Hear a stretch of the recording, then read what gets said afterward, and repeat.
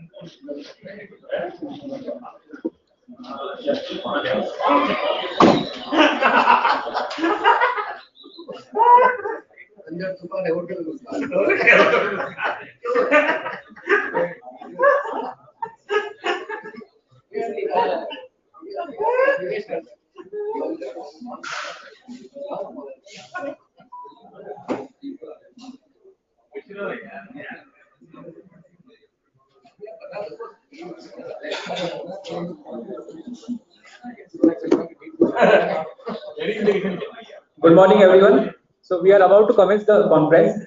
Our chief guest has already arrived. I request all the participants to kindly take your seats. Thank you.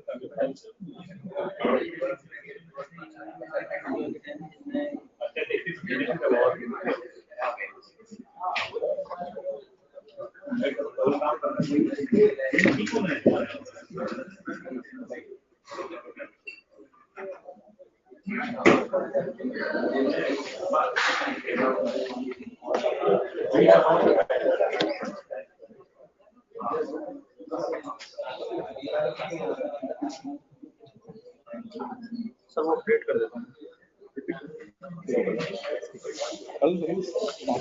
आ गया ऐसे sir hello Sumit sir से एक बार phone पर बात कर लो मेरे ख्याल से आगे की तरफ ठीक अभी तो नेक्स्ट तो हाँ ठीक है ठीक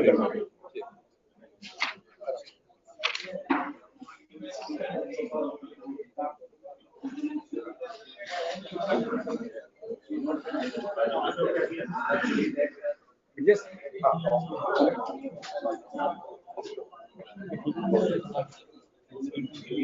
नहीं सब ठीक था क्योंकि वो आवाज की वजह से इसकी डाउन है उन सबकी क्योंकि वो बोलेंगे बहुत लाउड लगेगा और आपकी यहाँ से कंप्लीट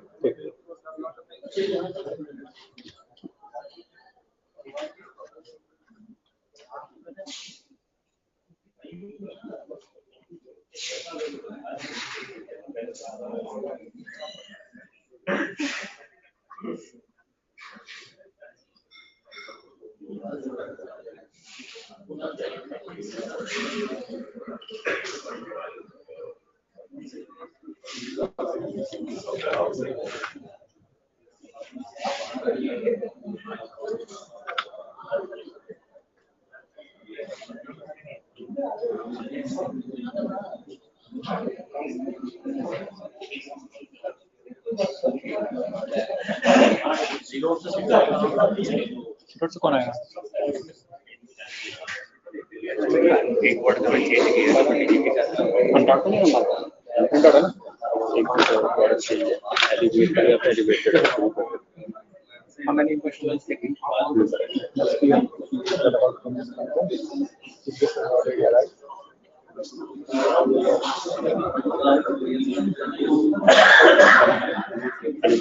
जिसमें एलिवेटेड के साथ एलिवेटेड एलिवेटेड यस एलिवेटेड के साथ एलिवेटेड के साथ elevated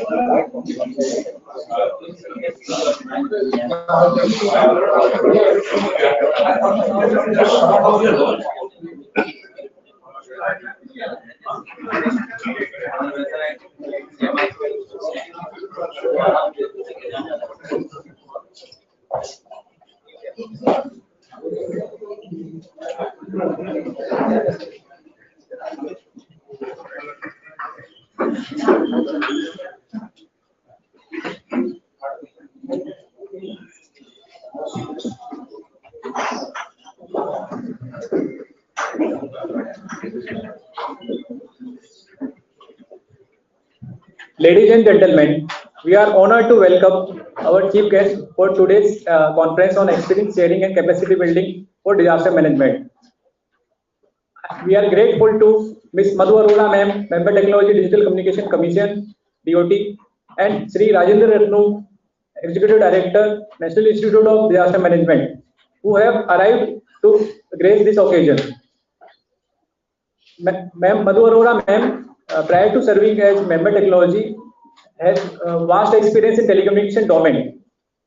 She was advisor licensing and has handled various assignments in the BSNL. She was CGM West Bengal Circle. Sri Rajendra Ratnu, Executive Director NITM, has vast experience of handling disaster management. He is from Tamil Nadu cadre, and his profile includes effective handling of disasters. To formally welcome Ms. Madhu Arora ma'am, may I request Madam Sunita Chandra ma'am to kindly welcome with flower bouquet and Anvastram ma'am.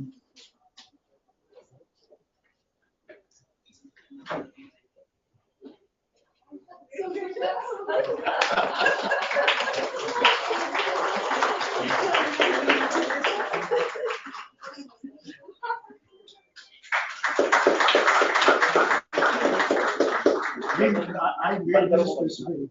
I made it to make a remembrance. नहीं पूरा अच्छे से पूरा ऐसा थोड़ी पूरा ऐसे ये बात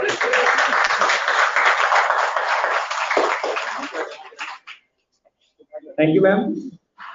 May I request Sri Chaitanya Shukla, Director Disaster Management, to kindly welcome Sri Rajendra Ratnu, ED NITM.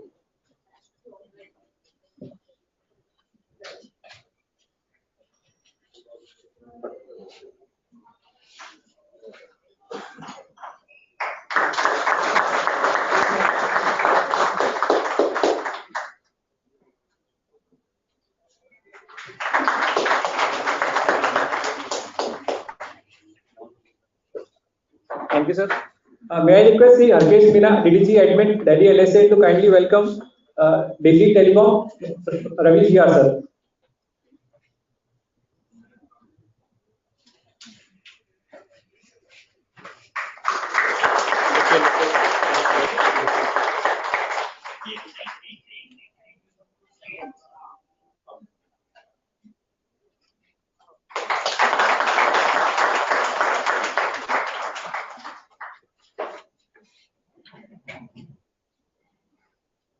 Thank you, sir. Now I request Sri Shailesh Srivastav, DDG Admin, DGT Headquarters, to kindly welcome Sri Manoj Kumar Singh, Special DG, Delhi LSA.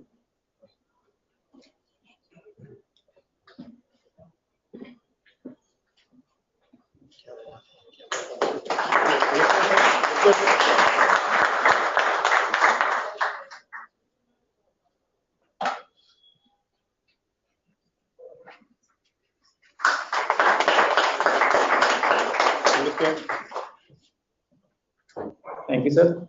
Now I request Mr. Zakir Hussain, Director Compliance, Delhi LSA, to kindly welcome Sri Sanjay Agarwal, DDG Disaster Management, DOT Headquarters.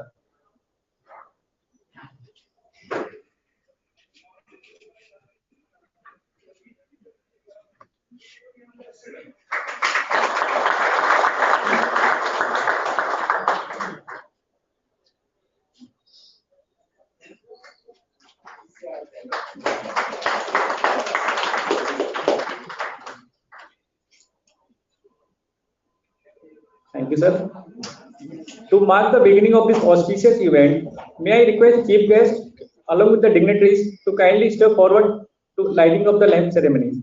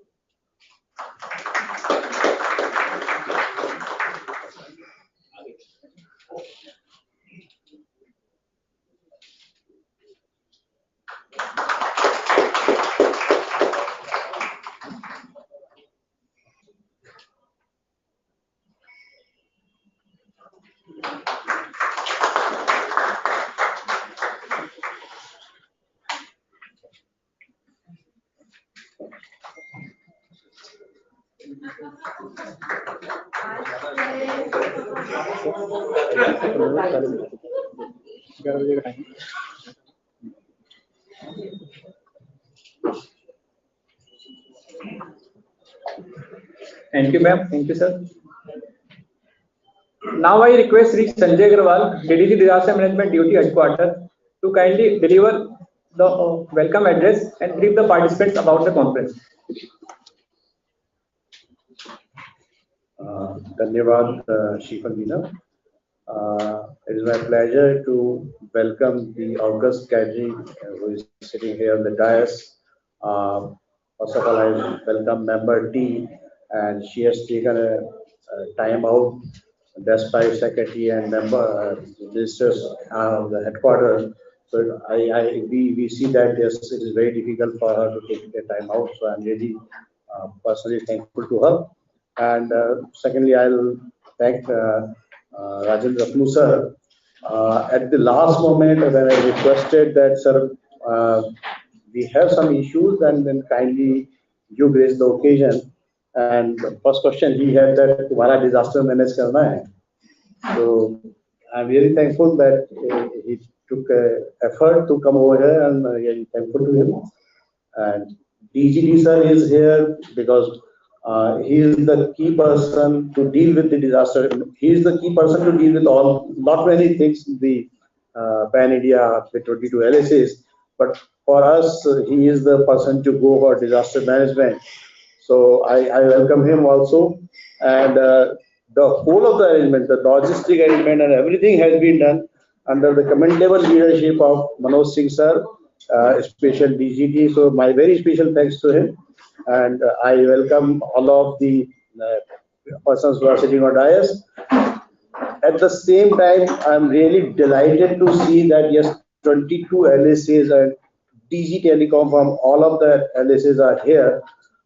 I'm personally thankful to each one of you because you took a time out to come from that place, and definitely DGT office, PC Sharma and others must have made a lot of effort to ensure that they all are here, they are here.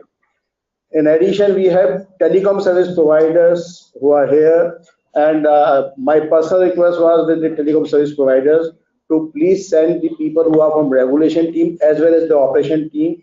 And I'm really happy Mr. Bagga is here, and they are from all of the TSPs. Regulatory teams are also there and operation teams are there. Because when we deal with the disaster, we are directly dealing with the operational issue. So, I mean, their being over here will really contribute to it. Then we have officers from NDMA, Mr. Colonel Chandola, I can see him. And today we are going to have a tabletop exercise, so NDMA will guide it. We have people in their uniforms, so they are from NDRF, so I'm really thankful to them also. We have NIDM, National Institute of Disaster Management, who is there. We have other senior officers from NTI, TEC. So this is really an August gathering and really apt gathering for the purpose. And we'll have one full day of the session. I'll just give a little brief. So this is the inaugural session. Thereafter, we are having a session about the preparedness of disaster handling. So in that, there will be a lecture from National Institute of Disaster Management. Mr. Amir Ali is going to deliver the lecture.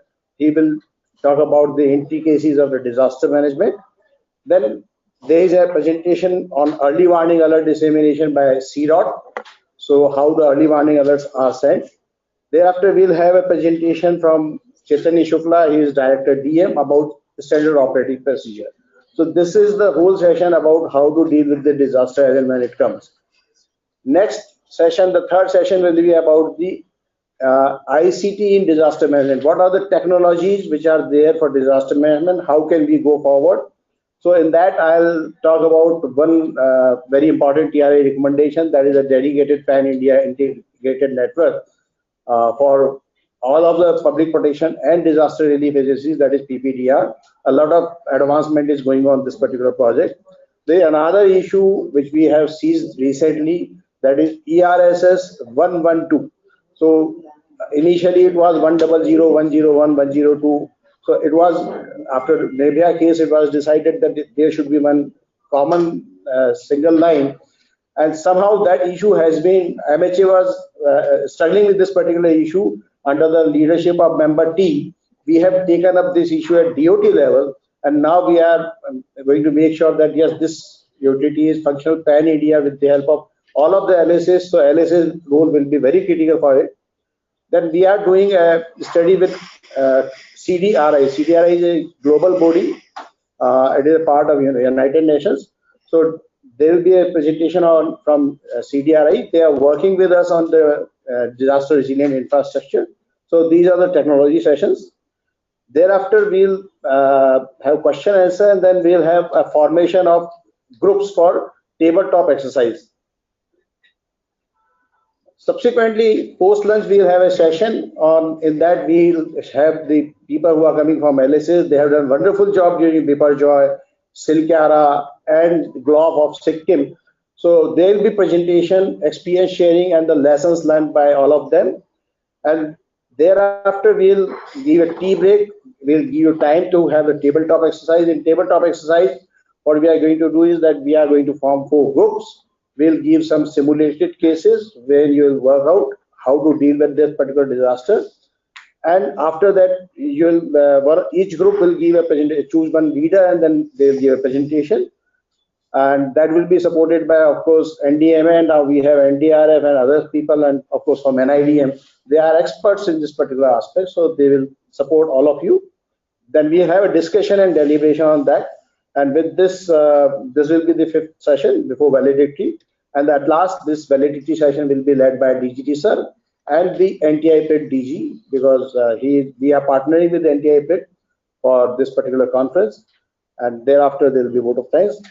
With this, this is the whole day's brief, ma'am, and how we are going to proceed today. When we are planning for this particular session, we found that yes, we had to fix up many things in a single day, and we had to eliminate certain very important critical elements. So somehow we'll take input at the end that whether it should be a 2-day seminar or 1-day seminar. So with this, I'm really thankful.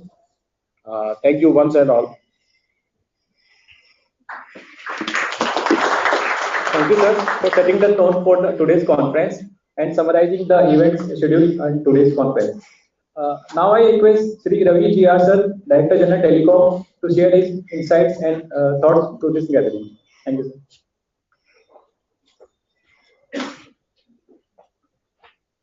Thank you, Sanjay. Today, I would like to welcome on behalf of Member T, who has organized this conference on disaster management and a workshop. I'm very sure it will be very useful to all of you. Today, in this changing environment, changing climate conditions, we find that we are getting engulfed into disasters day in and day out. I was just seeing some data that last year in 23 there were 399 natural disasters. That means more than one disaster a day. So the situation is every day going grim and grim. We find we are ourselves getting into flooded areas, landslides, and then cyclones and things like that. Not only the lives, but the public property, all the machinery is getting affected. Our daily lives are very much dependent on the safety and security of all our citizens. And being critical, infrastructure, communications is most important in the hour of such needs.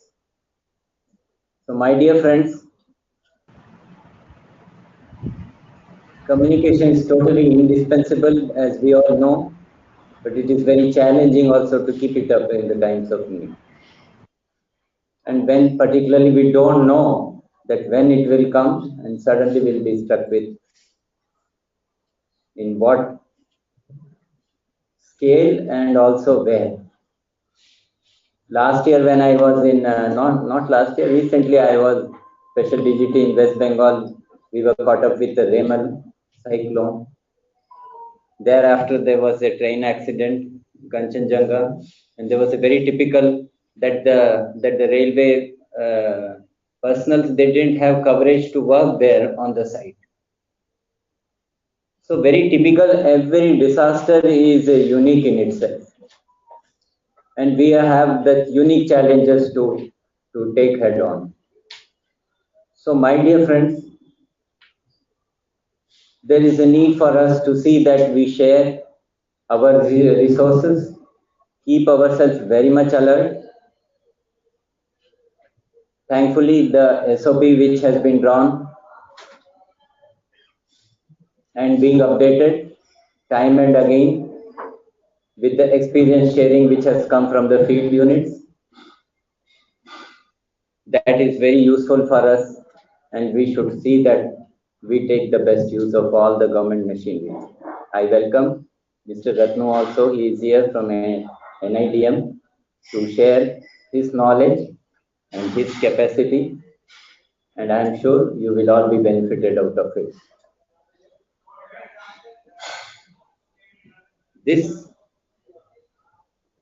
This day, I hope you will all be having a very useful interaction. Kindly make best use of it. When you go back, see that your chain of command is active all the time. It's not that in the times of when the warning comes, then only we rise. We should be having some mock drill exercises, etc. at the same time, so that we keep ourselves alert. With that few words, I would like to once again thank our member team for having organized this, and I welcome you all for this event. Lastly, of course, our special DG team from Delhi LSA has made excellent arrangement. I hope you will all be comfortable throughout the session and make best use of it. Well, I welcome you all to this. Thank you so much.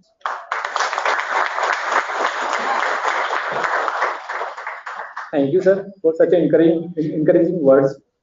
To continue, now I request Sri Rajendra Ratnu, Executive Director, National Institute of Disaster Management, to share his thoughts and experience of disasters.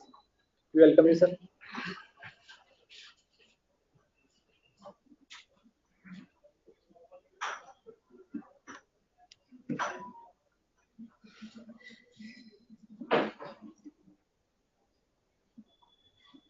Member technical, जिसे शायद आप अपनी code भाषा में member T बोलते हैं, Madhu Arora ji, Ravi ji R, director general telecom, Manoj Singh ji, special DG Delhi, Sanjay ji, and all the senior officers from telecommunication department, all other organizations representatives here in this August gathering. Good morning to all of you. क्या बात है, कुछ good morning बोला आप? हम जैसे जैसे seniority में जाते हैं हमें लगता है कि नहीं मुस्कुराना, गंभीर रहना, उससे हमारा पद और ऊंचा होता है। ऐसा नहीं है। जीवन में आप जितने भी ऊपर बने, अपनी हंसी को, अपने एनर्जी लेवल को बना के रखें। मैं आपसे पहले बात करना चाहूंगा कुछ अनुभवों की, कि किस तरह से मेरा और डिजास्टर मैनेजमेंट का भी नाता है, और मेरा और आपके विभाग से भी बड़ा कुछ समय से जो भी संयोग रहा है कि जो भी आपके टेलीकॉम सेक्रेटरी आते हैं या तो दोस्त होते हैं या फिर दोस्त बन जाते हैं। पहले मैं आपसे चर्चा करना चाहूंगा कि ये किस तरह का संयोग रहा कि मैं जो है, इससे पहले मैं भारत सरकार के बहुत ही ग्लैमरस सो कॉल्ड पोजीशन में था, जो यूरोप के साथ में ministry of commerce and industry में डील कर रहा था, और 4 साल वहां रहने के बाद में मैंने निर्णय लिया कि मैं वही डिजास्टर मैनेजमेंट में काम करना चाहता हूँ। NIDM के ED की पोस्ट के लिए अप्लाई किया, तो मेरे दोस्तों ने, अरे तुम क्या हो गए, वहां रोहिणी में ऑफिस है और तुम कहाँ जा रहे हो, इतना central position. This connection, how I just want to draw a story that how the capacity building effective can change your life. कई बार हम जब ट्रेनिंग में आते हैं तो आपकी इस लो एनर्जी का रीजन ये है कि कहीं कहीं आपको नॉमिनेट कर दिया गया, आप बोले कहाँ फंस गए एक दिन में, ये संजय पूरे दिन है सुनाते रहेंगे पता नहीं कितने टेक्निकल सेशन। लेकिन you never know, today's day can be a transformative day. Today's day can be a turning point in your life. So was in my life.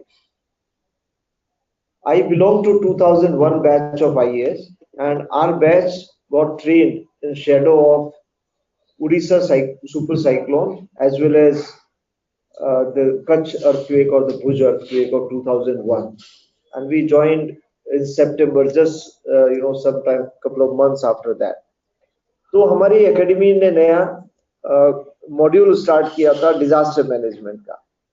So I was very keenly, interested in this module, and somehow it, fascinated me that lives can be saved if we, build the capacity. और जैसे आपके इस batch में भी कुछ लोग बड़े dismissive होंगे, अरे यार ट्रेनिंग वेनिंग से कुछ नहीं होता, डिजास्टर तो भगवान के भरोसे होता. तो हमारे उस बैच में भी कुछ लोग ऐसे ही थे, नियतिवादी. हमारे संस्कृति में है कि कहीं कहीं हमें सिखाया जाता है कि भाई सब प्रभु की कृपा है, जो होगा जाको राखे साइया, मार सके ना कोई, और भी बहुत सारी हमारी दंत कथाओं में या उसमें रहता है कि जो प्रभु के हाथों में है. तो हम आशावादी, और बहुत अच्छी बात है, वो एक हमारी संस्कृति की एक लचीलापन भी है कि हमें उस तनाव से मुक्त रखता है. लेकिन कहीं कहीं एक सीमा के परे जब हम भाग्यवादी बन जाते हैं तो वो एक अपने मानवीय जो एक्शन है, जो ह्यूमन एक्शन को भी कहीं कहीं पीछे की तरफ रखता है. तो मैंने उस प्रवृत्ति का मैं कभी हिस्सा नहीं बना. तो मैंने बहुत ही रुचिपूर्ण तरीके से उस प्रशिक्षण जो अभी भारत सरकार में सेक्रेटरी थी आरती आहूजा मैडम, जो पहले केमिकल पेट्रोकेमिकल में, बाद में लेबर सेक्रेटरी से अभी रिटायर हुई है. तो she was our course coordinator who had taken, she is from Odisha cadre, so she had given a lot of experiences, and then she has built up this whole narrative that, and there were very good resource persons who came to take sessions on this thing. So this really was on top on my agenda कि मैं field में जाके मैं इसे मेरे को प्रयोग जरूर करना, बाकी मैं कुछ कर पाऊँ नहीं. और वो भाग्य या दुर्भाग्य जो भी कहे कि मेरे को पोस्टिंग भी ऐसे एरिया में मिली तमिलनाडु में, जो कि बहुत ही कोस्टल इलाका था. पौंडीचेरी के साउथ में चिदम्बरम करके एक जगह है जहाँ पे मैं पहली बार सब कलेक्टर लगा. तो शुरू में जब जाते हैं तो तमिल भी कम आती है, समझ में नहीं आती है, तो उसको बोलते थे भाई ये फाइल जो तमिल में लिखा हुआ है उसको ट्रांसलेट करके बता. तो वो बताने लगा कि ये इसमें लिखा हुआ है कि स्कूल के बच्चों को एक रैली में जाना है. और मैंने कहा किस लिए जाना है भाई? बोला साहब अभी इंटरनेशनल डिजास्टर डे है. वो उड़ीसा साइक्लोन आया था, तो उसके कारण जो है 29 अक्टूबर को, अभी 13 अक्टूबर को मनाया जाता है इंटरनेशनल डे, लेकिन उस समय भारत का जो दिवस है 28 से 29 अक्टूबर को मनाया जाता था. तो 2003 की बात है. तो मैंने कहा यार इससे क्या होगा. तो 2003 से 4 के बीच में हमने कैपेसिटी बिल्डिंग का एक प्रयास किया कि जो हमारे फायर एंड रेस्क्यू डिपार्टमेंट के जो लोग थे और बाकी जो लोग जिनमें ये था कि कैसे बचाया जा सकता है, उनके थ्रू स्कूल्स में, कॉलेजेस में और कोस्टल एरियाज में हमने कुछ मॉक ड्रिल्स करवाना शुरू किया. एक साल ये करने के बाद में मेरे मनस में ये ख्याल आया कि इससे क्षमता का निर्माण, ठीक है, सेंसिटाइजेशन हो रहा है, अवेयरनेस हो रहा है, but it is not really building the capacity of the people. उनकी हैंड्स ऑन कैपेसिटी नहीं बन रही है. क्यों नहीं हमें एक विलेज का पूरा प्लान बनाया जाए, उसका डिजास्टर मैनेजमेंट प्लान बनाया जाए. तो आई स्टार्टेड सर्चिंग कि कहीं टेम्पलेट मिले. तो यूएनडीपी ने उन दिनों नया नया काम शुरू किया था, तो उनका विलेज लेवल डिजास्टर मैनेजमेंट का टेम्पलेट हमें मिला, और उस टेम्पलेट को यूज करते हुए हमने एक गांव जो है मल्टी हजार्ड एक विलेज सामियारपेटा, एक कटलूर जिले में, उस चिदम्बरम में था, उस गांव को चयनित किया कि इस गांव के अंदर में ये लोगों को हम प्रशिक्षण देते हैं. और वहां पे हमने सारी कमिटीज, 2 अक्टूबर को ग्राम सभा होती है जिसके अंदर में कि सारी ये समितियां बनवाई गई, और लोगों की principle was that who are good. So cut the story short, this training spanned for around 20 days, and all the fishermen and fisherwomen of the village were trained into how to save themselves. Forewarning committee, rescue committee, shelter management committee, transportation committee, etc., and overall a disaster management committee of the village. And this was concluded on 29th October 2004, and we called that time Mr. Santhanam, who was then the commissioner of disaster management, और नीरज मित्तल साहब शायद उस समय joint commissioner थे या नहीं थे, मुझे पता नहीं. थोड़े समय के बाद में, कुछ महीनों के बाद में, he became the joint commissioner revenue administration there in Tamil Nadu. That is, so this training, after that we started working, and then 26 December just 2 months after this whole training, the tsunami struck, and it was test of this training. And this entire village, to, and I also did not realize till Hindu published a big report about this thing, that training made such a big difference. And this entire village, the number of deaths, while this was the second biggest village in the district and the biggest village in the coastal habitation in my division, but the number of deaths were least in proportion to the population, while this village had also a fisherman market that day on the coast, so exposure was high. So majority of the deaths, which was actually less than 20, and majority of the people were the ones who were not trained, they were from outside and who were a floating population. And the difference that was made was, my dear friends, the training. So therefore, I just want to awake you all, those who are sleeping or are dismissive in the attitude that training and capacity building से कुछ नहीं होता है, ये कहने की बात है. ये अगर आज का जो कार्यक्रम आप अटेंड कर रहे हैं, आपके जीवन में सबसे ज्यादा पुण्य की कमाई, जो बाकी अगर वैसे तो आपने पाप किए ही नहीं होंगे, बहुत अच्छे लोग हैं, सभी पुण्यात्माएं हैं, लेकिन छोटा मोटा कहीं जाने अनजाने में हो भी गया तो इस ट्रेनिंग को बहुत इन्वॉल्व होकर आप सुने और इसको एक रेगुलर नहीं लें. These kind of things, can. And after that, I think this my connection with disaster management, या तो मतलब मेरा उससे नाता जुड़ गया या डिजास्टर का मुझसे नाता जुड़ गया कि वो हम दोनों एक दूसरे के बिना रह नहीं पाए. तो उसके बाद में I was drawn as a officer to have entire, so in 2 years of my career in Tamil Nadu from 2003 to 5, I have seen the preparedness and capacity building. I was involved in the first responder to a major flood situation as well as tsunami. And I was also drawn as an officer in the state to lead the recovery program with the World Bank, ADB, and IFED in 2 years seniority in my career to have rehabilitation in the entire rural areas of Tamil Nadu. And then after, I was just again posted as collector of Kadalur, then Kanyakumari, where again there were trailing tsunami recovery and reconstruction programs were going on. So point I'm trying to draw is not to boost my profile as a disaster management, but to draw to home that this whole idea that training capacity building से क्या होता है. So I just want to dismay these thoughts. I want to just आपके इन विचारों को मैं पहले आपके मस्तिष्क को और मन को साफ करना चाहता हूं कि ये बहुत बड़ा एक कारगर स्टेप हो सकता है कि अगर एक ट्रेनिंग में से अगर एक दो अच्छी इंसाइट हमें मिल जाती है, और अगर तो ये एक संक्षिप्त रहा कि किस तरह से capacity building can make a difference. The second point that I want to draw your attention is that how vulnerable is India's Indian subcontinent to various kinds of disasters. And 58% of India's landmass is prone to earthquakes. Different moderate to very high intensity of earthquake can be expected in 58% of our landmass. At 12% of 400 million hectares of landmass, which is, I think, an underestimate. I feel that flood vulnerability is much more. These data are there on the NDMA and other MHA website that 12% of the landmass is prone to floods. But yesterday, I hear that there is a Saurashtra region and this thing which was known for arid region. There is a huge water stagnation there. We hear that there are flood situation in Jaisalmer and other thing which was hitherto this thing. So those areas which were never seen these kind of heavy downpour are increasingly seeing this thing. We see the landslides are increasing. We have seen the Wayanad recently, and we have seen how Himachal, Joshimath, and all other places either landslides or land subsidence or landslips which are happening, and almost 9% of our landmass is susceptible to that.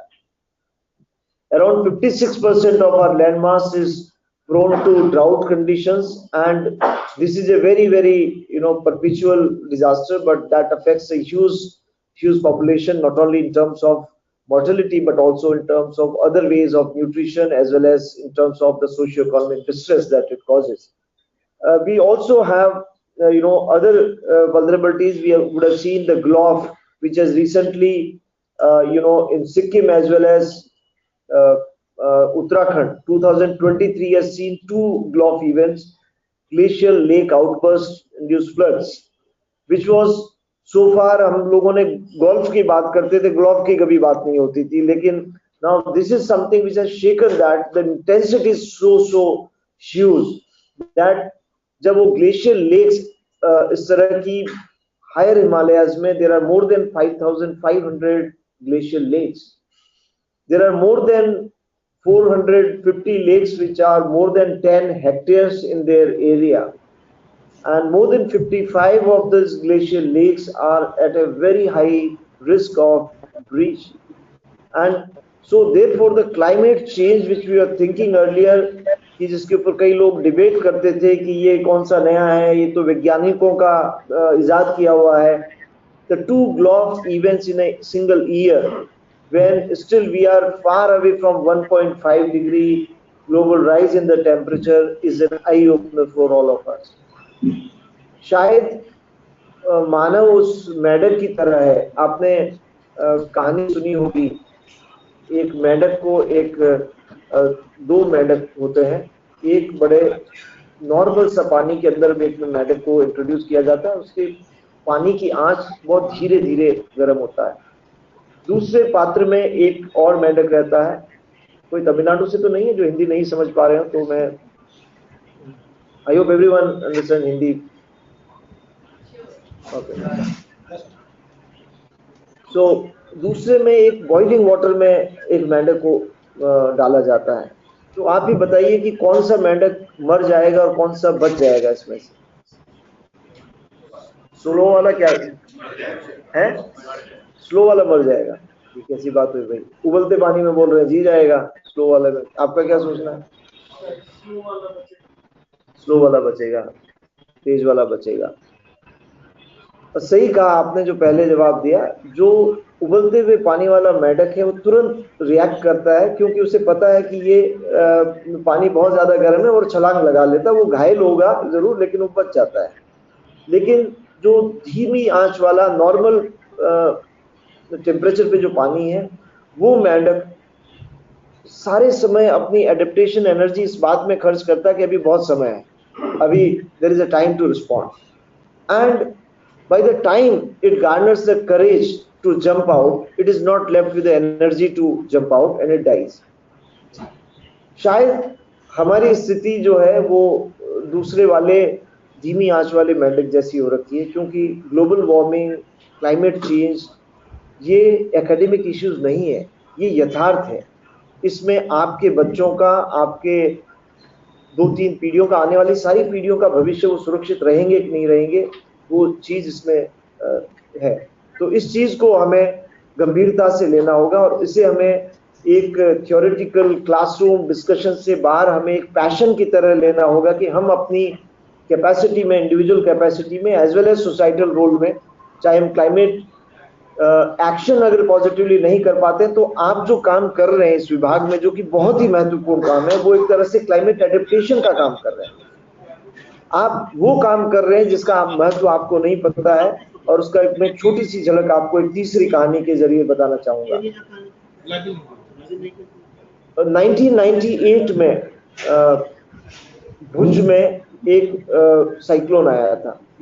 शायद आमिर अली साहब को उसका नाम पता होगा, उम्र से उस समय नाम नहीं होते. अच्छा, कांडला वगैरह के पास में, जहाँ पे अभी विपरजॉय का लैंडफॉल हुआ है, लगभग उसी एरिया में उसी इंटेंसिटी का साइक्लोन था, जिसमें कि आंकड़े बताते हैं 3,500 से 5,000 के बीच की डेथ्स उस समय बताते हैं. और बिपरजॉय में उसी इंटेंसिटी का एक साइक्लोन, जिसमें कि एक भी व्यक्ति की जान नहीं गई गुजरात रीजन में. हो सकता है जालोर में कुछ बाढ़ के कारण में कुछ इम्पैक्ट हुआ, लेकिन गुजरात जहाँ लैंडफॉल पॉइंट था, वहां पे there were no deaths due to cyclonic wall गिरने के कारण, या लोगों का because of exposure to that. And what made a difference? What is the changing factor? The game changer has been technological innovation in risk assessment, understanding the risk of cyclone, assessing the risk of cyclone, communicating this risk of cyclone. So understanding and assessing में who played the role? IMD से कौन लोग हैं? IMD से भी मेरे ख्याल से कोई लोग, अच्छा IMD नहीं है, तो IMD and other NRSC, ISRO, all other organizations which have geospatial, models, they made a huge role in understanding the movement of cyclones, how they move and how they are formed. Similarly, the telecom department played a huge role in terms of translating this into a, information through SMS, as well as there was another game-changing move by telecom department, which is basically collaboration between different telecom service providers, so that if there is a load on one particular line, that gets switched over to other. I think member T will be able to throw better light on that. What is that technology called? But we did a documentation of Biparjoy and we interacted with telecom department and others, and we found that this was amazing. And similarly, finally, we should not forget that the response, our NDRF and community and the local forces, they played a huge role in terms of moving out people, evacuating them, as well as those who are in danger to be rescued from there to save their and safeguard their life. So this was a teamwork. The breaking the silos, working in the team is the way forward in governance. Without that, we cannot move. And in this context, I like to just tell just a little bit about my association with telecom, both earlier, when Anshuman sir was there, as well as Mr. Rajaraman was there. I was joint secretary in DPIIT, and for 1 to 1.5 years, I worked hard to assist our secretary and PMO in formulating a very path-breaking policy, which is called PM Gati Shakti. I was primary author to translate vision of Honorable Prime Minister into a cabinet note and get it approved till from first presentation to the rolling out of this program, which telecommunication department was a very, very important partner. This may look that it is nothing to do with the immediate response, disaster response or management, but this program also has a huge unintended dividend for disaster management in terms of mitigation, in terms of bringing the seamless connection between the economic zones and connectivity infrastructure, thereby making our economic assets more resilient and more robust from impacts of disaster, in addition to the original objectives of this program, which were to provide the last mile connectivity and intermodal connectivity. So today, not only that what the people and the resource persons are going to give you the sessions is important, but it is also very important to see that this whole teamwork, जो दोस्तियां बनती है, उससे कैसे वो एक तरह से they do not at the personal relation, how they translate into a professional dividends and gains is very important. So जो इंटर एजेंसी जो दोस्तियां हैं, हमने कुछ दोस्ती की झलक यहाँ पे भी देखी, कैसे सुनीता जी और मधु जी, सो आई वाज वंडरिंग कि ये भाई हमें शॉल पहना ही तब इतना शोर शराबा नहीं हुआ, ये क्या राज है? तो ये राज है दोस्ती, ये बैचमेट्स, हमें पता लगा कि दोनों बैचमेट्स हैं. इसी तरह यहाँ पे भी जो है, एक को बुलाया दूसरा भागा चला आया, तो यहाँ पे भी जो मनोज साहब और बैठे हैं, रवि साहब, ये भी बैचमेट्स हैं. तो ये जो दोस्तियां होती हैं, they are actually, this is a team formation. In normal time, if we make these bonds, this is very, very important. हमें संजय जी ने बोला आखिरी मिनट पर कि साहब उनको बोला वो नहीं आए, वो अथॉरिटी वाले नहीं आए, तो हमने कहा कि हम जरूर आएंगे, क्योंकि हम तो आपके ट्रस्टेड पार्टनर है. चाहे आपने लास्ट में हमें याद किया हो संकट मोचन की तरह, लेकिन हम जो है, और दूसरा ये है, इनको पता है कि एक राजस्थान वाला बंदा है और वो हाँ बोल देता तो फिर लास्ट मिनट तक मुकरता नहीं है. मतलब बाकी वाले भी नहीं मुकरते होंगे, लेकिन हम राजस्थानियों को इस बात पे गर्व होता है कि we stand by this thing. So I'm really very happy to come today's this event, which is a galaxy of people and leaders from telecom department, and you are all very senior in leadership positions, and I'm sure that these conferences will not become the venues where you just meet, you greet, treat and retreat, but I'm sure that this will be a different kind of event where you take the takeaways and learnings, and those become certain lasting insights in you to make a change in the landscape of disaster risk communication as well as normal communication. I strongly feel that the systems that are not robust in normal time will never be used in the disaster time. Therefore, if our communication network is resilient and it has to be robust in the normal times. If we are good in normal times, we surely will, live to the expectation of the communities and other sectors during disasters. With that thought, I once again compliment the organizers, Sanjay ji and the entire team behind this effort. As well as I also wish you good luck. आप सभी को मैं बहुत हृदय से शुभकामनाएं देता हूं कि आज का दिन आपके लिए बहुत लाभकारी होगा, शुभ होगा, और आप इससे बहुत सारी सीख के साथ में, ज्ञान के भंडार के साथ में बहुत धनाढ्य होकर वापस जाएंगे। धन्यवाद।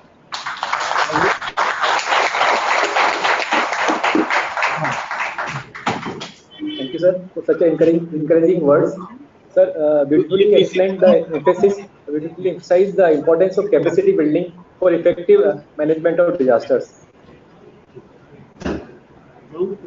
Now it's my pleasure to invite Madhu Arora ma'am, Member Technology Digital Communication Commission, DOT.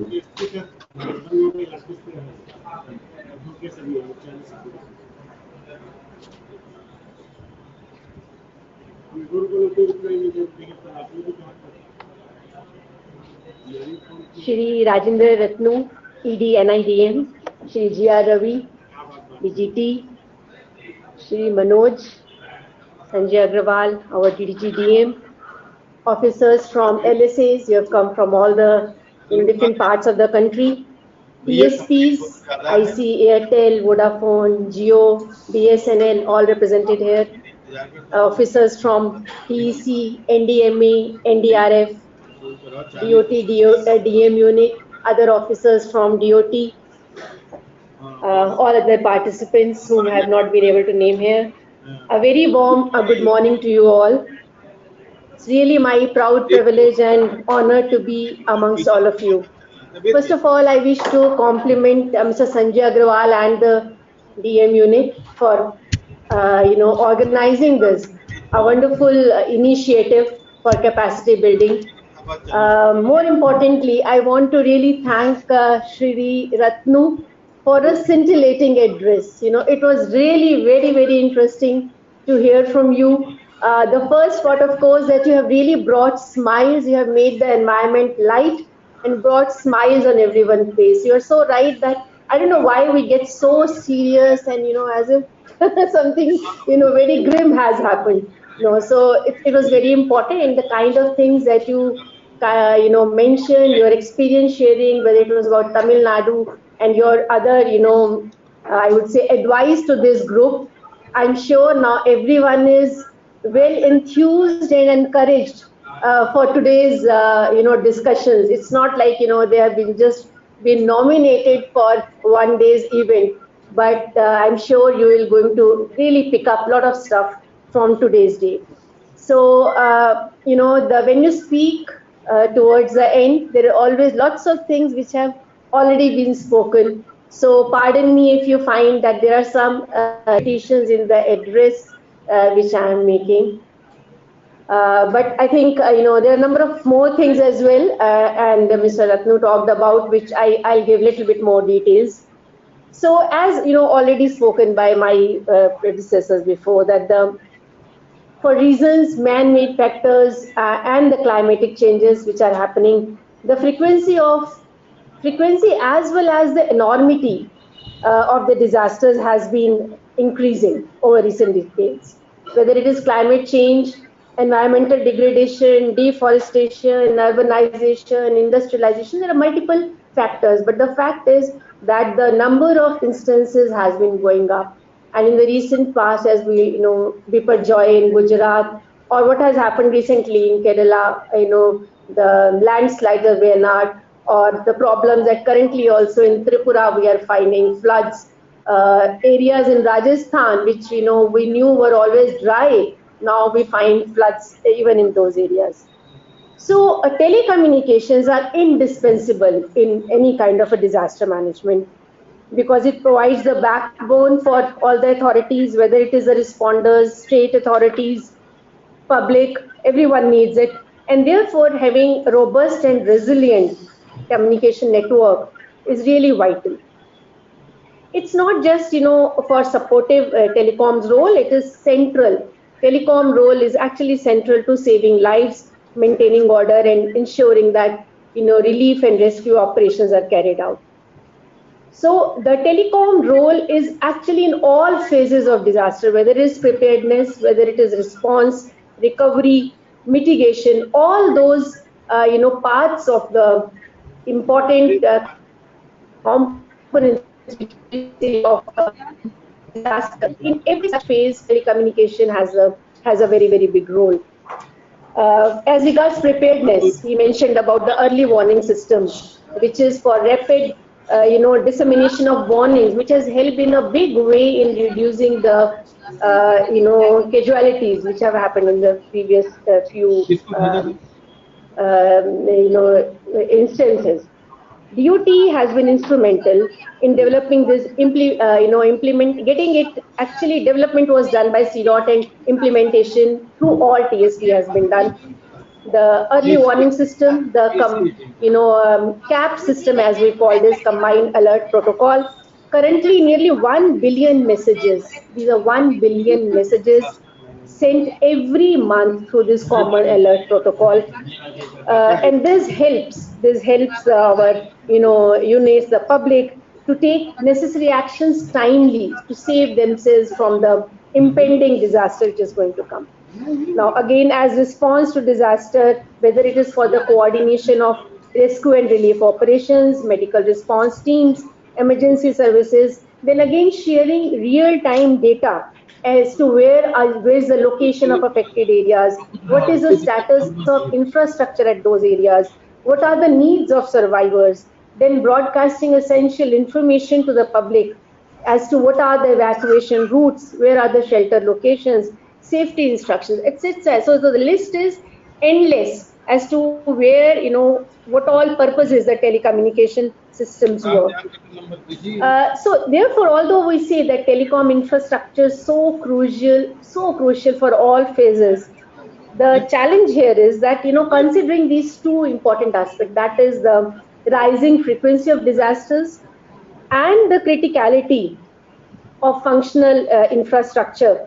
The thing is that telecom infrastructure itself becomes vulnerable to damage during disasters. They also become, overloaded with traffic during emergencies, leading to communication breakdowns. And then, of course, there are access issues, making it very difficult to reach the affected population. As regards, so what are the two most important components? One is that we really need to build resilient telecom infrastructures so that, when disaster happens, the most important critical infrastructure itself is not damaged. Or if it's damaged, how do we ensure that, the recovery happens very fast? And other thing is, as, Mr. Ratnu was talking, that we need to really develop that human capacity to successfully handle those situations. As regards building of resilient networks, we are almost, regularly working on it and improving our capabilities by adopting new technologies. You would be aware that the ministry has already, along with MHA, we are working on a PPDR, which is Public Protection and Disaster Relief Network. And MHA is very, I would say, speedily working on this. We, along with NDME, is also part of that. This network will provide dedicated communication channels for emergency services, ensuring that first responders can communicate seamlessly during the disaster. We already have proposals from all the TSPs, Airtel, Jio, BSNL, Voda, for conduct of pilot of this PPDR network.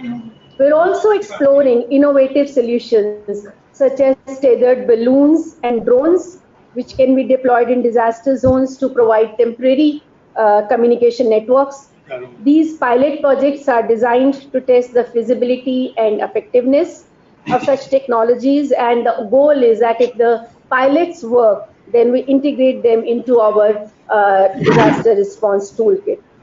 Additionally, as you would know, many of you would know, we are also accelerating the rollout of cell broadcast project CAB, again through CDOT and some other agencies, which will help us to send targeted alerts to specific regions.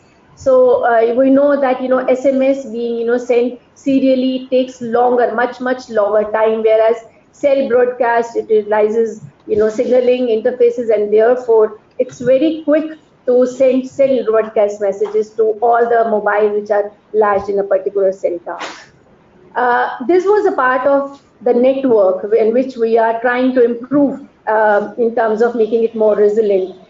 For the capacity building, this is what we are doing today. This team, this session with all of you and the agencies which have the expertise, going to really explain. So educating all our teams on the principles of disaster management, emergency response and recovery. This conference, I would say, is not just another event on our calendar. Mr. Ratnu very appropriately said that each one of us would be able to, hopefully able to take some very important, they'll be able to get insights and something that when you go back, we'll be able to include in our role when we are doing for improving our response to the disaster time. So, the necessary capacities, and I think a big way when we meet all of us together is that learning from each other, the experience sharing and the collaboration that which we are able to do once we these kind of discussions and meetings are held. The foremost element in our disaster management strategy is strict adherence to the SOPs.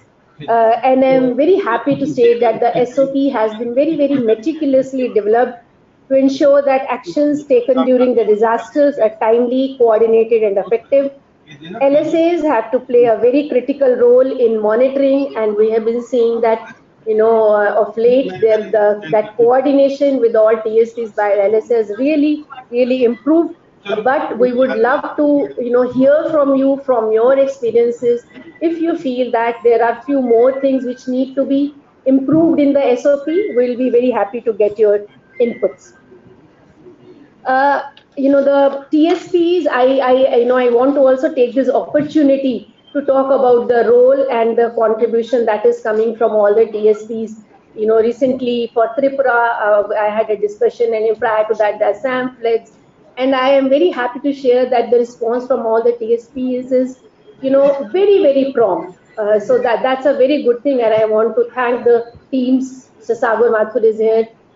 We also have Mr. Rajesh Bagga, BSNL team, also from Voda. So thank you, all of you, because this is something that all the state agencies, because for them to work, all the state agencies, it is a telecom infrastructure which has to be in place. Unless this is there, they won't be able to perform. You were talking about what do we do in terms of, when one network is down. So, ICR, which we activate, which is intra-circle roaming. So, one network may be down, I find in some of these things that one network is 80 to 90% down, while, some other, operator or network, they may be doing better. So, intra-circle roaming, when we activate, then subscribers of one network can latch to the other. They will not know. So it's all a seamless arrangement which happens. And the most critical, important thing at that point of time is really to enable people to communicate, and that is enabled through our TSPs and through the intra-circle roaming. I am particularly excited and the role that Sanjay has done very well today, that I think perhaps maybe it is the first time in any conference that we are going to conduct a tabletop exercise. When I read it, I was asking you what it is. You will really experience that yourself today. It has been very meticulously designed. That is what I hope, and I would really look forward to seeing how it goes. It actually, the purpose is to simulate a disaster scenario, that something has happened, and then allowing us to test our coordination, communication, and how do we respond to such a strategy, although it's in a controlled environment. The purpose is to identify the gaps in our preparedness and also to refine our protocols. It will provide us, to all of you, a unique opportunity to see and practice real life decision making, enhance also interagency communication, and ensure that all stakeholders are better prepared. I encourage all participants, all of you, to engage very, very actively in this exercise. The lessons that we learn here will be invaluable for improving our SOPs, and also, whether we need to make certain changes in different parts of the way we have been doing things, and we need to do it differently. Before I close, I wish to emphasize once again the importance of this gathering, unique opportunity for all of us to learn from each other and contribute better. And in the end, I want to reaffirm and let you all know that DOT is fully committed to this critical mission of enhancing disaster resilience. I am hopeful that with this today's knowledge sharing and skill building, we'll be able to get very good inputs. And thank you again, all of you, for your presence. And I hope for a very, very active participation and some good, very insightful, I would say, inputs that we get from all of you at the end of this session. Thank you very much, and best wishes.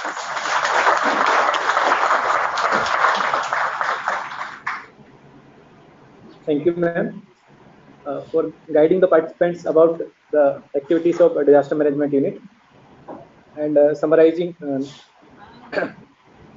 activities being done by DM unit.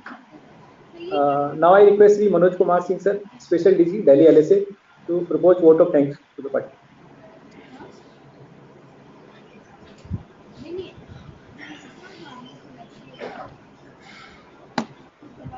धन्यवाद श्रीफल, धन्यवाद प्रस्ताव देने के लिए। कितना सुंदर नाम है श्रीफल, अर्थपूर्ण, दिव्य, भव्य। राजेंद्र जी के शब्दों को विस्तार दूं तो मुझे उतना अलाउड नहीं है, क्योंकि मुझे वोट ऑफ थैंक्स के लिए ही आया हूँ। वो भी क्या है, जरा मुसीबत हो जाती है कई बार, तो अफसरों को भी दिक्कत होती है इसको कहाँ एडजस्ट किया जाए। ये डीजी तो है, स्पेशल डीजी है, अब ये स्पेशल को कैसे स्पेशल बनाया जाए। तो ये स्पेशल डीजी कुछ होता नहीं है तो उसको स्पेशल थैंक्स के लिए खड़ा कर दो। तो श्रीफल का ये श्रीफल है, और श्रीफल अकेले नहीं है, साथ में चैतन्य भी है और देवेंद्र भी है। कल जब मैंने कार्यक्रम की रूपरेखा बना रहा था तो ये नाम जब मैंने सुना, आनंद में विभोर हो गया मैं कि यहाँ पर देवेंद्र है वहाँ चैतन्य होंगे, और जहाँ चैतन्य है वहाँ श्रीफल तो हो गई। और ऐसे के दृष्टि रखने वाले संजय, जो दिव्य दृष्टि रख रहे हैं चारों ओर, वो दिव्य दृष्टि वाले संजय जी का जब आगमन हुआ तो हमारे हरकेश मीना जी के साथ मिलकर उन्होंने मुझे यहाँ खड़ा कर दिया। तो यह नहीं, आपने थैंक कर ही दिया तो मैं थैंक वाली बात को खत्म कर देता हूँ, अब थैंक वाला काम नहीं कर रहा हूँ। लेकिन काफी लोग जानते हैं, थोड़ा बहुत मैं भी चिंतन कर लेता हूँ राजेंद्र साहब, और चिंतन मतलब समाज की जहाँ चिंता है वहीं चिंतन होता है। तो आपकी कथा को मैं विस्तार देते हुए, थोड़ा इस समय का उपयोग करते हुए, स्पेशल टच देते हुए डिजास्टर को जीवन से थोड़ा जोड़ने का प्रयास करूंगा, क्योंकि टेक्निकल एस्पेक्ट में इस सुंदर भव्य सभागृह में आप सब आए हैं, तो यह भी एक घटनाक्रम है। इस घटनाक्रम के पीछे भी बहुत घटनाएं हैं, और उस घटना को मैं संकेत के रूप में थोड़ा थोड़ा दूं तो सुनीता जी काफी कुछ समझ जाएंगी कि दिल्ली LSA बहुत डिजास्टर सिचुएशन में रहता था, और जब मेरा आगमन हुआ तो प्रभु की कुछ ऐसी विशेष कृपा है कि मेरा आगमन हुआ भी नहीं था, और आगमन के आसपास ही दिल्ली LSA को, जो हजारों सालों से डिजास्टर्स में घूम रहा था, उसे ये जमीन मिल गई, उसे ये फ्लोर मिल गया। ये प्रभु की कृपा है। देखिए, वो प्रभु को धन्यवाद दे रहा हूं मैं पहले, इसलिए सर्वप्रथम आपको, मैंने किसी को नहीं दिया, उस प्रभु को धन्यवाद के कारण मैं यहाँ खड़ा हुआ। इन लोगों ने माध्यम बने हैं, ये श्रीफल और हरकेश तो माध्यम बने हैं। वो प्रभु की कृपा थी कि 5th फ्लोर जो है दिल्ली LSA को अलॉट हो गया। यह भी एक डिजास्टर सिचुएशंस होती हैं लाइफ में और संस्थाओं के साथ भी। तो सर्वप्रथम तो मैंने तो मांगा नहीं था, जो मांगते थे वो रिटायर कर गए, तो सर्वप्रथम बिना मांगे मोती मिले। तो सबसे पहले सेक्रेटरी टेलीकॉम साहब को यहाँ उपस्थित नहीं है, मेंबर टी और डीजीटी के माध्यम से मैं कहूंगा कि दिल्ली एलएसी की तरफ से हमको उस डिजास्टर्स सिचुएशन से निकालकर एक मैनेजमेंट देते हुए एक फ्लोर देने के लिए धन्यवाद। प्रभु के बाद सेक्रेटरी साहब का धन्यवाद आपके माध्यम से। यह सत्य है कि संस्थाओं के साथ साथ व्यक्ति के जीवन में भी बड़े डिजास्टर आते हैं। अब मेरे पास कमरा ही नहीं था, बैठने के लिए व्यवस्था नहीं थी, कभी नेहरू प्लेस, कभी राजीव चौक, कभी नेहरू प्लेस, राजीव चौक, इस वंशावली में ही चल रहा था मैं। तो कार्यक्रम आया, हरकेश मीना जी को लगा अब तो बैठाना ही पड़ेगा, तो इनका धन्यवाद कि इन्होंने मेरे लिए कमरा कल ही बना दिया। तो दिल्ली एलएसए के अंदर जो एक छोटी सी भूमिका बनी, संजय जी आए तो इस कार्यक्रम के लिए रूपरेखा बनी, तो हम अदृश्य थे पीछे, हम अदृश्य शक्तियों को तो सारे अदृश्य शक्तियां जो इस कार्यक्रम को सुनियोजित कर रही हैं और सुव्यवस्थित कर रही हैं और सुचारू रूप से आपको भव्यता प्रदान करते हुए दिव्यता की ओर ले जाएंगी शाम तक, उन सारी अदृश्य शक्तियों को मेरी तरफ से धन्यवाद। दीप तो प्रज्वलित है ही, दीप तो प्रज्वलित है ही, राजेंद्र स्वयं उपस्थित है, तो अमृत मधु तो निकलेगा ही निकलेगा, और दोनों अपना उद्गार दे चुके हैं, उन दोनों का धन्यवाद। और जब वो उद्गार प्रकट होंगे तो रवि के रूप में हम सब प्रकाशमान होंगे, तो श्री रवि जी का भी धन्यवाद।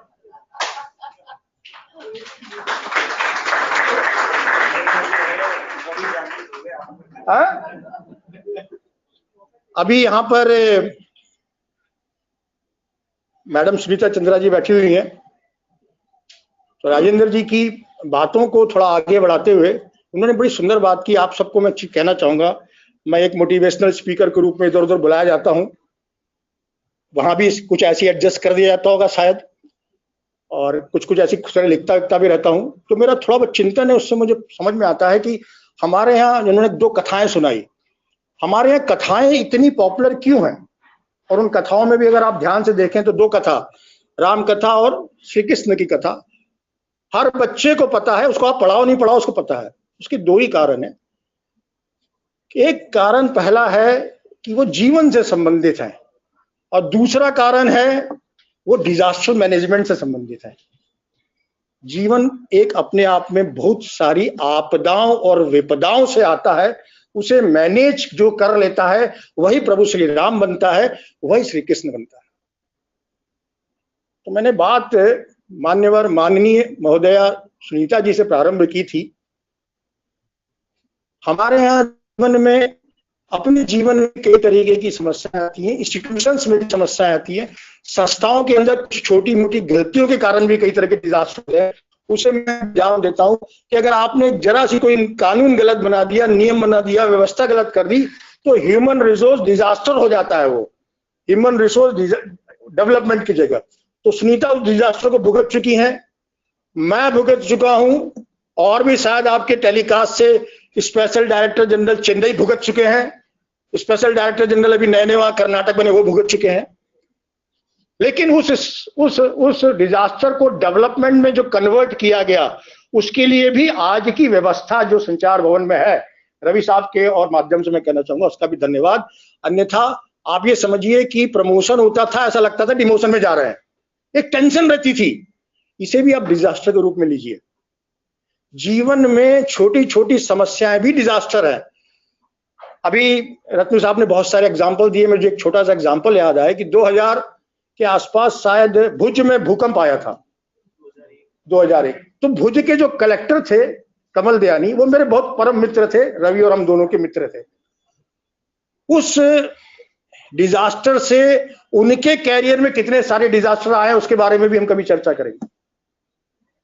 ऐसी अनेक डिजास्टर्स जीवन में आते हैं जो प्रभु राम के जैसे होते हैं, प्रभु श्री कृष्ण के जैसे आते हैं। अगर उसमें आपने अपना संतुलन बनाए रखा जैसा सुनीता जी ने बनाया, तो हम फिर उससे उबर कर एक नया व्यक्तित्व निर्माण करते हैं। एक संदेश है और संकेत भी।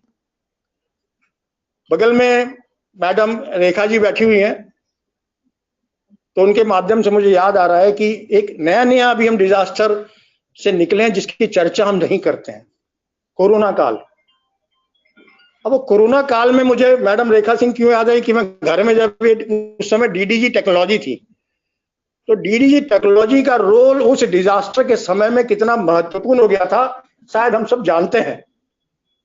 तो मैडम रेखा जी के माध्यम से यहाँ आए हुए सारे डीडीजी टेक्नोलॉजीज को मेरी बहुत बहुत शुभकामनाएं और बहुत बहुत धन्यवाद कि आप एक बहुत बड़ा चैलेंजिंग काम कर रहे हैं। मगर इसका मतलब ये मत लगाइएगा कि कोई कोरोना के लिए आप वेट कीजिए। कहने का तात्पर्य ये कि आप एक बहुत मुख्य और प्रमुख कार्य कर रहे हैं। मेरे पंजाब के डीडीजी जो है रविंदर भाई, उनका भी नाम देखिए कितना खूबसूरत, नामों की यहाँ बहुत एक उसकी नामों के कोई एंड नहीं है। वो आप सभी डीडीजी टेक्नोलॉजीज को धन्यवाद कि आप सब यहाँ आए हुए हैं, तो अपनी अपनी एक्सपीरियंस शेयरिंग कीजिए।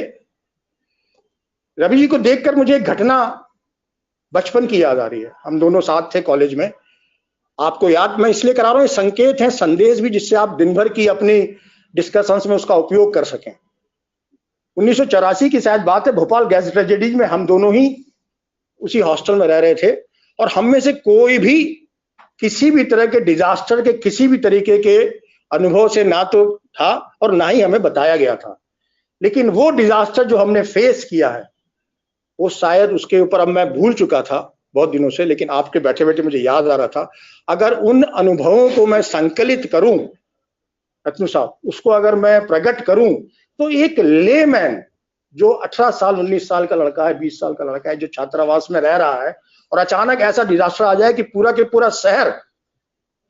शहर जिसकी आबादी करीबन उस समय 20-25 लाख होगी, एक दूसरे डायरेक्शन में भागता हुआ दिखाई दे और आप अपने छत से देखें कि पूरा शहर भाग रहा है, तो आप पर क्या बीतेगी।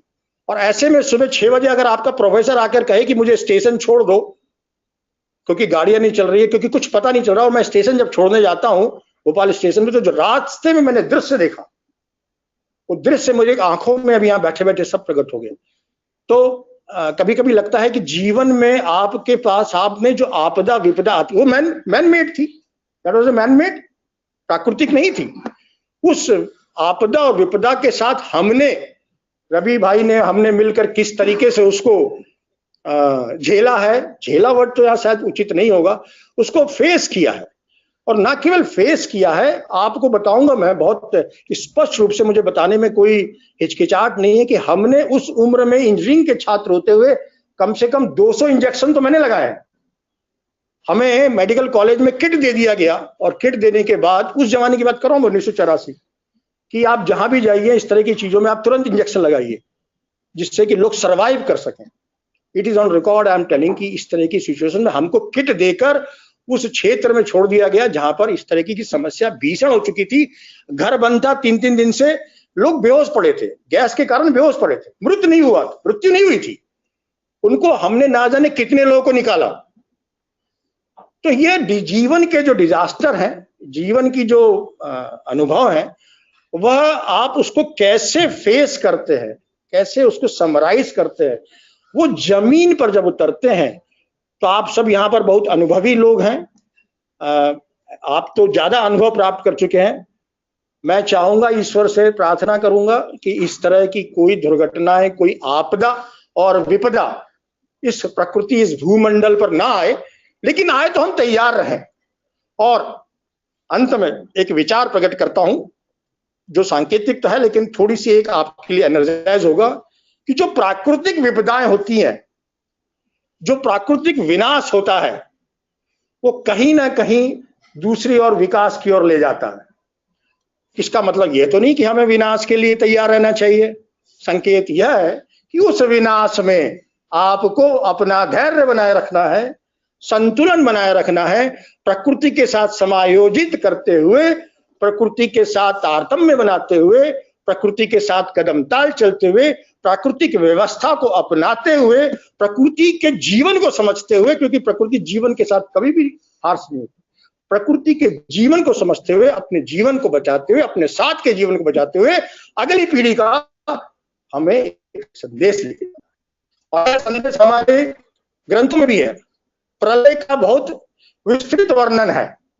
हमारे यहाँ जो कल्प का वर्णन है वो सब प्रलय के बाद जीवन का वर्णन है। और अगर आप वेदों का अध्ययन करते हैं तो कहीं कहीं मुझे ऐसा लगता है कि शायद कई आयुष एज के पीछे का ज्ञान जो है तो हमने समायोजित किया हुआ है वेदों के माध्यम से। इसका छोटा सा उदाहरण मैं आपको देता हूं कि सरस्वती नदी का जो कालखंड था, जब वो विलुप्त होने लगी तो हमारे विद्वान ऋषियों ने उस ज्ञान को कैसे संकलित किया, वो सारस्वत ब्राह्मण के लोगों से आप सीख सकते हैं। जैसा कि आप राजस्थान से आए हैं, उस क्षेत्र के कुछ विशेष प्रजाति के लोगों से अगर आप कथाएं सुनेंगे, उस कथा में वो ज्ञान है कि सरस्वती नदी जब सूख रही थी तो कैसा उसका वर्णन था। तो यह जीवन हमारे डिजास्टरों से, कई तरह के डिजास्टर से, व्यक्तिगत जीवन में, पारिवारिक जीवन में, सामाजिक जीवन में, कार्यालय के जीवन में, राज्य के जीवन में डिजास्टर आते रहेंगे। डिजास्टर का मैनेजमेंट हमें सीखना है। आप दिन भर सीखेंगे, शाम को हम आपसे लाभान्वित होंगे। इन सभी बातों के साथ मैं इस धन्यवाद प्रस्ताव को देने के लिए धन्य महसूस कर रहा हूं। धन्यवाद।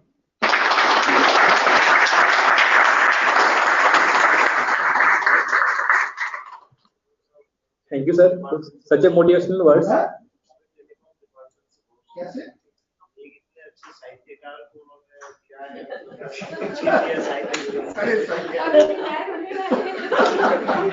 ये रिटायर होने वाली नहीं, मतलब जी रिटायर कर देंगे ऐसा लग रहा है।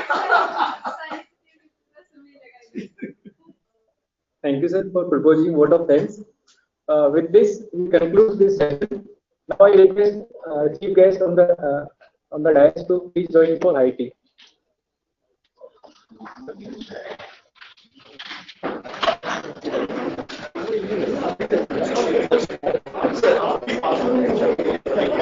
We are all going to meet at 11:40 for next session, please.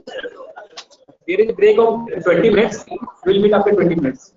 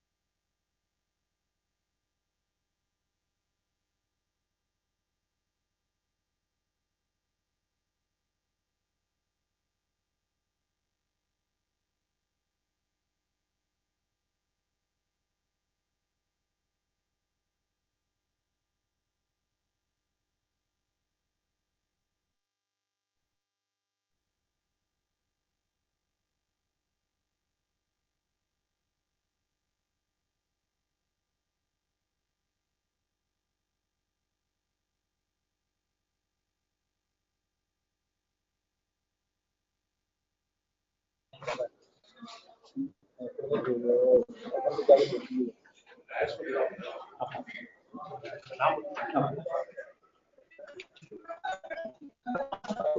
back, ladies and gentlemen. We shall now begin our technical session on preparedness measures in disaster handling. This session will be chaired by Sri Rajendra Ratnu, Executive Director, NIDM. Sir, we welcome you.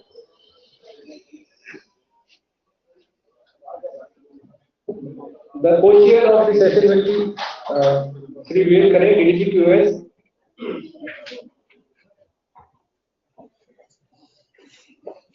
The session includes 3 presentations. First will be by Professor Amir Ali Khan of NIDM. Then Sri Ramraj Narasimha, Director CDI, and Sri Chetan Shukla, Director Disaster Management DOT.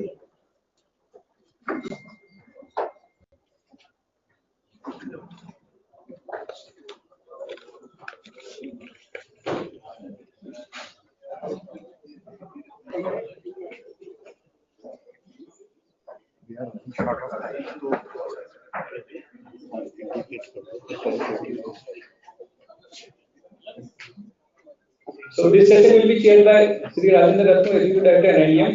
Sir is an Indian Administrative Service Officer of Tamil Nadu cadre. He has served in the state of Tamil Nadu in various capacities, including tsunami rehabilitation, rural development, fisheries, shipping, urban governance, technical and higher education, disaster management, etc. Sri Ratnu brings with him a wealth of experience in managing a variety of disaster situations, including tsunami, floods, cyclone, oil spill, risk mitigation for chemical disasters, fire emergencies, as well as health emergencies, including COVID-19. The session will be co-chaired by Sri Vivek Kare, DDG QS. Sri Vivek Kare began his career as an engineering executive in NTPC prior to joining Indian Telecom Service. He has served in various capacities in DOT and BSNL, including procurement, planning, installation, commissioning of switches and transmission equipment. He has also worked as Director in Election Commission of India and was responsible for conducting training programs for national and international participants. He has also worked as Director in Central Business Commission. Sir is currently handling matters related to quality of service aspect of telecom services. And Sir is also having experience of handling large gathering events like Ayodhya inauguration. Main link officer to DDG disaster management. Sir is also having experience of handling very disaster scenarios, including seeking law. The participants of this session includes leading experts from the field of disaster management. The first session will be taken by, first presentation will be given by Dr. Amir Ali Khan, sir. Dr. Amir Ali Khan is a trained civil engineer and urban planner with a PhD degree on urban earthquake risk mitigation. He has a postgraduate diploma in studies of geological risk from the University of Geneva. Dr. Khan has served UNDP for about 2 years as National Disaster Reduction Advisor in Uzbekistan. During his stay in UNDP, Dr. Khan served as chairperson to UN Disaster Preparedness and Response Group. He was also the UN focal point on humanitarian assistance. The second session will be taken by Sri Ramraj Narasimha, Director Coalition for Disaster Resilience Infrastructure CDRI, who will be talking about disaster resilience. Sri Ramraj has over 2 decades of experience with United Nations, intergovernmental and international organizations in several countries, including Asia, Africa, and Pacific regions. He has worked in the areas of disaster risk reduction, multi-hazard, early warning system, program management, policy formation, and strategic framework development and technical advisory support on policy program formation. Prior to joining CDRI, Sir Ramraj was the Chief Special Program Management at Regional Integrated Multi-Hazard Early Warning System for Africa and Asia. Then we have Sri Chetan Shukla, Director Disaster Management DOT, who shall be explaining about very important part, that is standard operating procedure for responding to disasters. Sri Chetan Shukla belongs to Indian Postal and Telecom Service batch, and he has diversified experience in the field of telecommunication, including his deputation in Financial Intelligence Unit, that is FIU. With this background, I request Sri Rajendra Ratnu, sir, Chair, to take over the session. Sir, we are running short of time, so please. Thanks. The moderator has assessed the risk and communicated the risk. You rightly identified the risk because I am a former university teacher. Mic मिलना बड़ा करने वाला होता है. But I try to be as brief as in my remarks as possible. We had a very interesting opening session, which has started with certain stories and anecdotes, and which concluded on a very philosophical and very literary note on both of text by Srinivasi. I cannot agree more with him on many issues, but on one issue I just like to assess the context of this session. He mentioned in the last, remark that disasters are there everywhere in the personal life, the social space, the work space, as well as the nation and the group level. I just try to release small in this opening remark, a little errata on that it's the hazards which are, inevitable. But whether hazards will turn into a disaster or not, I've been very poor student of mathematics, but I like to put a mathematical equation of explaining this relationship. A disaster risk is a multiplicative function of intensity of hazard multiplied by vulnerability of the communities and exposure. It is inversely proportionate to the capacities. We cannot reduce hazards. They are bound to happen except the man-made hazards which are due to negligence and other things. These hazards, certain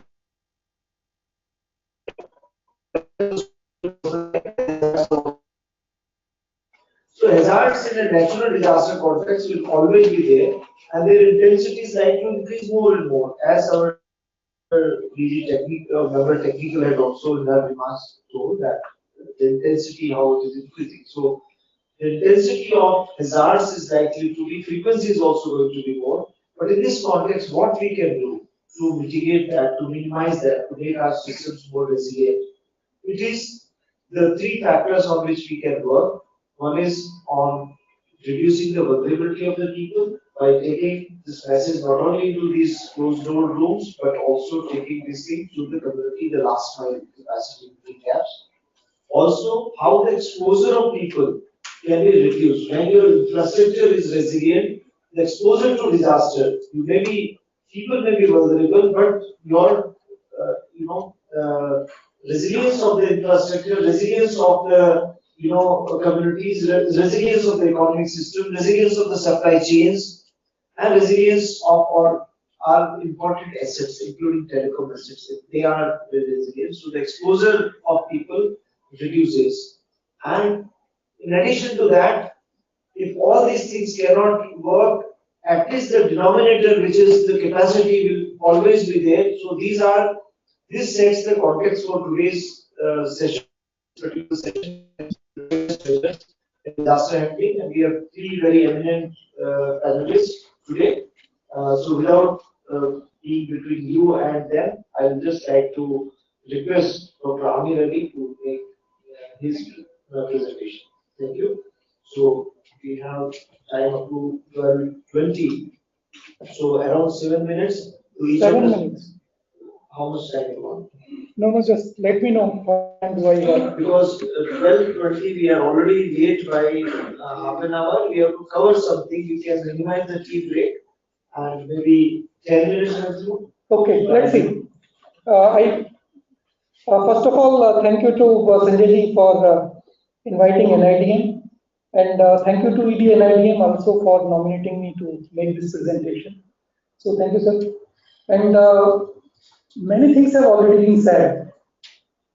And सबसे important चीज उसमें क्या रही जो कई speakers including ED NIDM disaster क्या है?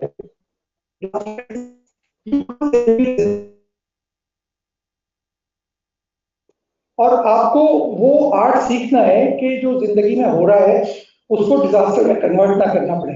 जैसे सर ने भी बताया कि हैजार्ड क्या है, बारिश हो रही है, दिल्ली में बहुत ज्यादा बारिश है आजकल, रोज ट्रैफिक जाम होता है, तो उससे कैसे बचना है, उसकी हमें वो आर्ट सीखनी है।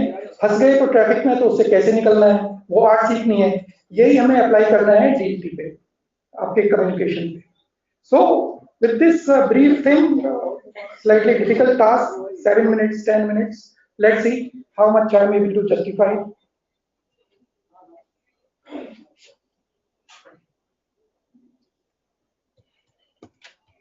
इसको चलाइए।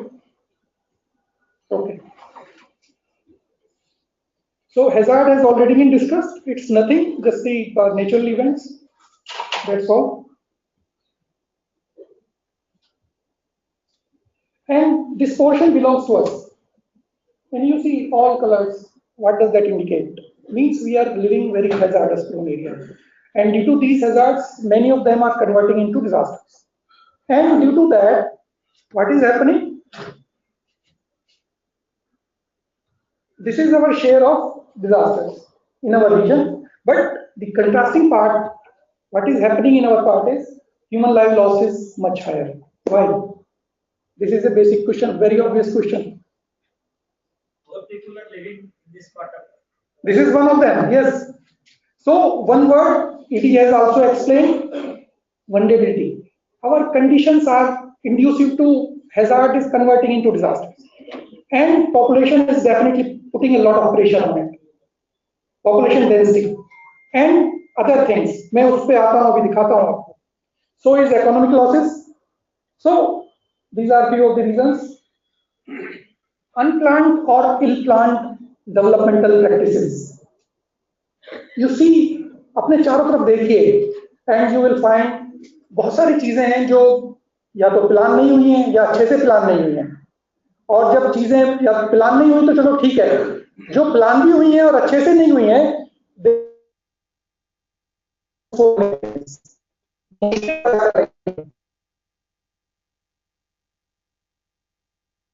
तो देखेंगे तो उन एग्जाम्पल्स नजर आते हैं। दिल्ली में भी बहुत सारे एग्जाम्पल्स हैं, बहुत सारे एग्जाम्पल्स हैं। टाइम कम है, इसको हम बाद में डिस्कस करेंगे। और इसमें जो लास्ट थर्ड पॉइंट जो है, exposed areas development. We have occupied those areas जहां पे बाढ़ भी आती है, जहां पे कुछ भी हो सकता है, हमें वो सेंस ही नहीं है। इंपॉर्टेंट बिल्डिंग्स, क्रिटिकल इंफ्रास्ट्रक्चर की हम बात कर रहे हैं, सीडीआरआई के डीजी यहाँ पे बैठे हुए हैं, उनका एक प्रेजेंटेशन भी है। इंफ्रास्ट्रक्चर को रेजिलिएंट बनाने के लिए सबसे पहले तो वो हमें लोकेशन आइडेंटिफाई करनी पड़ेगी ना, which is safe. So we are missing that part. So exposed areas development is definitely adding that misery, and this changing environmental conditions are posing a big challenge. It's a very, very big challenge which is being posed by that. How? Besides other things, the most critical part of changing climatic conditions is erratic weather behavior. What is happening in Delhi और country में आजकल क्या हो रहा है? आज सुबह गुजरात का हाल देखिए, heavy rainfall का forecast है, और जब rainfall आएगी और हमारा एनवायरनमेंट और हमारा built environment specially is not conducive to drain off the excess water, flooding होगा, और फ्लडिंग होगा, हम सब उसमें फंसेंगे, और जब फंसेंगे तो वो डिजास्टर लाइक सिचुएशन है, उसको कैसे मैनेज करना है, this is very very critical and important and we have to give a thought process to this. So erratic weather behaviour, extreme events, और उसके अलावा हमारी एनवायरमेंटल कंडीशंस। दिल्ली वाला सीजन शुरू होने वाला है गले का, so just be ready, pollution आने वाला है। Another addition has been added into Delhi's environment. Then Delhi में क्या चल रहा है, सब मैं शुरू कर चुका हूँ ऑलरेडी। ऐसी रिपोर्ट्स आती हैं, फर्स्ट डे फर्स्ट शॉट, पहला दिन मानसून का 28 जून दिल्ली, और भाई रेनफॉल वाज एक्सटेंसिव रेनफॉल, है ना। Second third day, these are the headlines which are coming to Delhi's newspaper. First day, first show, है ना। T1 grounded, still not operating, going to open on 30th, day after tomorrow.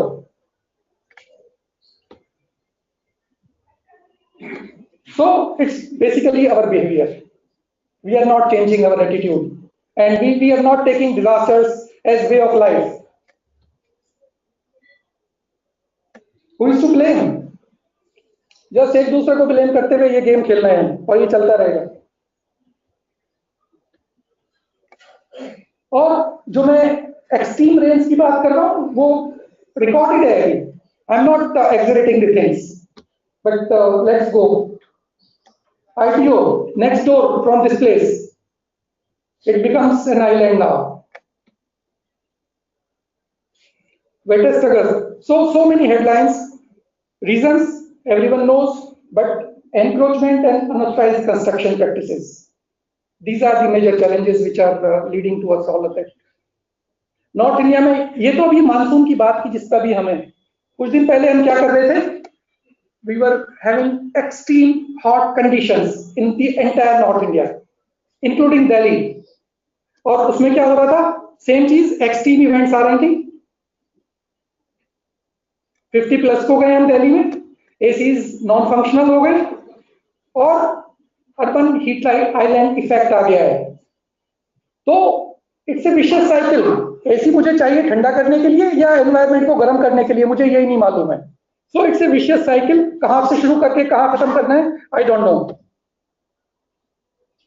Kerala का सबको मालूम है, सुबह भी हमने टच किया है. वायनाड में क्या हुआ, again extreme rainfall. Can you plan anything to 11-40% excess things? You can't plan anything, so you have to devise something. November, December, what happened in Kerala? Again, excessive rainfall, which exceeds the limit. So excess is coming and it's impacting your infrastructure facilities like airports. And you know how airports are critical to functioning of a region. अगर वो पानी भर गया, वो नहीं चला. T1 का मैंने दिल्ली का एग्जांपल दिया, चेन्नई का दे रहा हूँ, कोची का ले लीजिए, कोलकाता का ले लीजिए. Airports are getting impacted. So I hope you understand what I am trying to say. ये बात ऑलरेडी बोली जा चुकी है. Every day something is happening at national level. Recent trends, and you have to remember it. Water and climate are going to be the major hazards or disasters. But water and climate related things, you should not forget earthquakes, which are the major killer. And your sector, telecommunication, is going to have the maximum brunt of earthquakes.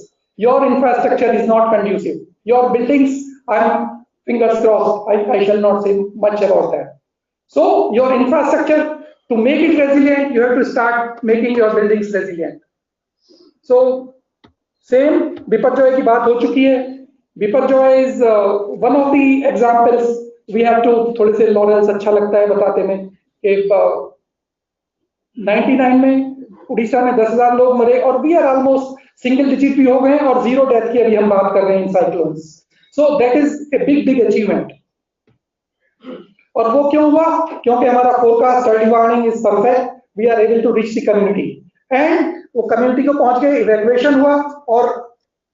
और ये एक दिन का achievement नहीं है. Another message from my side, you can't achieve overnight success. वो achievement जो ED सुबह बोल रहे थे 98 कांडला पोर्ट से शुरू होता है, जिसमें डेथ हुई, 2001 अर्थक्वेक से होता है, and post earthquake reconstruction programmes जो हमने गुजरात में शुरू किया, उसमें रेजिडेंट हाउसिंग हुई, मल्टी हैजार्ड आया, कैपेसिटी बिल्डिंग हुआ, रेट्रोफिटिंग हुआ. तो वहां पे जो 3 हैजार्ड्स हैं, अर्थक्वेक, साइक्लोन और फ्लड, उन 3 के लिए मल्टी हैजार्ड रेजिडेंट हाउसिंग हमने डेवलप किया, कैपेसिटी बिल्ड किया. तो एक दिन का अचीवमेंट नहीं हो, 20-25 साल से जो वहां पे काम चल रहा है, उससे हम यहाँ पे पहुंचे हैं. Go to Orissa, same thing. 99 के बाद जो हमने काम किया है, so we are in single digit death cyclones in Orissa as well. So this is the thing. So resilience क्या है?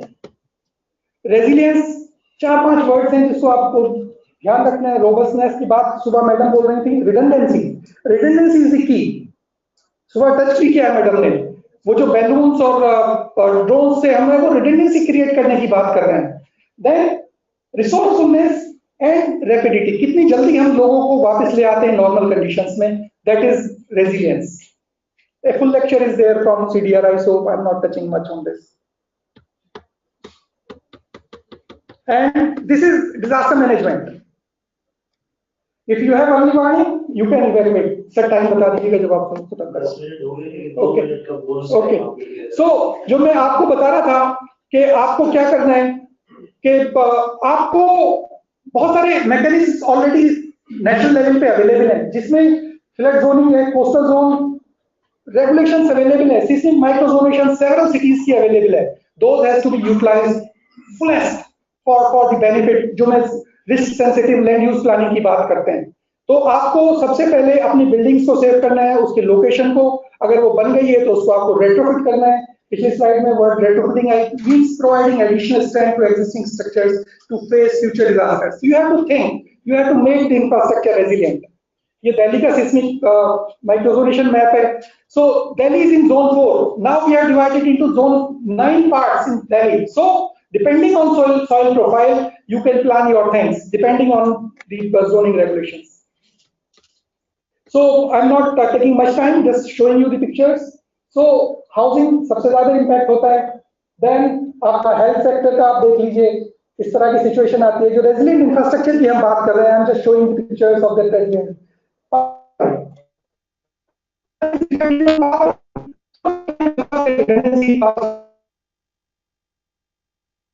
Because without power, no system is going to work. Then education, health का मैंने बात कर लिया. Roads and bridges.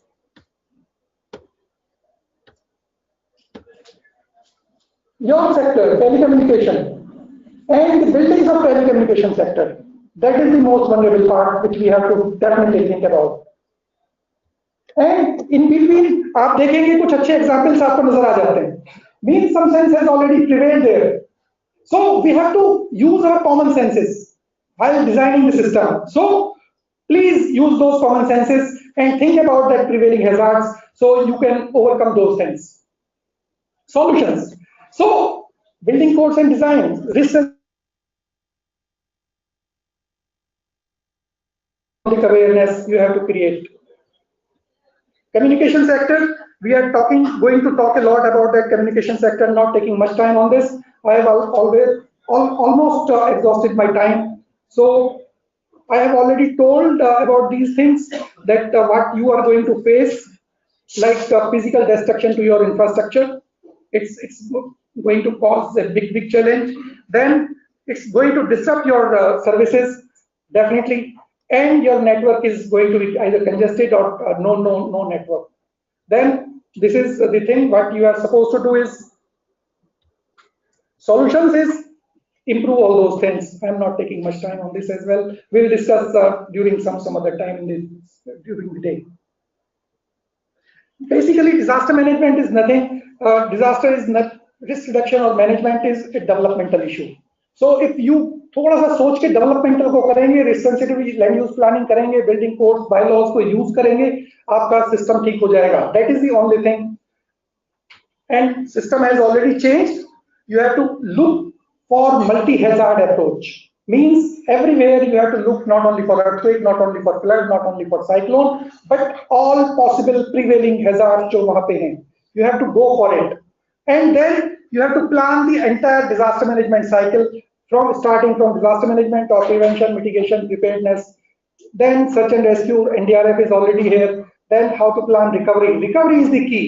How quickly you are coming. If you develop a resilient infrastructure, you will be able to recover fast. So that is the advantage. So develop that thing so that recovery is fast. That's all. Thank you. Thank you, Dr. Ramil, for setting the context very well, giving a landscape of vulnerability in the South Asian region, and also about the resilience in other aspect.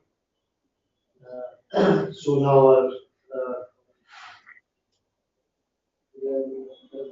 the co-chair, Mr. Vivek Khare, has to say a few comments.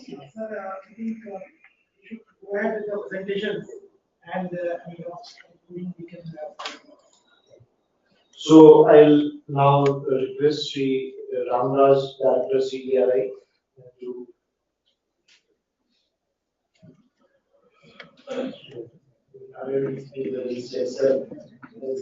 so Thiru Ramraj concluded of the presentation. Thank you so much. I wouldn't hear. You will not understand. I will actually understand. No, I spoke in Tamil with him. I welcomed him in Tamil. Oh, great, sir. Yeah, it was a great surprise to hear Sri Ratnu's speaking in Tamil. Then I realized he's from the Tamil Nadu and of course he will speak Tamil. So thank you. It's a personal connect. And he also made a pun on, and not a pun, but he connected my name to a company known by same name. I have no connection to it, but yes.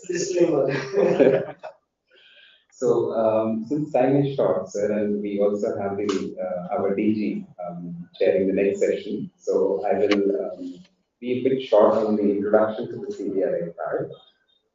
The Coalition for Disaster Resilient Infrastructure, or the CDRI, we seek to work on two broad areas. One is largely to support the retrofit of existing infrastructure, that is upgradation of the existing infrastructure, but also as the new infrastructure is being planned to ensure that they are also built in a resilient manner. And we were launched very recently, 2019. So this is under 5 years, and this is a vision of the Honorable Prime Minister of India, where the focus is on creating and enhancing resilience of critical infrastructure. We have grown from inception. We have about 40 countries that are now members. A couple of weeks ago, we welcomed Vietnam. That's the last name you see there. And the membership spans across almost the globe from all regions. We are also, benefiting from the membership of 7 international organizations, member organizations, which include the UN and the banks, the EU as well. Our focus is on largely 3 levels. One is on advocacy, the second is on training and capacity building, and the third one is on technical assistance. I'll just touch very briefly on these. Advocacy, we are active at the global as well as regional and national platforms. Very large extent at the global and the regional. For instance, we engage in the UNFCCC process as an accredited organization in the COP. We also engage on issue basis on various aspects. For instance, we just had, this year is the year of the SIDS, and this year SIDS stands for the Small Island Developing States. And this year there's 4th international conference on SIDS was held in Antigua and Barbuda, and we were heavily engaged in promoting infrastructure resilience in their agenda. We spoke a lot about Delhi, and Delhi is the host for the International Conference on Disaster Resilient Infrastructure, which is one of the flagship events for CDRI. And this brings together a range of experts. We also benefited from participation from Honorable Member of the Telecom, DOT, as well as Shri Sanjay ji in this conference. In terms of the global programs and initiatives, though quite a young institution, our programs, I'm just talking about the technical programs, these touch upon a number of countries. We have these dots represent something I'll unpack in the next slide. We have an engagement with almost 24 countries as on date through various programs. For instance, this gives a slightly more granular picture of how we engage with the countries. For instance, on the power sector resilience, we are active both in India, but also there is an engagement that is under design in Chile. Brazil also is under discussion. Transport through engagement on various airports. We are working with 13 countries. Likewise on telecom, we've just started or about to conclude the engagement in India. I'll unpack it in the next slides. But also started the initiation in Bhutan and Ghana. In India and the neighborhood, we are engaged across many various sectors in terms of resilience assessments and resilience risk assessments as well as resilience opportunity identification. I'll move a little faster on this in the interest of time. We have a flagship initiative, GIRI, which stands for Global Infrastructure and the Resilience Index. You see our DG launching this at a global event. This is one of its kind. It is the only open source probabilistic risk model available to the world, and it talks purely about the risk to infrastructure and quantifies it in the form of annual average loss that could be accrued across key sectors. Now, this depicts, for instance, it is rich in terms of layers, in terms of exposure. We spoke, the previous speaker also spoke about it, in terms of the hazards that are possible in a region. And this gives you that information at a global scale. The kind of modeling that is done provides rich information about all the key hazards, and we are expanding this work. For instance, when we look at the annual average loss that is possible in India, we are talking to the extent of $31 billion, and that is accrued over several critical infrastructure sectors. You would also see telecom, that is the second one that we can see, and you would notice that the maximum impact in telecommunication sector is through tropical cyclones, followed by floods, and then because of earthquakes. We work across these sectors, primarily on critical infrastructure, and I'll focus my next few slides on telecommunications. We also have a flagship initiative for the small island developing states. We have 57 small island developing states currently, and each of them can access a pot of resources that is managed by CDRI through this program. We have funding from India, UK, ongoing. We have 13 countries participating in 11 projects across various schemes. You will notice we do not have much on telecommunication, but that is likely to be directed in the next phase. We have about, at least we are expecting one very good proposal from the small island developing state in this year. An opportunity that I'd like to present here is about the fellowship program. This is a unique opportunity to encourage action-oriented research. We have about 166 fellows who are being supported through 4 cycles or cohorts from 27 countries across various streams. Of course, India has also, and this is a very competitive process. We facilitate the process, but then we do not have any influence about which fellow gets selected. But then we would really, as I was looking at the telecommunications, in terms of fellowship, I couldn't find much.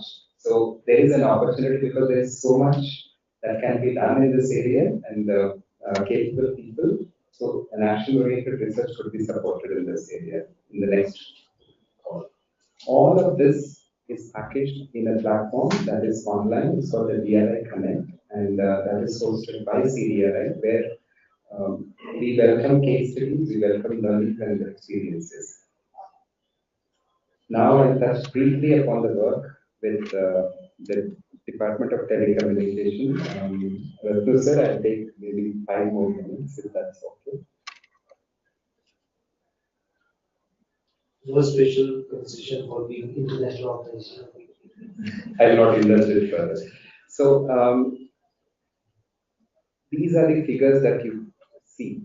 These are quite underreported. 672 million the accrued loss in a wireless service and $62 million in a wireline service. These are some figures that jump at you, but these are probably grossly underestimated because the damage is probably quite more. It's just not reported. We also have, because of network outages, that is disruptions, a potential for about $42 billion. So looking at that perspective, then the reporting of damages is quite limited from the disasters. I'll touch upon this while. This is a slide I'm borrowing from NIDM and then adapting it. You can see the kind of assets that get damaged because of various disasters. You can see impacts are high across, as you have seen in the previous slide, because of cyclones. But sometimes different assets are differently impacted by different hazards, various hazards. It's not uniform. That also means that the approach to addressing resilience in the telecommunication sector cannot be a one size fits all. It probably changes from location to location, asset class to asset class. Asset impact translates into network scale impacts, and then it results in a system-wide impact, which goes beyond the telecommunication sector. The opening session talked about the importance of telecommunication, but also the interconnectedness across various sectors. Telecommunication is an enabler for pretty much every aspect of living today, including health, financial transactions. So an impact that we see in one area can translate into a system scale impact, and that is where we come from. We are not looking at telecommunication as an individual sector, which is disconnected, but the importance of it as it relates to power. For instance, we visited an excellent control center, and the whole control center is running on data that you are the backbone for. Every information is coming through various means. Finally, they are making decisions, but that is because of your backbone. In terms of the dependency, this is only going to go higher because as we are moving towards accomplishing the sustainable development goals, the importance of connectivity has been re-emphasized and cannot be emphasized further. We still have to connect almost a fourth of the population globally. That is 3.7 billion of the population has to be connected further with reliable connectivity. What all this translates is in India, with the help of the Department of Telecommunications, Sanjay is here. He's been a key leader for enabling our work to look at this opportunity for enhancing resilience in telecommunication sector at the national scale. And we are looking at conducting a comprehensive disaster risk and resilience assessment, developing a framework, as well as an actionable roadmap across 5 states, which includes Assam, Odisha, Uttarakhand, Gujarat, and Tamil Nadu. And the outcomes are varied, and you will hear some of it during the course of the discussions. Sanjay is also making a presentation following on. So it covers broadly these 8 areas in terms of outcomes where the study is influenced.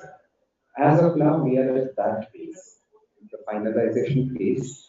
And I'd like to point out that data hasn't been very easy to collect because it relies on a lot of sources, and much of the data is not readily available. For that, we are very thankful to all of you who have gone above and beyond to provide this. Yeah, so, in terms of you to please.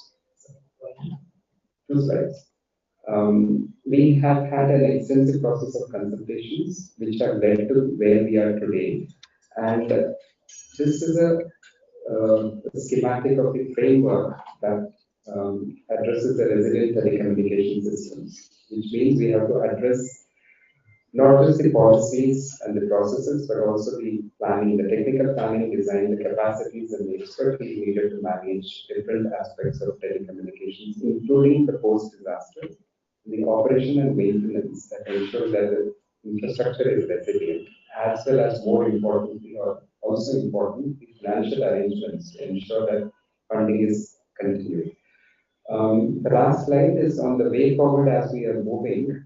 These jump out in terms of our areas of focus. The network infrastructure, data centers, broadband and internet services, as well as emergency communication systems being the focus. And this is what we are focusing on as we are moving forward.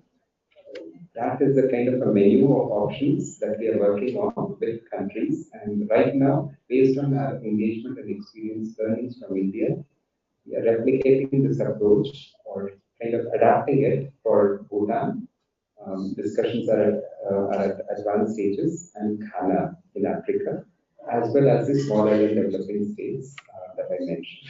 So thank you so much. Sir, I would like to add a point here. Actually, with CDRI, we are conducting a study about the disaster resilience in the infrastructure. They have carried out a study in 5 states, that is 5 different terraces. Further take down into 3 districts, each critical conservation respective stages. So they will work out with the Aragon group, second edition of that particular thing. So it has come out very beautifully that what are the critical hazards and how can we do it again. Next, final phase presentation will be given before this is finally.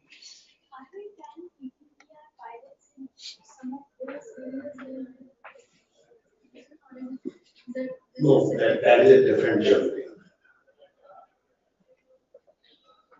So thank you, very stimulating and very comprehensive presentation by CDRI. May I now request our next presenter, Chaitanya Shuklaji, Director DME in Department of Telecommunication. Thank you, sir. And I was asked to present it for around 20 minutes, sir. So I will try to finish it in 15 minutes. So in a way, asking the chair for a 5 minutes of bonus time before I start it. Try for 10 minutes. We will consider your request at appropriate time. After 10 minutes, how much you are able to cover? Thank you, sir. So, sir, this is the outline of my presentation. We will begin with a little bit overview of the disasters, with covering the disaster framework in India, and finally we will deal with the SOP for the disaster management for the telecommunication sector. If you see the trend of disasters that has happened over the last 20 years of this decade, of this century, and compare it with the last 20 years of the last century, you see that considerable rise has taken place. The red line is a quite a steep line. We see that beyond 1970 onwards. The number of disasters that has taken place from 80 to 1999 is 4212, which has increased to near about 7348, so nearly doubled over the period of last 20 years. Similarly, the losses has also increased very much. The number of death toll has not increased that much, but still it is on a very high side. And I think you can just skip the. Yes, sir. I will rush through it. That has been adequately covered. Yes, sir. I will rush through it. You can come to the SOP as well. So mainly the hydrometeorological disasters are the main point which is contributing to it. Nearly 1.5 million of deaths because of that. And in terms of vulnerability, India stands third after USA and China. So this is the vulnerability profile of country, and major part of it is already covered by the chair in his inauguration address. That 12% of landmass is prone to floods, 58.6% of landmass is prone to earthquakes, 75% of the coastline is prone to cyclone and tsunamis. Nearly 85% of the area is disaster prone of India, and 28 out of 36 states are disaster prone. So this is just to set the background in terms of how vulnerable we are for the disaster event. Now these are some of the disasters that has taken place earlier. We're starting from Bhopal gas tragedy in 1984. Just concentrate on last 3 disasters on this list, which is the Bhuj earthquake in 2001, flood in Assam and Bihar in 2004, tsunami in 2004, and Odisha supercyclone cyclone in 1999. Each one of them is a mega disaster, contributing to more than 10,000 plus deaths. Now, these 4 or 5 disasters have caused a paradigm shift in our approach, and that's how the entire structure of framework of disaster management in India has evolved.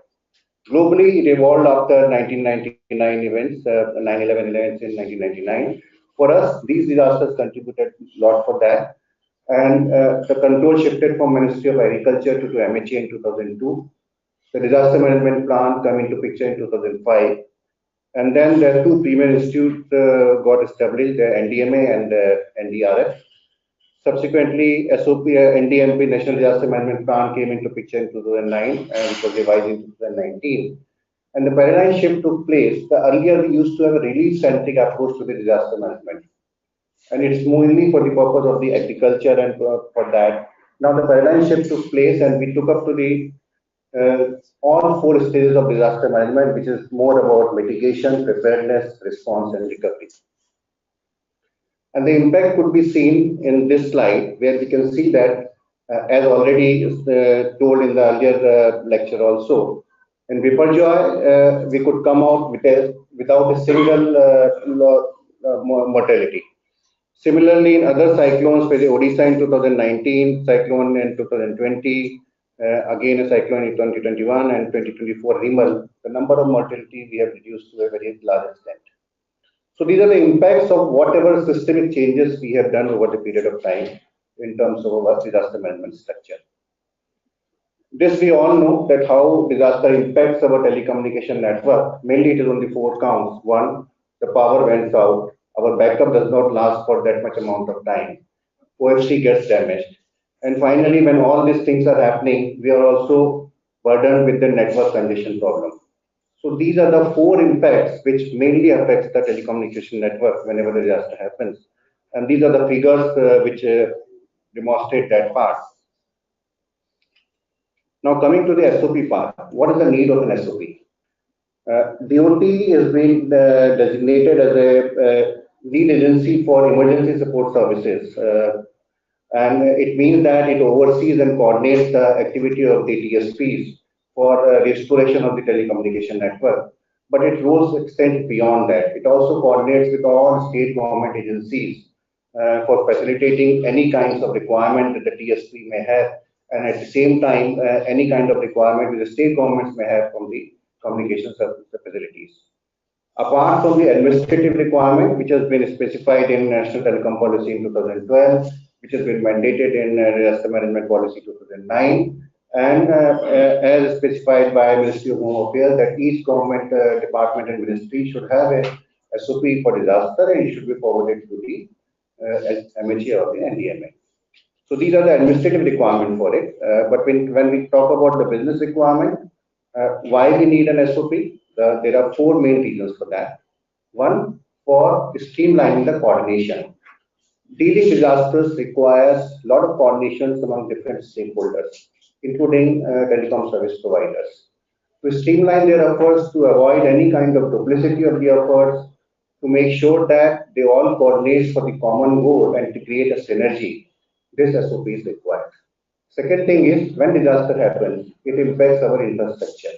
So what we need is a SOP where a clear set of guidelines is spelled out so that we work towards minimizing this disruption in telecommunication network whenever the disaster takes place. Thirdly, we need SOP for the efficient and the quick response. SOP helps us to define a set of steps we need to take for the recovery of the network. And that is why we need a SOP for the quick response and recovery. Finally, SOP aligns itself with the global standards. So disasters do not know the national boundaries. It is quite possible that disaster may happen which covering multiple countries, and international response teams may have to intervene. Our SOP should be such that international response team, if it happens, if they come to India, or our team goes out to India, they should be able to immediately gel with the situation. What are the objectives? The primary objective is the continuity of the communication. So providing a reliable and the continuous communication to the relief agencies is the primary objective of an SOP. Second, it should be multi-disaster oriented, holistic in its approach, and driven by the technology, which means that SOP should prepare our telecom infrastructure to withstand any kind of future challenges that may arise. Disasters keep on changing the way they happen. We cannot say that if today we are handling only with the cyclone and the floods or the earthquake, tomorrow we may not have some other necessity, like railway accidents. Earlier we don't need to intervene in the railway accident, but Balasore changed our approach. We start intervening in the rail accidents also. So SOP should be able to take care of all these kinds of permutation combination which may happen during a disaster situation. SOP is required for the efficient mobilization of the resources. So whenever a disaster happens, we need to mobilize the resources in a way that it should reach to a place where it is required the most. So SOP should, objective of the SOP is to define a way that how to mobilize the resources quickly and efficiently. SOPs finally should focus upon the preparedness. So regular drilling, drill conducting training exercises, this should be the part of an SOP. Finally, it should provide a standardized approach so that there is a uniform protocol to all the stakeholders. Everyone knows that how to move ahead, and it helps in removing any kind of a confusion which may happen at the time of a disaster. So these are the 5 objectives of an SOP. SOP starts with defining a structure for it, institutional structure. This is national structure where it starts with the National Crisis Management Committee at the national level, which is headed by the Cabinet Secretary, which meets and coordinates. Under them is the National Executive Committee, which is headed by the Home Secretary, which meets whenever any disaster happens and coordinates the activity. Then there are 2 premium organizations, NDMA and NIDM, and we are fortunate to have ED and NIDM as a chair for this session. And finally, the entire effort is supported by the NDRF and the armed forces. When I say armed forces, it includes CAPF also. At the state level, it is mirrored at the state level, where the State Executive Committee is headed by the Chief Secretary and supported by SDMA and SDRF, along with the Department of Home, Police, and the Fire Services. District level, the district level committee is headed by the district collector. So this is the institutional mechanism at the national level. Similarly, within our SOP, we have defined a structure for the telecom. And we have a national level telecom disaster coordination committee, which is chaired by member technology. This committee also includes DGT and DDGDM, DDGAS, and DDGCS from the headquarters. DDGDM acts as a member convener for the committee. Members from telecom service providers are also a part of the committee, and the representatives from MHA and NDMA. Now, this committee, main part of this committee is to basically for policy formulation and ensuring that there should be a clear guideline, a top-down approach, so that a clear guideline goes down the line that what needs to be done in the event of a disaster. At a state level, State Telecom Disaster Coordination Committee is headed by the DG Technology of the concerned LSA, and it also includes representatives from the DSPs and representation from the concerned NDRF battalions and SDMA. Now, this STDDC is responsible for all coordination-related activities for the TSP and the state government.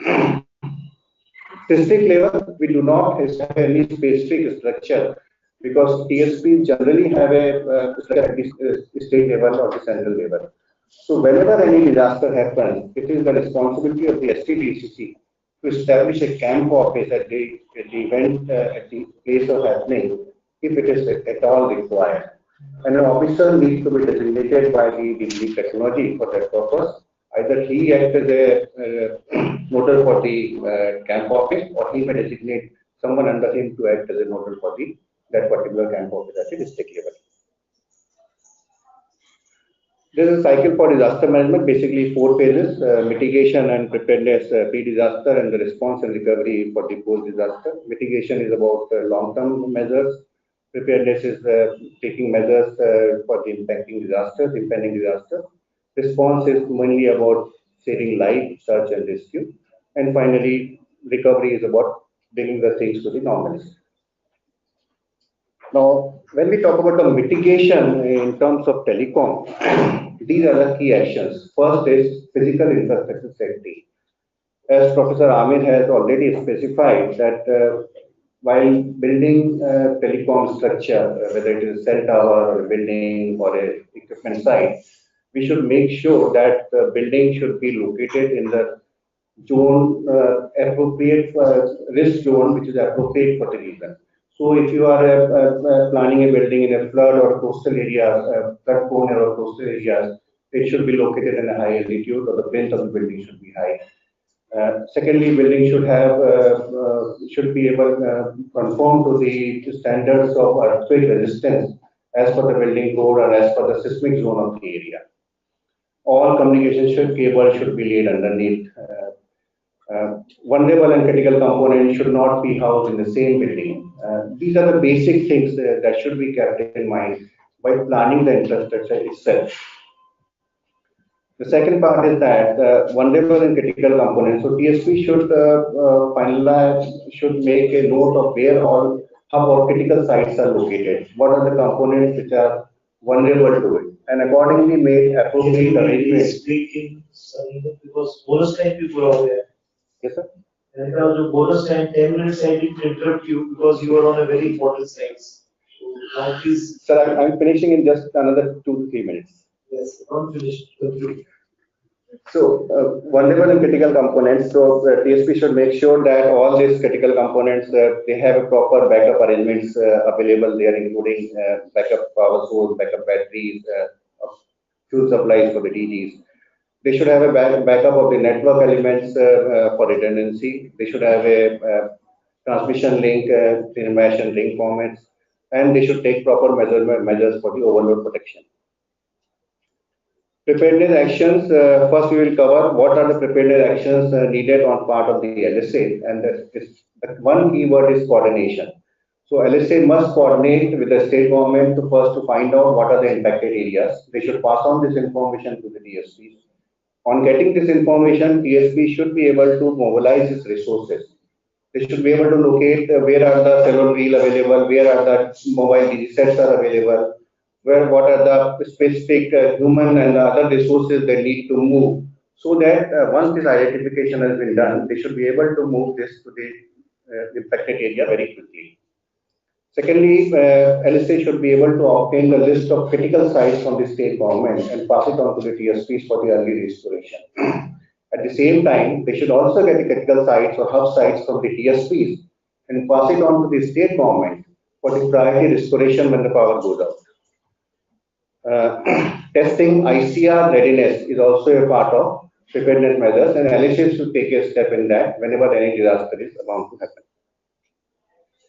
As far as the TSP is concerned, they should first appoint a nodal officer as a part of the preparedness measures. They should appoint a disaster response task force and the rapid disaster assessment team. So these two teams are the one who perform the function of restoration and finding out the damage. So rapid damage assessment team find out what are the assets that got damaged, what are the assets which are working, what are the working assets which are available beyond the disaster impact zone, and how quickly they can be moved there, how they can be utilized electronically. So these are the things that should be done, prepared by the TSPs beforehand. They should have a resource center at a central level in a state which is nearer to the impact zone, which contains basic minimum inventories like OFC and restoration toolkits, cell on wheel, portable DG sets, battery backups, satellite terminals. And finally, they should quickly disseminate the early warning messages as given by the SDMA and NDMA, because they help a lot in evacuation and the planning for the relief work. For response and recovery, such as 3 slides, I'm concluding in another 2 minutes. You have to just in one sentence, like Chaitanya, Chaitanya of the consciousness, एक ही वाक्य में create कर दीजिए तीनों slides. So for response, the 3 different parts are what action should the entity, national level telecom committee should take, what level action should the state level telecom committee take, and what action TSP should take. For national level, it should convene a meeting. If required, it can send a team to the impacted site to get the real on-time assessment. And it should coordinate with the state level committee for issuing of various orders, including ICR orders. At a state level, a control room should be immediately get operational whenever the disaster is struck. The control room acts as a nerve center. They coordinate with the state government to get the priority call routing activated. They act as an interface between the TSPs and the state government for arranging fuels, for the marking of the petrol pumps, for the finalization of the fuel policy. And they also need to submit a report on daily basis to the DOT headquarters so that necessary decisions can be taken immediately. TSPs have multiple actions to take. First, they should immediately deploy RDAT and DRTF to assess the damage. and move the necessary inventories to that so as the communication can be restored. They should make the helpline operational so as to find out the last known locations of the victims. They implement ICR. They should broadcast the SMS and cell broadcasting messages as given by the LDMA and NDMA. They should open sufficient number of PCOs free of cost. They can radiate more power from the cell sites for a specified period of time, and they can allow the communication access to all the subscribers irrespective of their commercial considerations. And finally, they should share the last location details of CDR overpassing the privacy laws. So finally, the key takeaways: coordination is the main thing, and we have to understand the first point and the last point, that SOP is a living document which evolves with each and every disaster, and it is the field unit which contributes for its evolvement. Thank you so much. Thank you, Chaitanya ji. So we had very interesting panel. यहाँ पे हमारे हरी साहब भी हैं, राम भी हैं और कृष्ण का चैतन्य भी मंचूर है, और इस सब को सुनने के बाद में अगर कुछ भी साझा करना हो तो आप भी आ सकते हैं। धन्यवाद सर, मेरी काफी समय निकल गया है तो काफी इंटरेस्टिंग था, coming together of 3 different organization bringing in different aspects of the disaster handling. So I have just taken a few things here, and our division, I look after the quality of service division. So we came across this disaster after the Balasore train accident, and then we ourselves thought that when this Ram Mandir inauguration was about to take place in Ayodhya, so we thought whenever a large flood of people is coming, that can always lead to disaster. So this is something we also issued an SOP, and that is more in line with the whatever SOP we see here. But what the key takeaway from here is that making buildings structures ready for disasters, resilience of the telecom infrastructure. So probably we can learn from the previous disasters and identify those structures which can be retrofitted or which can be further made ready. Another key is the power backup, and third is the priority calling, because until the PDR comes, we will be dependent on the mobile network only for all the administration and law and order. So it is something very important that we have a list of priority people who needs to be have made available the telecom services. This is something very important. We learned it the hard way in various disasters we have had. So this is all. Thank you, Vivekji. Any questions quickly? No, we have run out of questions and we have exceeded into the next session also within by 10 minutes. Is there any quick question? If some pressing question is there, yes. Can anybody working on preventive measure for man-made disasters? Because all we're talking about is something preventive like urban development and all these things. Anybody take care of this disaster things in their planning? Or are we, because in India they're very bad in implementing rules and we are flouting the rules. Let's see the VIP culture. How I can flout the rules? What government taking action on that point? Because we can stop disaster by man-made like that only. Well, I mean, it is a very complicated question, and I think we require another training session to answer to your question, all the dimensions to do justice with that, because eventually this distinction between the natural disaster and man-made disaster is blurred. And it is ridiculous to call any disaster a natural disaster any longer, because eventually it is the man-made disaster. What we call a natural disaster also has turned out to be a man-made disaster, because it's the human action which is leading to rise in the global temperatures, and this is getting reflected in terms of the extreme events. So however, so it is all our human action. This is even affecting the natural disasters, and this whole unless I think we redefine our measures or in terms of GDP and we like to switch over to a happiness index और संतोष परम धर्म जो हमारी सांस्कृतिक धरोहर का बहुत बड़ा हिस्सा रहा है, तो ये बहुत बड़ा एक डिबेटेबल इशू है, दार्शनिक विषय भी है, भौतिक जगत का विषय भी है और इसकी कई आयाम है। मुझे नहीं लगता कि आपके सवाल के साथ में मैं या कोई भी पैनलिस्ट इस समय में कर पाएंगे, लेकिन आपका विचार निश्चित रूप से न केवल आज के इस गोष्ठी को बल्कि आने वाले हमारे समय को, CDRI के अध्यक्ष भी यहाँ बैठे हुए हैं, I think they can be more than measuring through Giri. Giri तो हमारे कृष्ण भगवान ने बहुत पहले गिरी इंडेक्स बना दिया था, बिकॉज मथुरा जब खतरे में थी तो गोवर्धन पर्वत तो अपनी उंगली पे नहीं उठाया होगा उन्होंने, वो युद्धंती बन गया। लेकिन I think he has shown a resilience to a disaster at that time. I was thinking on Krishna Janmashtami that what is the relevance of Lord Krishna to disaster, and I thought that it was his leadership and sensibility in saving, safeguarding the people and their assets, the cows, everything, by taking them to higher pedestal of maybe Govardhan Parvat, which is one of the reasons for which is known and revered.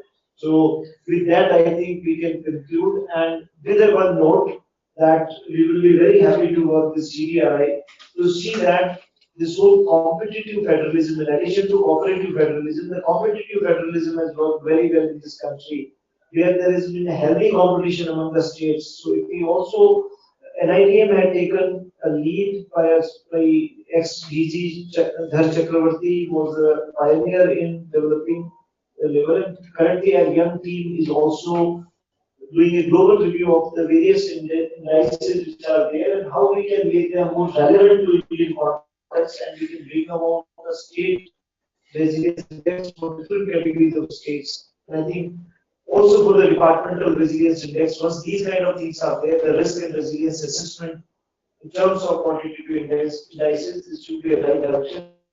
With that, I think बहुत ही आनंद कुमार साहब का जो है ADG Andhra Pradesh से तो दक्षिण की आवाज हम बंद नहीं कर सकते हैं।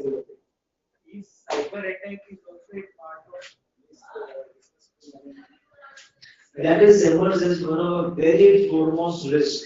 In fact, last year we did a survey through FICCI of the perceptible risk of the industry. And you'll be surprised that except the industries who are the Himalayan zone, the rest of the industries, major industrial clusters across the country, they have their perception of cyber risk is more than the natural disaster risk. So this can be very disruptive. We have seen the aims, that patient management system being hacked, and that has paralyzed the entire healthcare system. So it has a huge potential, and it is no longer a strategic threat, it is real threat to civilian life also. And NIDM does conduct the courses on cyber risk assessment and mitigation also from time to time. Keep looking at our website and get benefited. So with that,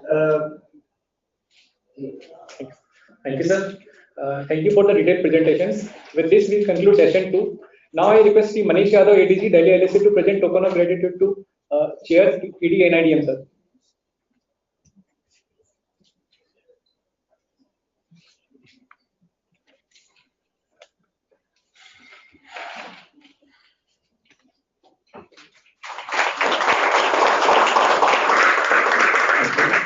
Mr. Manish Yadav to present token of gratitude to Sri Vivek Khare, sir.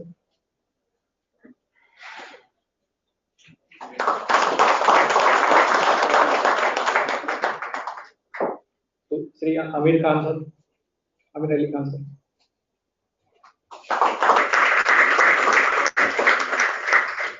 Sri Ramaraj Narasimham, Director CDRI.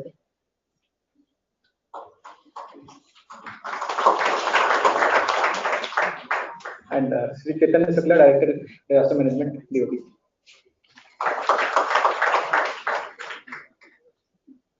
So with this, we conclude session 2. We will break for 10 minutes. No break. Okay, so there is no break. Immediately start. We'll start session 3.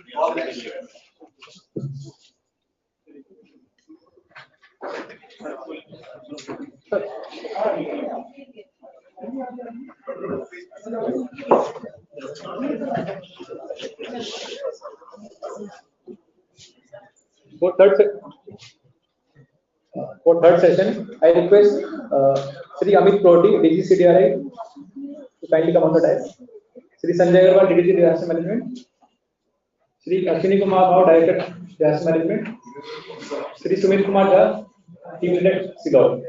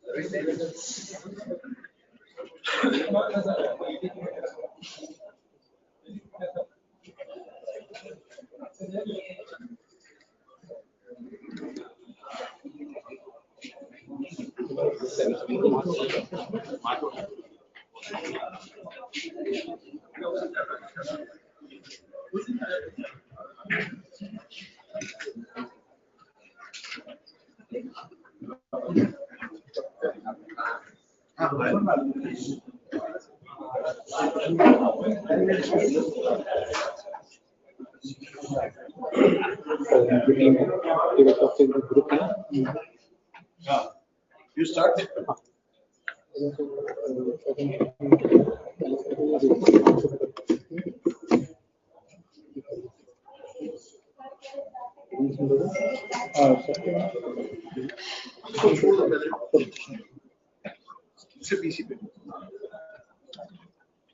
So welcome back everyone. We are now ready to begin our third session, that is Information and Communication Technology and Disaster Management. The chair for this session is DGCDRI, Sri Amit Proti sir. We welcome you sir. Sri Amit Proti brings a wealth of international experience and expertise on climate and disaster resilience issues. He has demonstrated 25 years of progressive leadership in the field of urban planning and resilient infrastructure with experience across more than 15 countries. Mr. Proti served as Director of Sustainable Planning at AECOM, one of the largest global infrastructure advisory firms. In addition, Sir has served as a consultant to Asian Development Bank and World Bank and worked with global think tanks that supported 100 resilient cities program. Welcome, sir. For this session, we have presentations by Sri Sanjay Agrawal, sir, DDG Disaster Management. Sir is having experience of handling various disasters in his current assignment, and he is having a diversified experience in the field of telecommunication in DOT and BSNL. Secondly, we have Sri Ashwini Kumar Mahor, Director Disaster Management DOT, who will be talking about Emergency Response Support Service (ERSS). Then we have a speaker from CDOT, Sri Sumit Kumar Jha, Team Leader, who will be talking about Early Warning Resolution System by CDOT. With this, I hand over the session to Sri Amit Proti. Thank you very much. Good afternoon. I think before all of us get onto our phones and start waiting for lunch, is to kitna jaldi kar sakte hain, key points. I think when you're dealing with disaster, you have to be thinking quickly and get your message across immediately. You don't have time to sort of have a long discussion. I think all of you have spent the whole morning listening about the importance of disasters. What I would encourage each of you is just to remember there's never going to be a situation where there will not be a problem or a hazard coming our way. We're looking at a world which is getting hotter. We're looking at a world where precipitation patterns are now unexpected, so you can't just plan for everything, you can't build for everything. You have to be ready to expect some disruption to services, assets, etc. So you have to sort of go with that philosophy. Something can go wrong. In your thinking, try to think about 3 things. One, what is going to be put in place for the long term? Okay, you're looking at infrastructure that is going to be in place for 10, 15, 20 years. Expect that there will be variability in the future because of risks, changing risks. Second, if there is something that is immediate, which is, there's an earthquake, what needs to be done. And all of you, all of us make our own, that makes us so stay. If there's a fire that comes in my house with my family. So same thinking of what you might do in your own house, you need to now extend it to your work. You might already be doing that. Simple things like today all of us rely on our cell phones for communications with our family. I'll give you an example. I was in the Kathmandu earthquake. I was actually in Kathmandu during the earthquake. It was a 60 seconds round shake movement. I happened to be walking in the hills. Within 20 seconds of this, I knew this is a very big earthquake. I sent out a text. My wife was in Vietnam. I sent out a text to my wife. I'm okay. Okay. Next question. I had a Gorkha guide with me. I think all of us know. And then, police went, right? Suppose it, very strong people. For 1.5 hours, this person could not get in touch with his family. After 1.5 hours, finally, service was somewhat restored. He gets in touch with his wife and he finds out that his family is okay. And what does he do? He sits down on the floor and starts falling. Now, why am I saying this? Because this has stayed with me. जो लोगों पे impact आता है when we are not able to get in touch for whatever reason. In a way, your industry, this industry, is actually central to getting that communication. All forms. Second story from Kathmandu is when I was in the hills and I saw the lot of dust clouds rising in the land. I could see, I was standing and I could see that videos specifically I can share. When you see the dust clouds rising, my imagination was Kathmandu is completely devastated. And I come down after 3 hours and I'm walking in the city and I'm realizing that only 1 out of 6 buildings has fallen down. 5 buildings were totally fine. Why? Because they had followed the new building code, which was designed to withstand iron. Sorry, I want to say that because we see images of things falling down, collapse, but we also need to look at what did not collapse, why it did not collapse, and how do we make sure. To me, that's what resilience is. I think just personalizing it for all of you, for me, it's very personal. I think about these things, all of you when you're speaking about disasters, link it back to your own experiences. So whatever you're learning today, link it back. We've got a very good panel. I'm going to start inviting the panel. I'm going to expect quick comments. And otherwise, you'll be a great supporter of the work and you'll be doing some good things together. So I think I'm looking forward.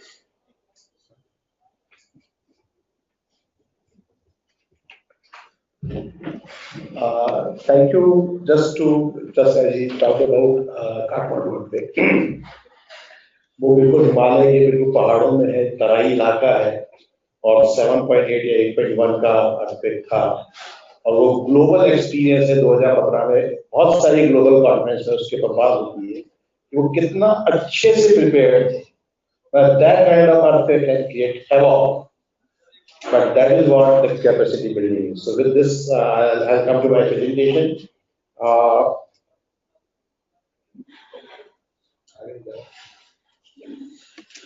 So the presentation will be about the background of the PPDR, what PPDR is, what is the present day network, what is mission critical communication, what is the global scenario, what is the current scenario, current status, and what is the prospective role of LSAs. So LSAs are a very, very important role, and that's why the discussion.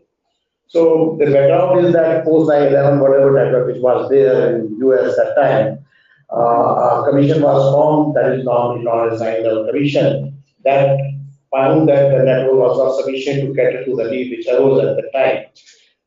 It recommended a pan-US integrated network for all disaster relief agencies, which is capable of video, voice, and data.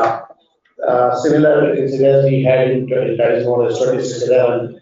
So TRAI gave its recommendation in 2018 that yes, we should have pan-India integrated network that is called VPDR. Its recommendation was it should be 4G and E based. Now 5G is there. So for quite a long time it kept on rolling between DOT and MHA. Finally it has been taken up. I'll just share what is the present day network. I would like that LSAs may please start looking at the current aspect and what will be the expectation of it. So when we talk of PP and DR, so everybody generally picks up the word P. P is disaster. It's not that only. It is about public protection, that is police, fire services, and medical services, the local services. And they are also called first responder. In case of any disaster, they are the first one to respond. So when we are talking of PPDR network, it includes police or public protection agencies as well as DR agencies. The present network which we have, the police is generally having BHF, UHF, all of you who are from technical. Some of my friends are not from technical background. So police has the walkie-talkie, उनके पास एक walkie-talkie होता है, and they work on different frequencies. So they have some capacity of 50, 100, 200. So large police force like Delhi, they have multiple of systems. So whenever there is an event, they have to carry out many handsets with them. And the key factor is that all of the agencies rely heavily on commercial mobile and telephone services, which are not designed to extreme events, as we have seen in 9/11 and 26/11. We carried out certain studies in different states where we found that yes, there are 10,000 handsets in Rajasthan, and they are working still on analog network, so that that network is very much vulnerable. So whenever your Prime Minister or our honorable Home Minister, they are traveling, they may have 5 level or 7 level security, but outermost layer, which is talking about their location, is working on analog network. So that kind of network we do have. When we come to disaster relief agencies, they have state emergency operations center and district emergency operations center. They have reset terminal at the headquarters, but they are more or less dependent on the commercial wireless services. Some trials were made for digital mobile radio dedicated for disaster management purposes, but as we see that some network which is created only for some disaster management purpose, it is not operational around the year. So when disaster happens, that network doesn't work. So that is one of the limitations. Whatever network we have, there are present limitations. There is congestion during emergencies and disasters. They get congested. Interoperability, as we said, that each agency has separate networks and they work on silos. Operation is not possible. Security we have talked about. They need to carry multiple handsets, no video, limited data, and whatever technology which they are using, it has become obsolete. So therefore, it is proprietary and upgradation and maintenance cost is very high. What is mission critical communication? So for a police, particularly for police, the mission critical communication requires complete network coverage in the operational area. It should be push to talk, walkie-talkie, as you have seen. Low latency. The moment it is pushed, but the button is pushed within 300 milliseconds, it should be connected, and the moment it is spoken within 300 milliseconds. Of course, today 5G and 4G these are possible, but these were the things. Group call is very important for communication during disaster relief as well as police operations. There need to be a multi-level priority and multi-level preemption. Now we come to PPDR network. So PPDR network has got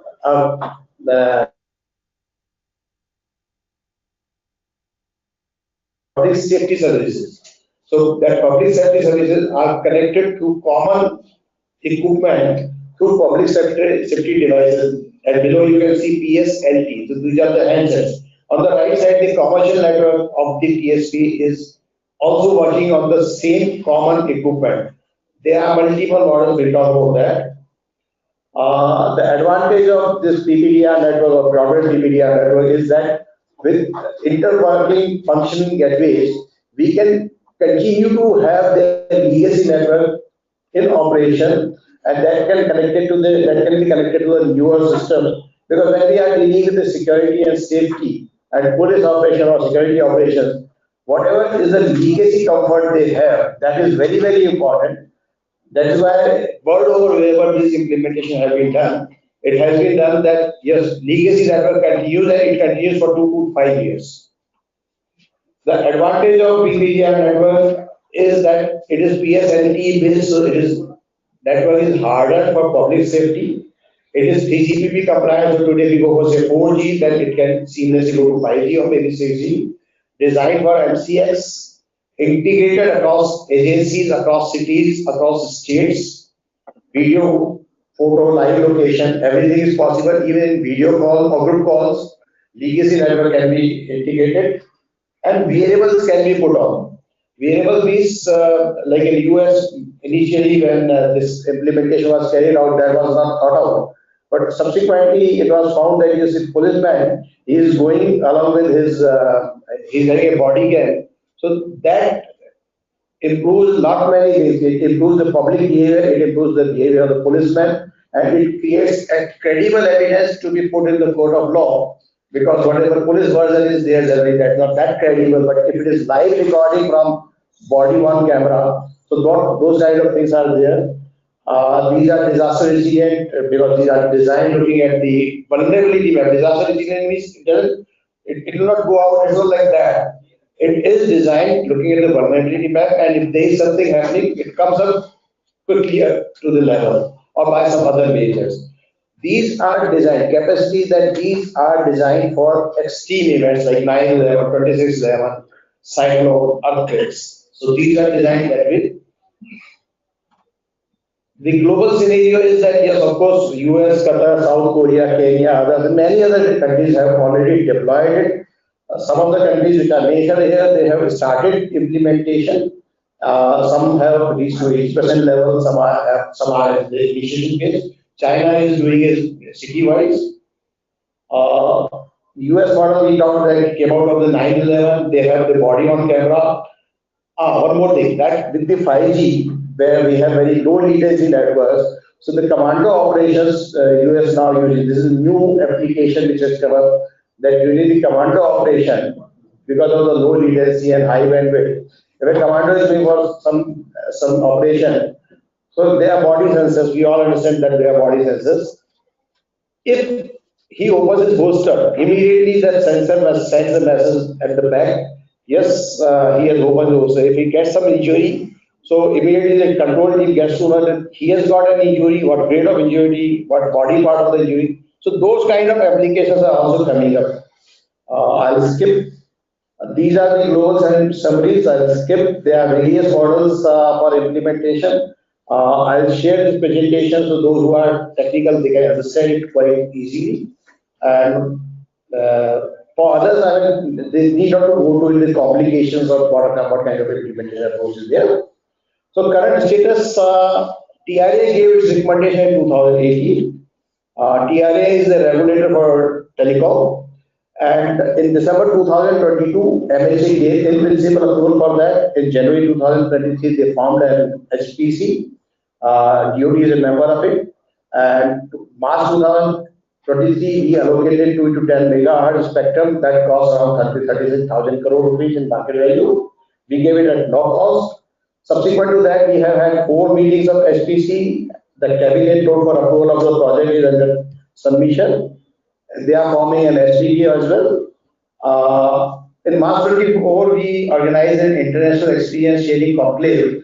So in that, Honorable Home Secretary and Honorable Telecom Secretary directed that before the formation of SPV or an appointment of consultation, you start carrying out the pilot. Accordingly, we invited pilot from all of the 4 TSPs, so they have submitted their proposals, and that is being examined. Now, that is the main point, that what is the role of LSA? What we are looking forward to all of the LSAs, and of course TSPs are sitting there. So what we are looking forward is that these are the districts, first of all, I'm not telling you the name of the districts. These are the districts where MHA had proposed that pilot can be done. TSPs have submitted some other districts. So finally, whatever 7 districts are decided, there may be 7 different LSAs or maybe 5 or 6. Now, what challenges are we finding? That is something which you need to, I need to share those with you. At one hand, when we talk of technology and the kind of picture we present, everybody gets fascinated and he feels like that it should be totally disaster resistant. His expectations are beyond. At the other hand, his own equipment, whatever is his user capacity, that is something else. So we have to work out a balance between the two. So first of all, as and when the pilot is going to come, at that time we need to sit with that particular district particularly. That what are the agencies? I mean, you want to have fire services, you want to have medical services, you want to have SDRF, you want to have whichever agency, how many users, who would be your, what will be your intercept priority across agencies? So what will be the PMC criteria? How many will be the groups? So that is one thing. Deployment scenario is, that is, are we going to have a capacity of all of the districts, like in Uttarakhand if we go, so we cannot cover hills. So that something is to be built out. Agency wise intercept priority I have already talked about. Existing, what is their existing network and how, what is their priority to bring it on IWF, interfunctioning gateway. Because all of the legacy network cannot be brought up. But some network may be very critical for them and everything has some cost. So that is something which needs to be interfaced by LSA with the concerned, on one hand with the TSP and on the other hand with the concerned state. Survivability and resilience, what sort of resilience they want. Security, interoperability, these are the parameters. Further, the test scenario which we are also working with the MHA as well as the DCPW, that what will be the test scenario, because they want some 300 millisecond less than time or multi-level priority. All those kind of test cases needs to be worked out. So that is again, that will come to you at some stage. You can skip this. Okay. So with this, I conclude my presentation. Thank you very much. Thank you. Only 2.5 minutes over. Go back. I think I will ask people to ask questions for the let's wait for the next two speakers. Ashwini, come on, please.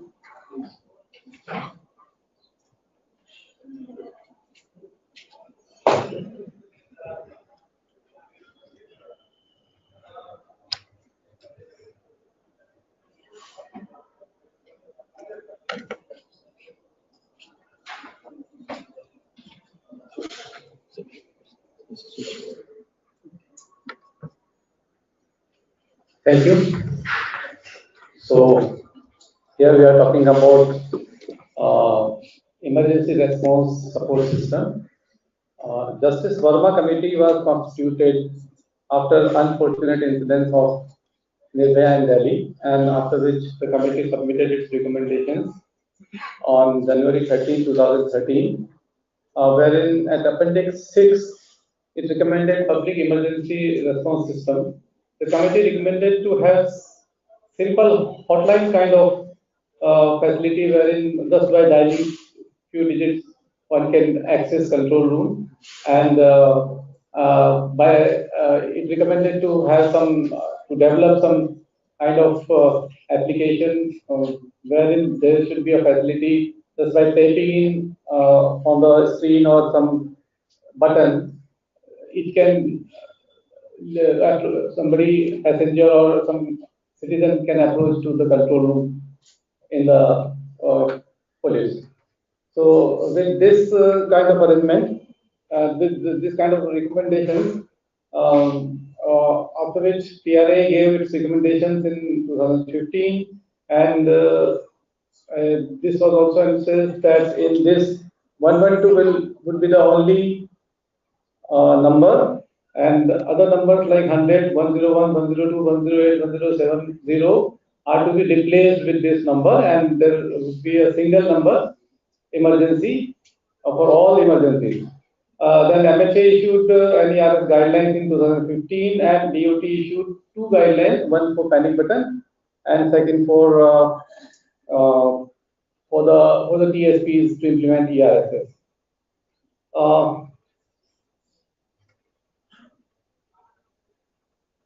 So this is about how this emergency communication happens, there are two ways: by this gazette notification issued by DOT in 2016. It is to be effective from 2017, and if it is a feature phone, then by pressing of numeric key 5 or 9, this call is initiated. If it's smartphone, then by pressing of 3 times in quick succession, this everybody's handset. If you press this power button in quick succession 3 times, the call goes to the ERSS like 112. And similarly, if you press it longer, then a screen comes, and if you press emergency button, then the call goes to the emergency control room. So these are the instructions issued to everybody, all the TSPs, and these are the summary of subsequently in 2020 also DOT issued some guidelines, and these are summary of those instructions which has already been shared to all the LSS and DGT headquarters. The primary thing in this guideline is that from PSAP means control room to TSP, all TSPs will be connected. It will be free of cost without any commercial implications. PRI lines to be provided by each TSP to control room, and long codes also for SMS to be given free of cost without any commercial implications. These are about agencies in 26 states. CDEC is implementing this scheme, and in 7 states, rather there are 5 states and 2 metropolis where the different agencies are there implementing this scheme. Recently, this is more important now. MHA Legislative Secretary took a meeting on 24th April 2014, in which CDEC informed that out of 100 calls, 98 to 99.5% even calls are unintended calls. They are unwanted calls, accidental calls, and actually not intended to. They are the calls which are not actually intending to call 112. And these may be because of the panic button facility, which are getting through which it is accidentally, like if it is wet or it's malfunctioning, or some charger is malfunctioning or something like that, or by accident if the phone is in pocket and you are dialing it by accident. This kind of scenarios are happening, and the calls are going to the control room without any intention. So to address this issue, states have introduced IVRS in the IVRS voice interactive voice recognition system. So through which first when they dial, it asks what you want. But this kind of IVRS is actually defeating the very purpose of for what the panic button facility has been introduced. So current issue which requires attention. DOT had a meeting on April 24th with MSA, State Police, CDEC, and TSPs, and separate meetings also were held with TSPs and states. So all the instructions issued by DOT have been shared with LSA and DGT. So it is expected now that any issue which arises for implementing ERSS should be taken up in the state itself, and it should be we may be asked about if any issues there. So summary of issues raised by TSPs are these, in many states, augmentation of PRI lines are required, but states are not allowing it because they are already overburdening the system because of these 98% of calls or 99% of calls are unintended. So it is overburdening the system, and they are not having sufficient PRI connectors to connect the same. These are another issue is that TDM PRI lines are now out of support, so TSPs want it to be converted into SIP lines, so that is also required. And integration of control rooms is another issue where police, disaster management, child care, ambulance, fire, etc. are to be integrated, if not physically. The control rooms cannot be physically integrated, and it should be logically integrated. So the call should go to one control room only, and it should be distributed from there. Now, Kolkata and Gujarat and Chhattisgarh are having different issues, which will be communicated to the concerned LSS. Current issue which requires attention. From MHA, again, as I already told, the panic button issue is there, and when states are rejecting claims of PSPs for augmenting of PRI lines, I think the reasons that increase to PRI lines are also not resulting in any improvement in the call completion or call dropping. Like case of Karnataka has been sent by CDEC, so it will be communicated to Karnataka LSA. Here we see that some more issues, like we can take up with the chief secretaries also this issue, but we need a report from concerned LSS. So all LSS are requested to submit a report regarding status of implementation of 112 and integration of control rooms in their respective LSS. CDEC has recently sent an email having a different approach to this panic button.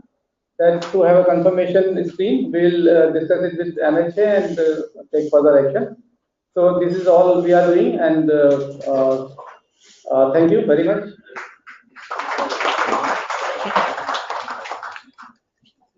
Thank you so much. Actually, you came in ahead of time.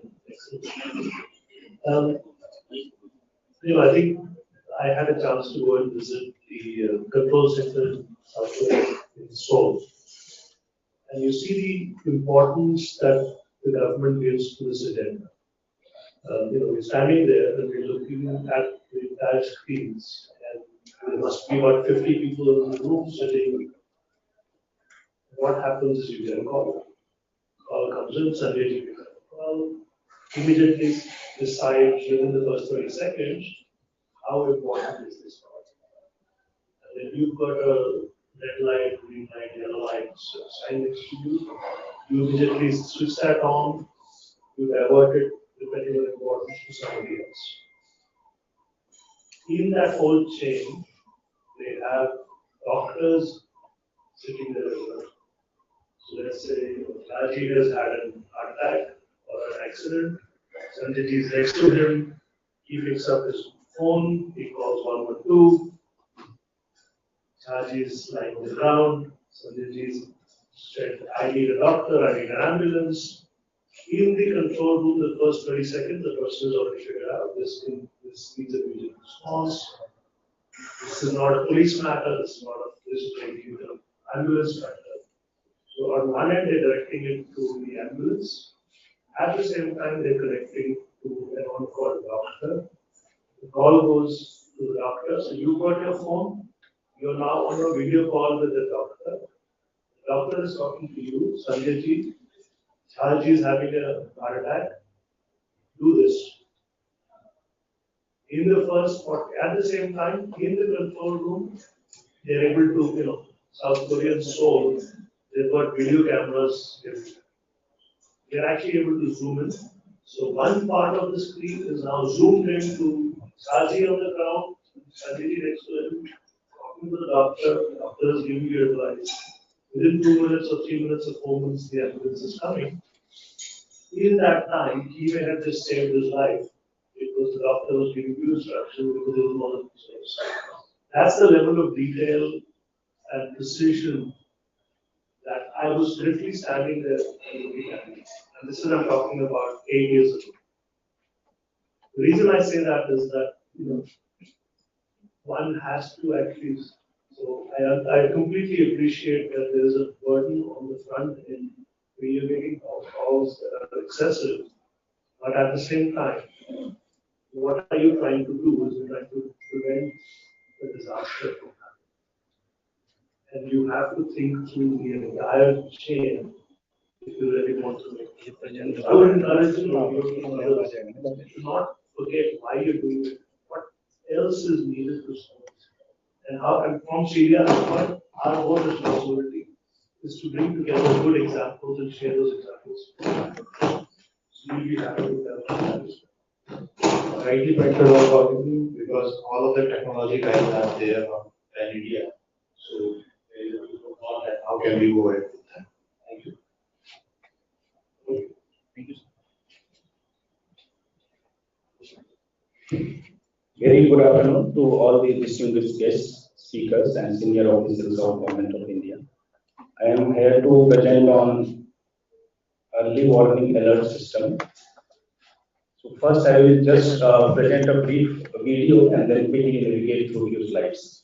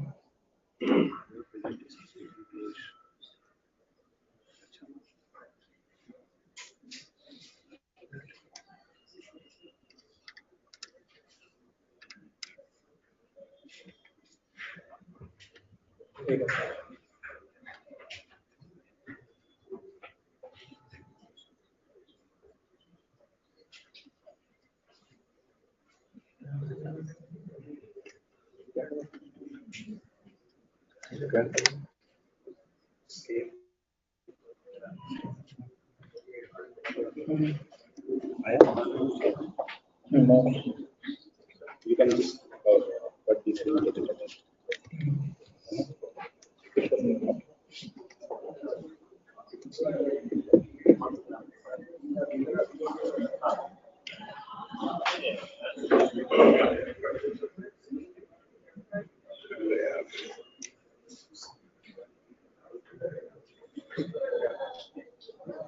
I think we can just start. Yes, sir. Computers have. See, no technology now, let's get you to speak without the. Right. So just.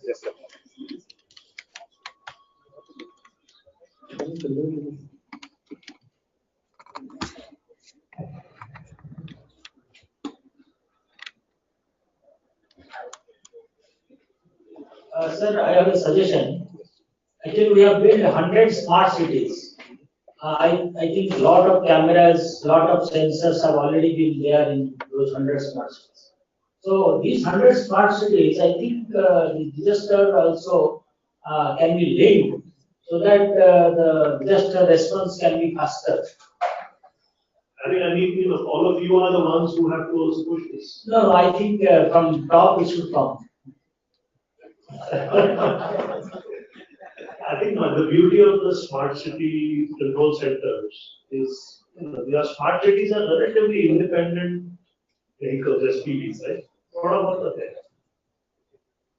I represent an international organization, so I can't speak on the. No, I am just talking about Bhubaneswar Smart City. We have 8 big screens are there. So we are monitoring each and every vehicle, the speed. But I think in the disaster case, so that can be very much helpful if it can be integrated to maybe national level disaster force in an idea. The NDRF representatives are here as well. Yes. Bhubaneswar Smart City, any smart city, because we have already made 100 smart cities. I'll just submit one thing that you are coming from Odisha, and Odisha SDMA is one of the most proactive, and as well as LSA is one of the most proactive. So we can carry forward this solution and we can process. Thank you very much. Yes.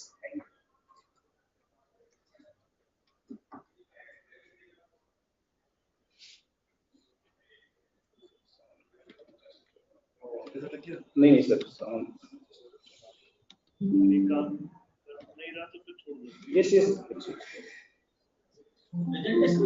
yes it is just a short video of sir 1 minute as climate change intensifies and the world becomes more interconnected, the threat of natural and man-made emergencies has increased dramatically. In 2023, there were roughly 95,000 reported fatalities caused by natural disaster events worldwide.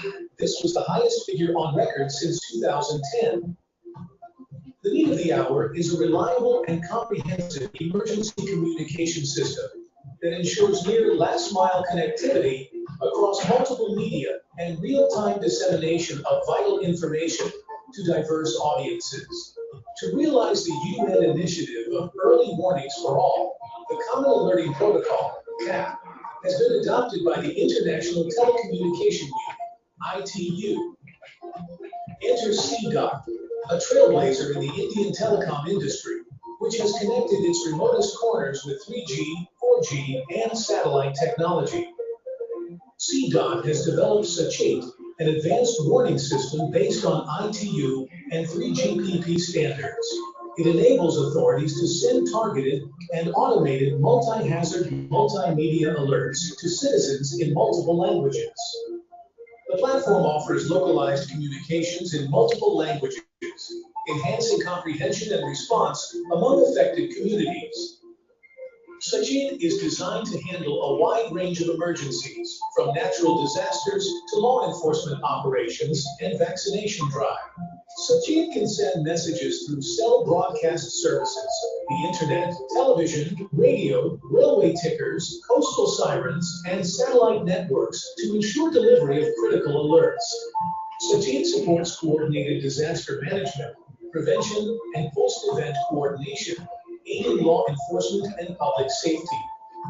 The operational pillars of Sachit that make it the perfect emergency communications platform are ability to define the geographical scope of the alert, end-to-end safe and secure communications, a detailed dashboard for monitoring and coordination, near real-time dissemination of information.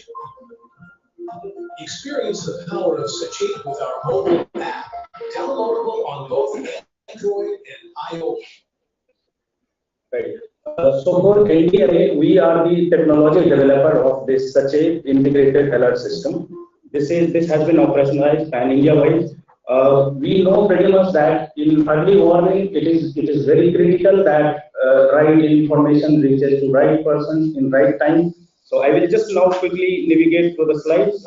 These are the stages of disasters. So first we monitor and detect based on sensors installed in the field, what disaster is going to happen, at what place, what time it will happen, and what instruction has to go to the public. So that is used through the early warning system to disseminate, and then further response and rescue operations to happen. So earlier, when we did not have the system in India, we had these limitations to be able to send early warning to the end users. Directly, we had some lack of coordination between alert generating and disseminating agencies. We did not have multiple channels to use. We were not able to send the alerts directly to the end users to their mobile phones, and we did not have location-based things and vernacular things. Also, some standard support were not there. So there were huge technological challenges to implement an end-to-end automatic pan-India system for public alerting. We had language challenges, we had legacy infrastructure challenges, where those needs to be converted to the common alerting protocol compliant. And we have the network congestion thing, battery life of the citizens. In disasters, networks do congest. So for early warning, we pretty much know that there are systems in the very much developed countries. They already are having based on the common alerting protocol, which is basically an all hazard, all media protocol. You can see. So using this protocol, you can basically disseminate what hazard is going to happen in which part of the country and how soon it is going to come and what action public has to take on that using all the possible media. So this is the format of the common alerting protocol. It does have other good capabilities, such as like it can have the geo targeting. You can precisely target one single polygon or even as smaller as a building, or it can be sent over all the media. This can be scheduled as well to send it in odd hours. It does have support for audio, video, and multilingual support, of course, as well.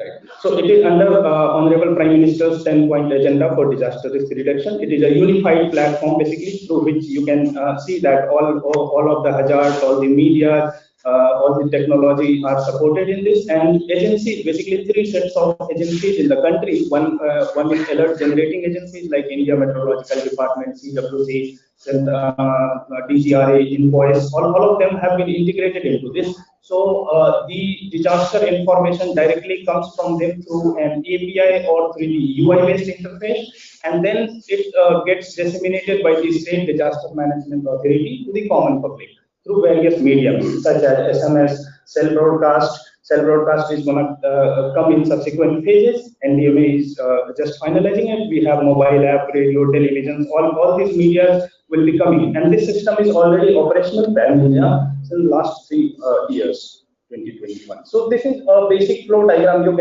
can see how we have integrated the agencies responsible for early warning in the country. So left hand side we have all the alert generating agencies, and then bottom we can see we have moderators, state disaster management authority, who basically take actions on what area and what message has to go, what public instruction has to go. And right hand side we have all the media which are automatically integrated into this platform. So it is an end-to-end automatic for dissemination of the information, and then receiving what were the statistics on, like how much public were alerted, in what time they were alerted, sort of things. So it does have a geo-targeting capability. Most of the times we have seen in past usage that authorities select so many districts that lead to some delay in SMS dissemination, because it is a sequential process and lakhs of crores of SMSs being disseminated by the TSP takes time. So precise geo-targeting is important. For the disaster, you can see how these SMSs are being received. I'm very sure that most of you might have received these SMSs from NDMA EW header in recent times. We have this cell broadcast alert, which is going to be integrated pan-India. So it will be an attention seeker alert. You have to act before just using your phone. We can have alerts on television. So it was used live during Tamil Nadu cyclone. You can see. For safety, remain indoors.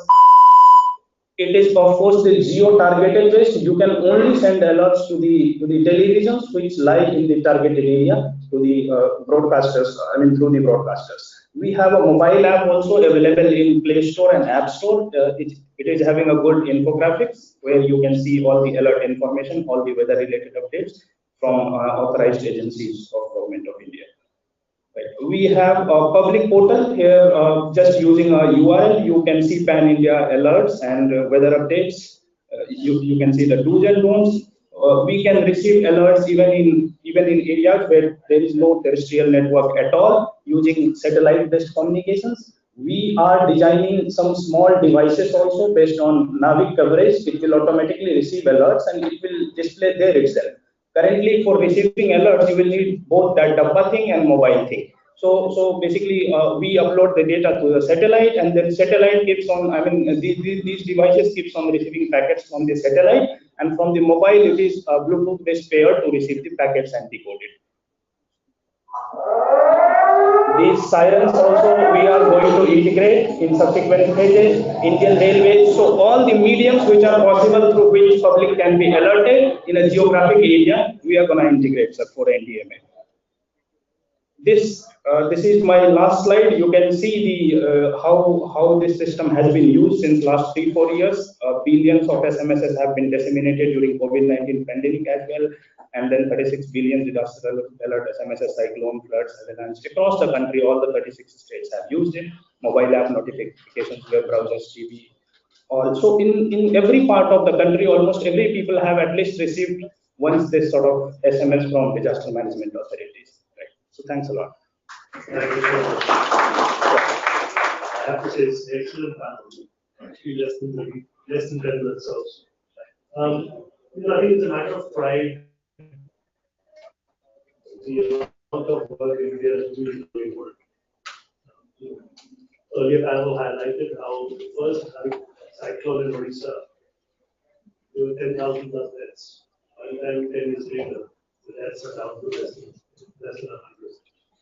That's our success story. And what's interesting is that where I'm sitting at, working with countries around the world, we are getting requests So we're helping Dominican Republic, for example, to build a multi-asset system. We're looking at other countries because they're looking to India to now bring our experiences. So it's no longer experiences only from these developed countries, but actually countries such as ours. They're now sharing with the other countries which need these kinds of services. So for me, it's really something I'm very happy to see this and the evolution of what has been going on. Thanks a lot.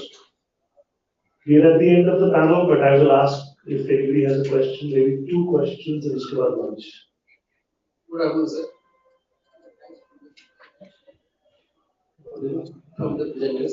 This question is not directly related to what has been presented, whether it's off the thing, but it's important because it is coming to my mind time. So there was a news 3 days ago in the newspaper that some telecom technician went to repair a tower in some desert of Saudi Arabia, and then his battery ran out, his diesel ran out, and after 2-3 days only they could be found off. We try to find out what might be the reason, and probably one of the reasons is that probably he lost the GPS. So any comment from the dignitaries or anybody who is present over here that how is it possible that GPS was lost? Anything, any clue about it? Like what can we have? Thank you.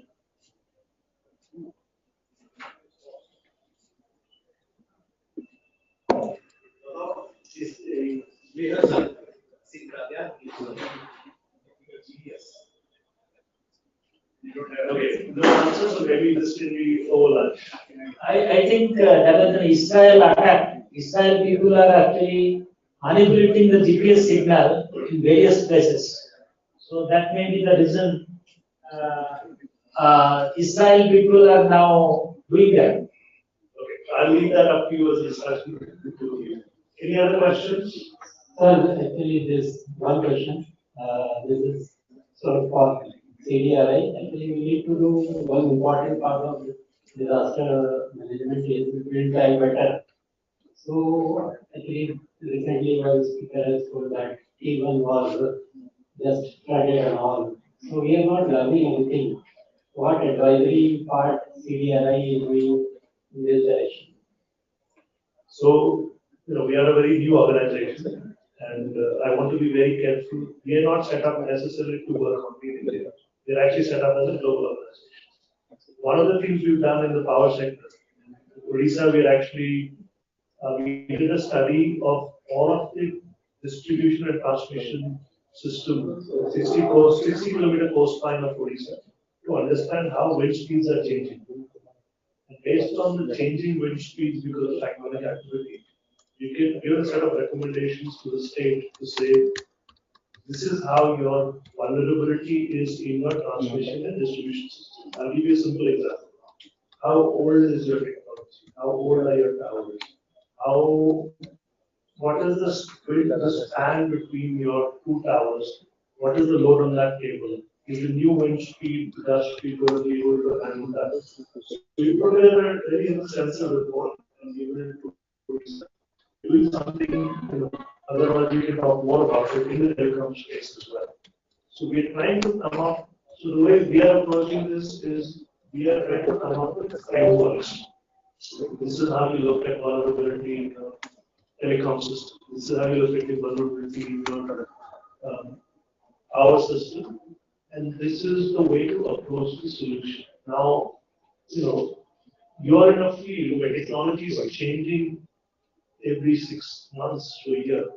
So it's not about telling you what technology, it's more about saying you need to guarantee connectivity within 10 seconds or something. And then let's find technology that will solve that problem. So it's about framing the problem in a way that you're building that. That's how we are approaching it. And if you want to add something from the telecom side. Yeah, build back better is, as the name indicates, that if suppose you have a distributed furniture, supply chain, and there is cyclone, and most of it or part of it has been thrown away. So what general tendency is that you build it again the same. So you are waiting for that next cyclone to come and to get it away. So build back better is an approach basically. How can you have a better approach in that. That originally it started with the housing because लोगों का घर टूटता था, then they again used to build the same. And the same thing now we are working on creating the based on the disaster resilience, disaster profile of the nation. What we are looking at, what is the expected cyclone speeds. So accordingly, some specs are to be designed now by DOT in consultation with PEC that may come up, and some of those specs will be his guideline.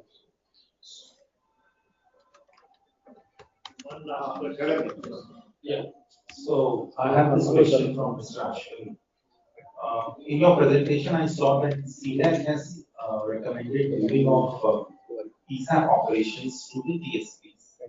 Now, I have not heard about this, but definitely I'm curious to just understand what is the genesis of this recommendation.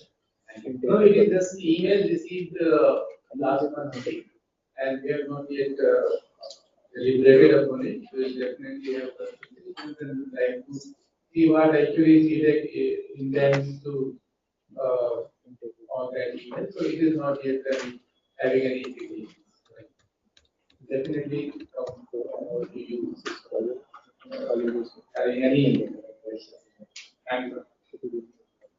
Thank you very much. I think I'd like to thank all the panelists. Thank you.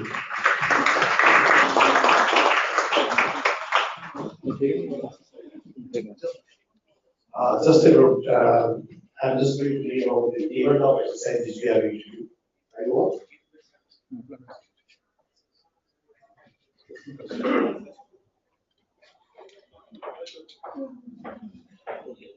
So in the meantime, we can take a photograph. I think we have reached a little work.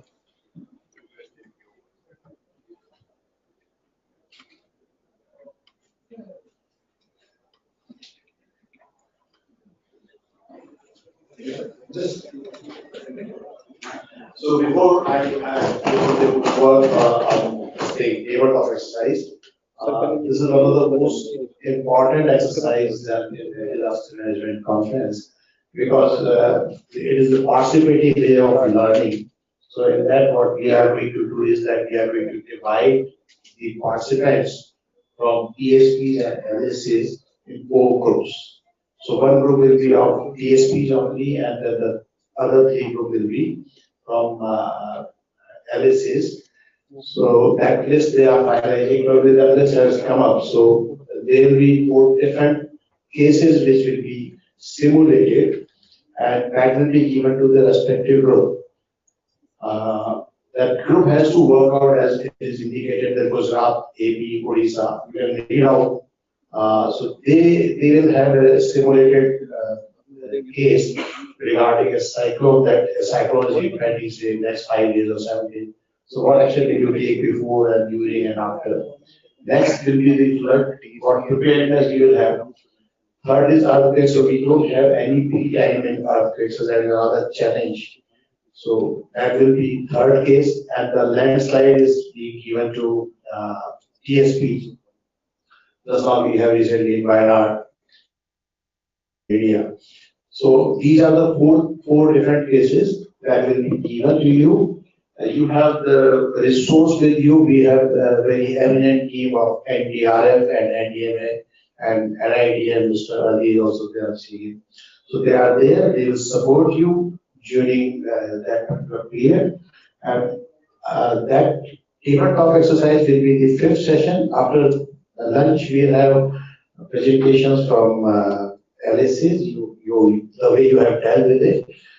So my submission would be that post lunch, if you come and sit in this particular group, like cyclone simulation case is the first group, so they can sit on the side.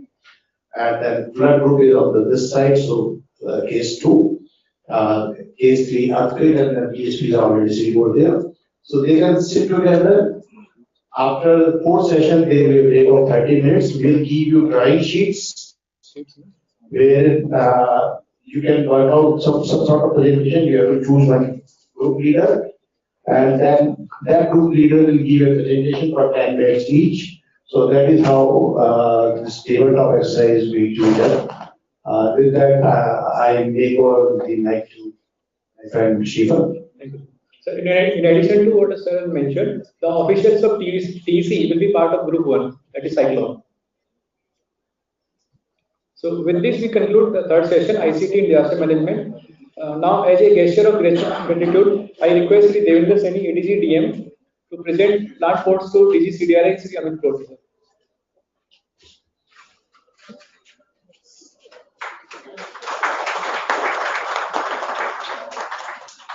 Ms. Saini is requested to present plant ports to Sri Sanjay Agarwal, DDG.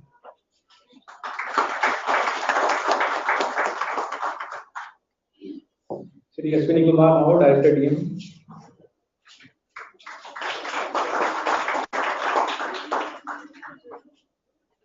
And to Sri Sumit Kumar Jha, Team Leader, CDOT.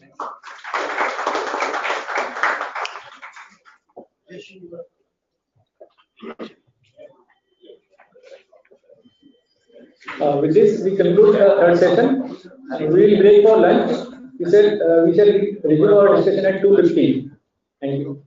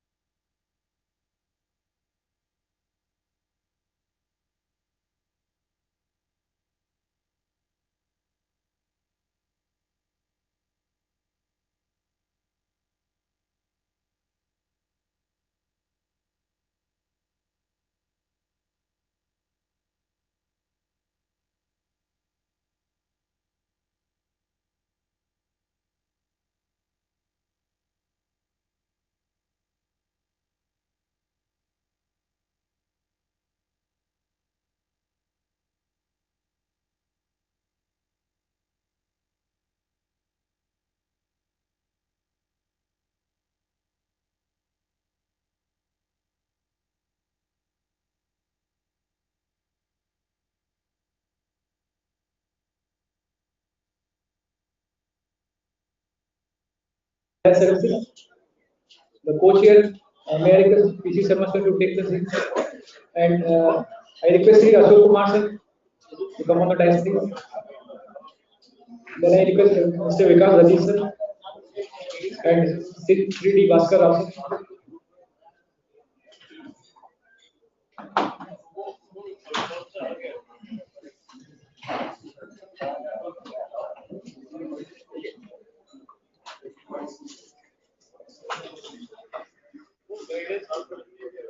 Experiences from past disasters enhance our preparedness for future challenges. With this, we now begin our session 4, where our esteemed LSAs shall share their experiences of handling disasters. This session will be chaired by Sri Rohit Sharma, sir, Member Services Digital Communication Commission DOT. Sri Rohit Sharma, an ITS officer from 1986 batch, currently serving as Member Services at the DOT headquarters. With a bachelor's degree in electronics and communication from Jabalpur University, he has also holds MBA in marketing and postgraduate diploma in financial management. Throughout his extensive career, Sir has held key roles including Chief General Manager in BSNL, overseeing telecom operations across several states, and has been instrumental in launching initiatives like Digital Intelligence Platform. His contributions have been recognized with the Sanchar Seva Padak 2001 and the Top Leadership Award 2023 in BSNL. Please welcome, sir. Then we have Sri PC Sharma, sir, DDC Technology DGT Headquarters, as co-chair for the session. PC Sharma, sir, is an officer of 1996 batch. He has worked in various capacities in BSNL and DOT. He has mainly worked in regulatory and licensing wings of DOT. Presently, sir is working at DDC Technology DGT Headquarters. The speakers of the sessions include Sri Ashok Kumar sir, DDC UPS LSA and OSD2 Secretary Telecom. Sri Ashok Kumar sir was Deputy Director General Wireless Access at NTAPIT, where he has developed extensive training for 5G and 6G mobile communications. Sri Kumar also serves as Vice Chair of ITUT Study Group 16 and Expert Group for World Telecom Policy Forum. The other speaker of this session is Mr. Vikas Dadich.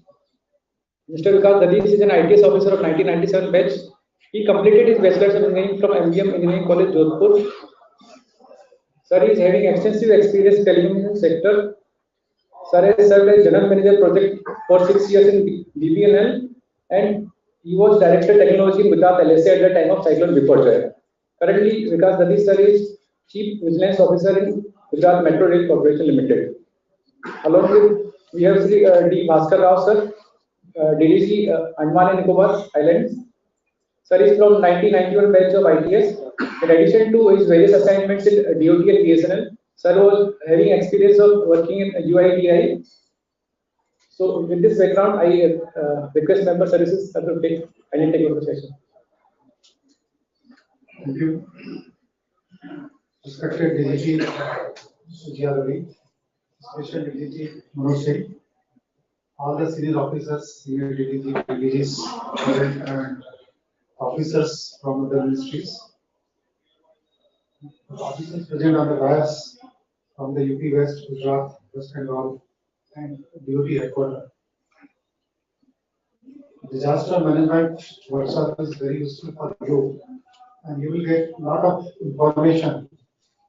And based on this information, some SOP can be formed so that everybody will have the guidance information how to proceed in case of any disaster activity takes place.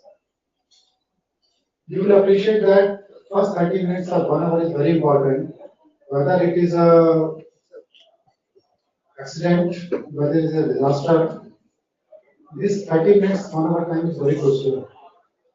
Even for us, if heart attack takes place or any type of accident takes place, if you get the treatment, first aid treatment within 30 minutes, you will be cured. And similarly, the case with the disaster incidents, if any incident takes place, if you save the time, save the lives, that which is precious, then we can overcome from this disaster activity. You may be remembering in Odisha, sometime in 96, 98, when the cyclone came, more than 150 to 200 persons died. After that, Odisha government has formed the disaster management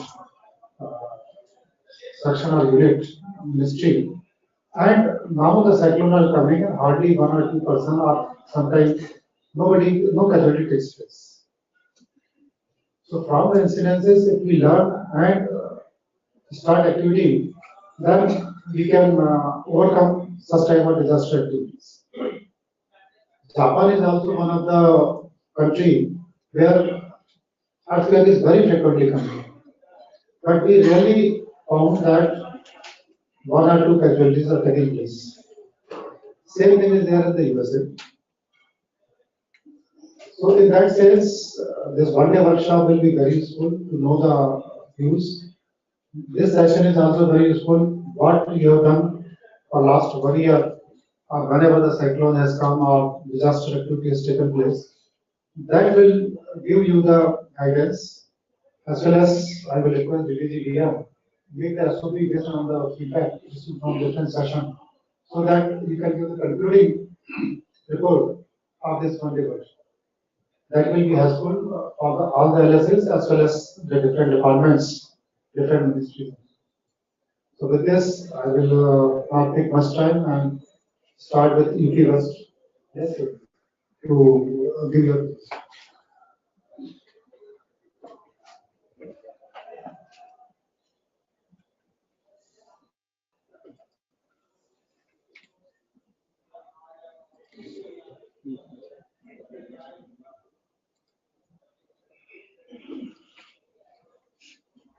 Thank you, sir.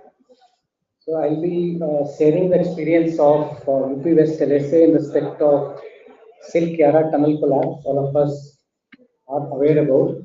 Anybody not aware about this particular incident can raise hand. So nobody is raising hand means everyone is aware of this particular incident. So this experience sharing is primarily on the telecom perspective, but to build story kind of. So I will be also telling about the incident and also how we enhance the telecom facility which is there. So if you look at this particular map, the red part is kind of a tunnel. So this was the tunnel under construction. Length was 4.5 kilometer. So if you see the roads on side of that, so that was about 25 kilometers. So that 25 kilometer distance will be shortened to 4.5 kilometer once this particular tunnel will be ready. On that particular day when this particular incident happened, one end of this tunnel is Silk Yara and other side is Barcode, we call it. So from Silkyara end, the road was already constructed. The tunnel was already constructed about 2.3 kilometer, 2340 meter. And from the Barkota side, 1715 meter, 1.7. So only left out portion was 441 meter that was towards Barkota, right? That was the status as on that date. So actually what happened? So just one day before Diwali, in the morning 5:30 a.m., the tunnel collapsed. That collapse happened towards Silkara end, and it was about 203 meters from the Silkara end. So from 203 meters to 240, so about 40 meter collapse happened towards the Silkara end. And 41 workers were trapped inside that particular tunnel. So that was the situation on that day. Graphically, if you see this picture, just see, you can see that 2340 meter from Silkara end and up to that. So only this particular portion was not yet ready. This one was still to be done, and rest was already completed. And the collapse had happened this particular place. Initially it was 40 meter, but later on, subsequent collapse, it became about 60 meter. So what was the telecom scenario when this incident happened? So luckily, that area was actually covered by the mobile from different TSP. For example, the BSNL BTS and the Jio BTS was just 1 kilometer away, whereas Airtel and Voda BTS was 7 kilometer away. So we were having mobile connectivity at that particular location. As such, that was good coverage for the purpose of disaster rescue and all at that particular point of time. But there was no wireline connectivity available nearby, right? So there was no landline phone or wireline connectivity. So with this, although those who were trying to do rescue had some kind of mobile connectivity, but inside the tunnel, there was no coverage as such, right? So as such, initial days there was no requirement coming from state government or district government to enhance the telecom connectivity. So from now, let us look at the various aspects which have happened from now 12th. The incident was on 12th. 12th to 17th, what has started happening? So basically, when this incident happened, there was already a pipeline, 4-inch pipe was already available at that particular tunnel. So some sort of communication was available with the workers inside, those who were trapped. So food was being passed, the dry fruit, air, etc. were passed on using that 4-inch pipe which was available. So dry ration and all was available. In addition, what they were trying to do from the Silkyara end, they wanted to push pipe 800 and 900 millimeter pipe horizontally so that they cross the debris and they are able to create a way to rescue. Right? So they were able to push about 4 pipes and they were able to do 22 meters out of 40 meters at that point of time. 22 meters they were able to push the pipe. But beyond that, there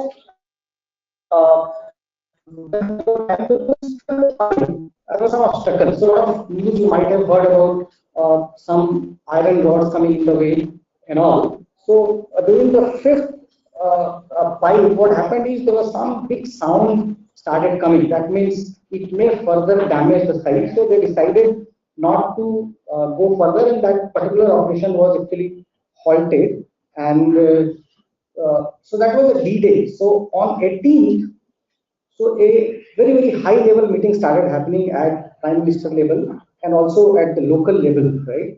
And the team from PMO and other organizations, as you can see on the screen, they visited the site. So now what was decided is that now not only the horizontal pushing of pipe from the Silkyara end, but they will try different other options also. I'll talk about those options. There were 5 different plans made. And other important aspect which has happened is slowly the team had started coming to the site, the family members had started coming to the site. So now there was a point when, since telecom facilities were limited in the sense that coverage was coming from 1 kilometer away or 7 kilometers away, now telecom choking started happening because everybody coming to the site with their mobile, there was a problem. So on 18th, we started getting information from district and state to augment the telecom facilities. So let's look at this particular picture diagram, which shows that what were those 5 different plans which it was decided on 18. So one is, in addition to the horizontal digging which was happening from the Silkyara end, this one is the Silkyara end, this one. Now second, what they started doing was like a road was to be built by BRO so that they reach at this point and here they can do a vertical digging. That was the second option. And there was another option here that from the other end, Barput end, there was another road going from there, some approach road BRO was constructing, and there they can do vertical drilling. And from the other side, the 441 meter was left in the tunnel. From there also, so these were different 5 points where work, it was decided to start those works. For those works to be taken, a lot of other teams started coming. So there was a need of enhancement of telecom facilities, and DOT, headquarters, LSA, all our TSP became active. So coordination started happening. So as far as UP West LSA is concerned, so we started forming different messaging groups, including DGT, secretary, member technology, and other stakeholders, coordination with all the TSPs, the state government, and even LSA officials who are camping at the Silkyara end and also towards the barcode end. So a lot of coordination started happening. So with that efforts of our telecom service providers, so Reliance Jio, so they were able to install 2 small cells on the same date, that is on 18th November 2023, and on 19th 2 more additional small cells were added. Jio also started a camp for distribution of SIM card, those who want to take a Jio SIM card and use there.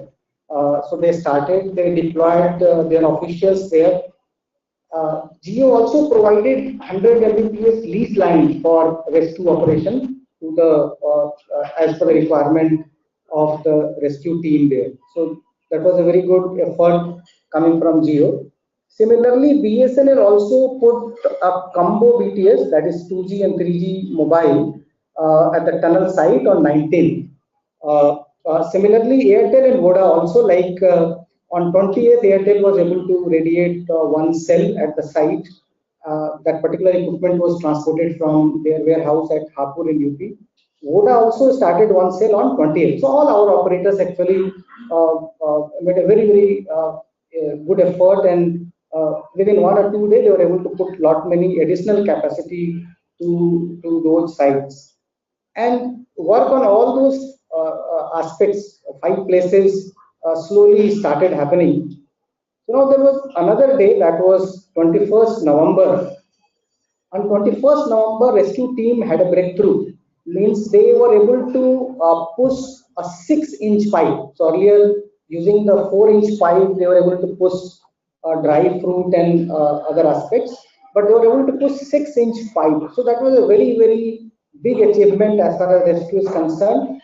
Why? Because now they are able to push hot food for the first time from 12 to 21. That in the previous 10 days, the trapped worker didn't have any hot food. They were surviving on dry fruit, etc. And also using the 6-inch pipe, they were able to send walkie-talkie, and then some communication started happening with the workers.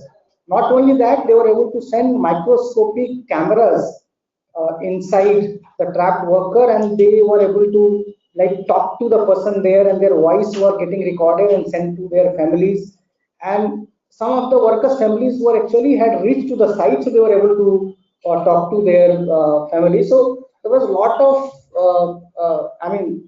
so everyone was now motivated that now we can even did that. So if you see some videos of the operation available on different media channels, so there was a lot of enthusiasm motivation on that particular day. So at that point of time, there was a need felt that there should be some wireline kind of connectivity also, so that the worker inside where mobile signals were still not reaching, in spite of having so many cells nearby, they can talk to their families directly. So at that time, BSNL was asked to actually create a landline telephone. So BSNL actually worked very hard. I should clap for them. They were able to put a new landline exchange 200 meter away from that tunnel, and that communication started. And with that, even from PMO, PK Misra sir was available, and he was able to talk to those tracked worker. You can see this particular telephone exchange, and they were able to install within 24 hours. So same day, almost in a day, they were able to install and commission that particular phone. You can see some glimpse of those. And you can see PK Misra sir talking to the worker on the phone. I don't know if the voice will come here or not. इसमें आवाज नहीं है.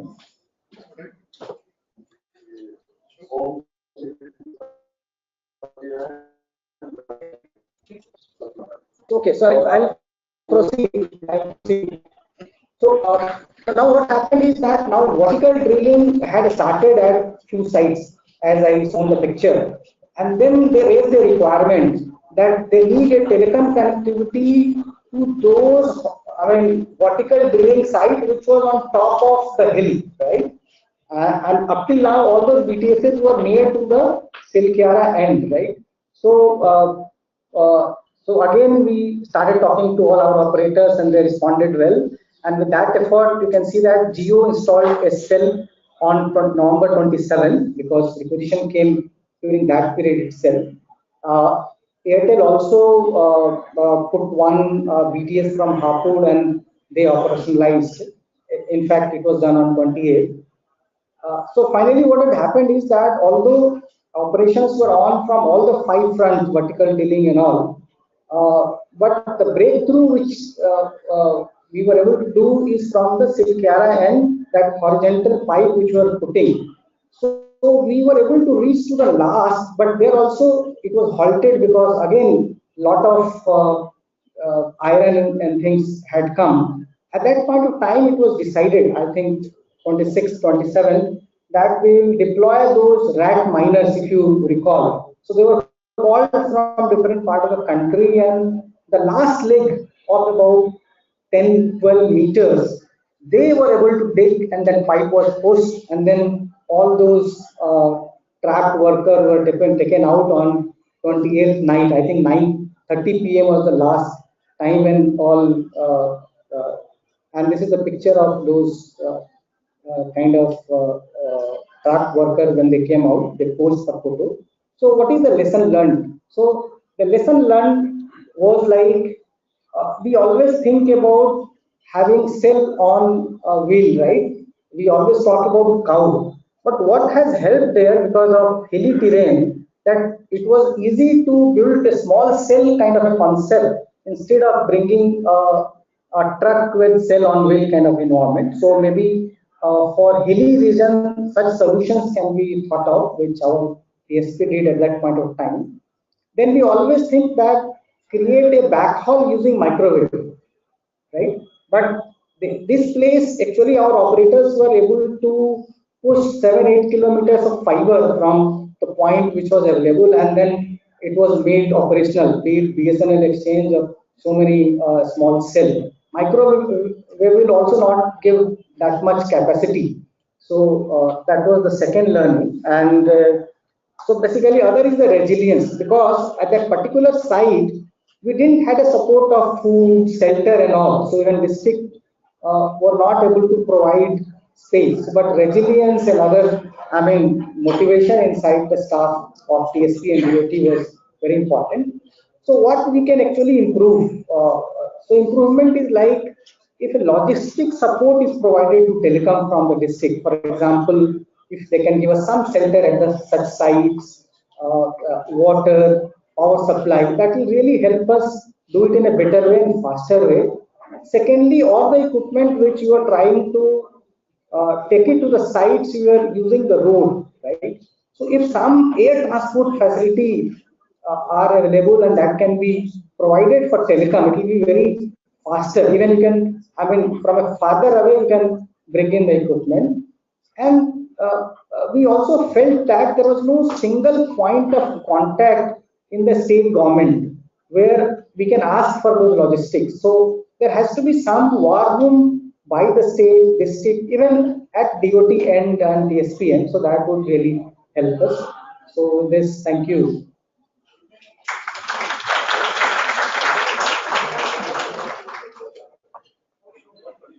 Yeah.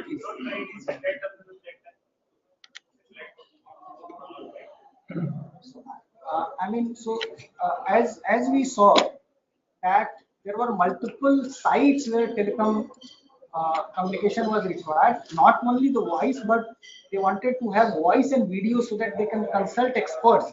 You know that, so the satellite with only voice would have not helped much.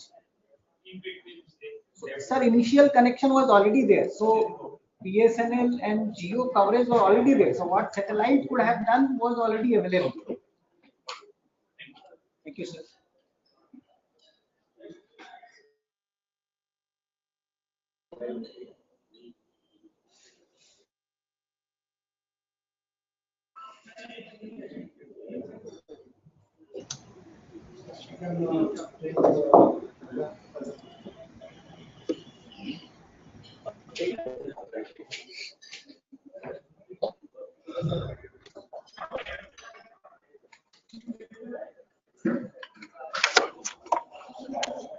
Yeah, thank you, sir.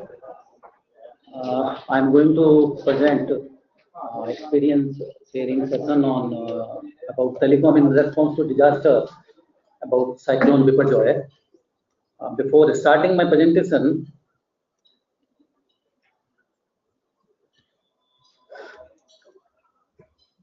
I would rather make session over Arabian Sea.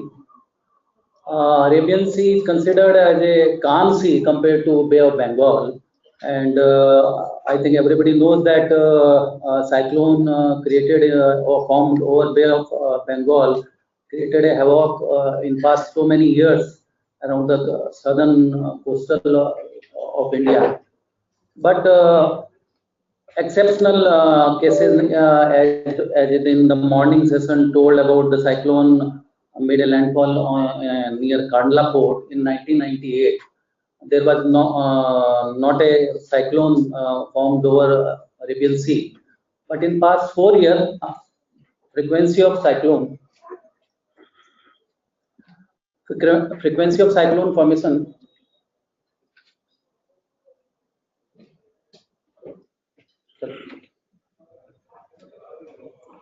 has seen a remarkable jump that you can see from 2019. 7 cyclones were found over the Arabian Sea, and 3 cyclones made a landfall on Indian coastal area. So these are the past cyclone record. I will give a quick brief that in the morning already discussed about this Kandla port cyclone. This resulted a huge loss in property as well as a human life loss. Estimated figure of more than 4,000 people lost their life in this cyclone. And then after that, Vayu cyclone came in June 2019. This cyclone landfall averted at the end its trajectory, but heavy rainfall were there in Kutch area. But last these 3 cyclones, Nisarg, Taukte and Biparjoy, every cyclone had impacted the landmass in west coast of India. Nisarg mainly hit the Alibag near Maharashtra, in Maharashtra, with the wind speed of 95 at the time of landfall. And one of the experience I want to share about this Nisarg cyclone, At that time, everybody knows that Corona was there, and DOT had started some of the initiative for fighting this Corona, and one of that is a common alert protocol, which was deliberated in the morning by CDOT. That common alert protocol was the initiative during that Corona time period only, and at that time it was under trial phase only, and first time it was used for this Nisarg cyclone for early morning dissemination of messages, and in Gujarat itself around 4 lakh messages were sent. As Gujarat was not affected, because the trajectory of the cyclone we cannot determine in advanced stage. We can say that cyclone is going to form, but the trajectory at very end cannot be ascertained. So at that time, this was the experience, and prior to Nisarg, we can say that what was the practice DOT was following for sending the early morning messages is just to instruct TSPs to send message from their network directly, but there was no checks and monitoring is available that whether the message is going to be delivered in time or in the right area, the people affected in the area, it cannot be ascertained. So this is the first time this portal was used. Then the Taute cyclone that made a landfall on 18th May 2021, and at that time COVID-19 second wave was going on, and it hit the Jafrabad near Diu, Gujarat coastal area with a wind speed of 140, and it is considered as a very high speed cyclone. And Taute cyclone was also in one of the, you can say that after hitting the landmass, it penetrated Gujarat completely, and even heavy rainfall observed in the southern Rajasthan as well. So the effect of this or degree of destructiveness was very much high in Taute cyclone, and at that time state authorities were fighting with this Corona already. So the we can say that not ready for this type of disaster. Instead of going into history about that, we come to the action and we are ready. Just sir, I want to brief about that what exact experience. Okay, sir. Yes, sir. So for Taute cyclone, there was one experience which I want to share, that at that time we did a coordination with the state authorities very well, and due to that we formed a group, and during that time only power companies were associated, and TSPs also appreciated that due to that power supply restored in BTS in time. So this I will go fast. That Biparjoy cyclone first IMD warning was noted on June 6th before intensifying into the cyclonic storm. This was a category 3 cyclone, and at the time of landfall the speed was 11 yeah. Yes, sir. Yes. Okay. So this is the trajectory, and this is the you can say that green balloon shows that area of impact over the land in the Gujarat. So after getting the early warning messages on 4th of June and on 9th June, it was declared that the cyclonic storm formed over the Arabian Sea, and it will be going to hit Gujarat coastal area. This already we have taken care of in the morning. So these are the pre-disaster activities performed by the Gujarat LSA.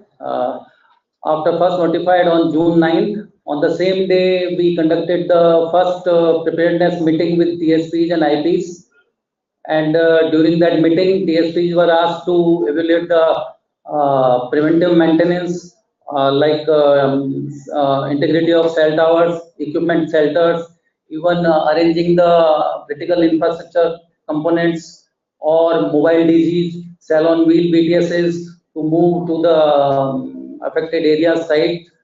Then spare equipments, special maintenance teams required for that. And same time it was told that maintain the fuel reserve, and if further you want a help from the district authorities, Gujarat LSA contacted the district authority on the same day as well. Then coordinated with SDMA also, SCOC, the Gujarat have a one special center, that is a emergency operation center. And then on 12th of June, Monday, conducted a meeting with the Honorable Chairmanship, under the chairmanship of Honorable DG, conducted a meeting. On the same day, nodal officers for LSA and DSPs were nominated, district-wise nodal officers. This already covered in the morning. From this, from starting from 11th June, 3 crore early warning messages were disseminated over a period of 1 week up to the 17th of June. So these are the companies Gujarat LSA collaborated and coordinated during the Biparjoy cyclone. That first and foremost is the TSP, IP, then district disaster management authorities, SDMA, then power companies as well, then state emergency operations center, and one of the other major stakeholder is a Kandla port, that is now known as a Deen Dayal Port Trust.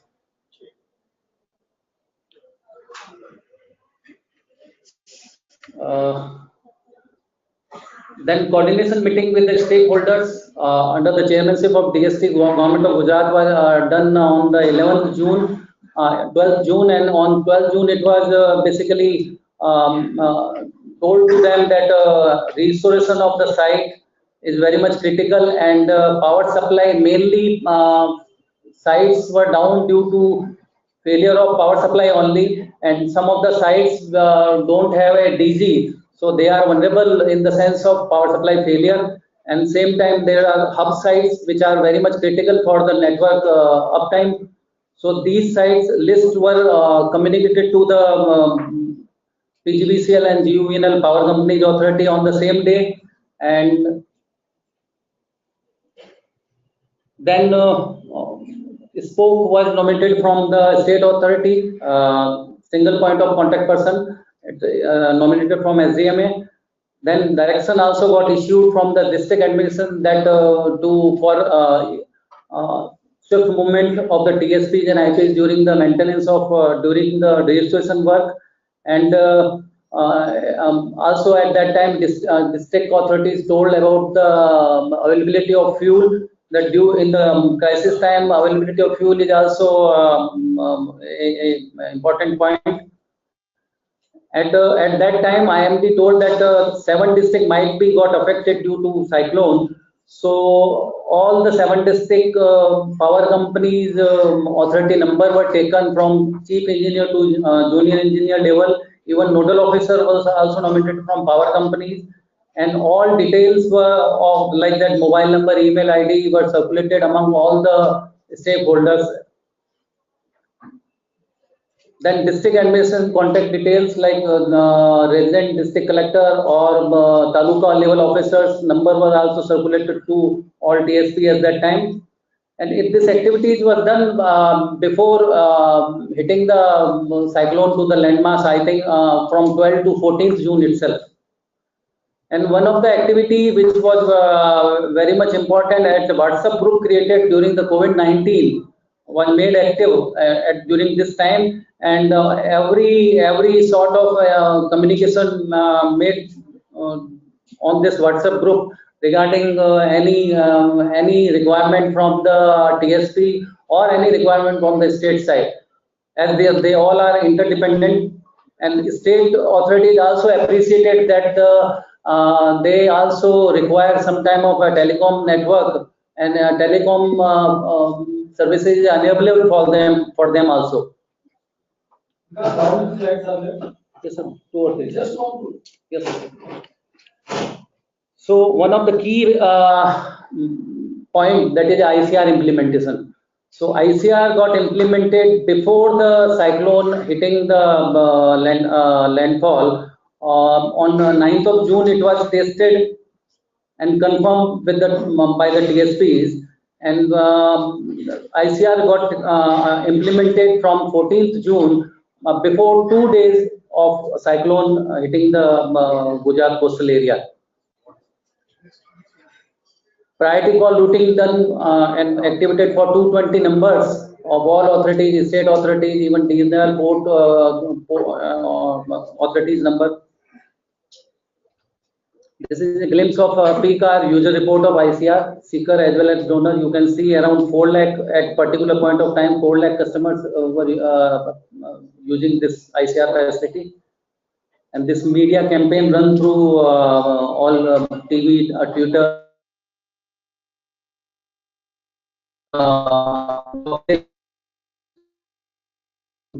does not latch automatically to the available network. And this awareness of ICR through Twitter was appreciated by state administration as well. Now, thus, this is the last important activity, which is basically after disaster occur, that is a post-cyclone restoration telecom network.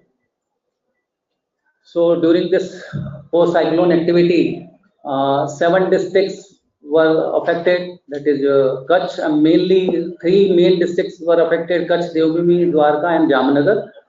And every already list of priority, list of vulnerable and critical sites of BTS was given to power supply companies.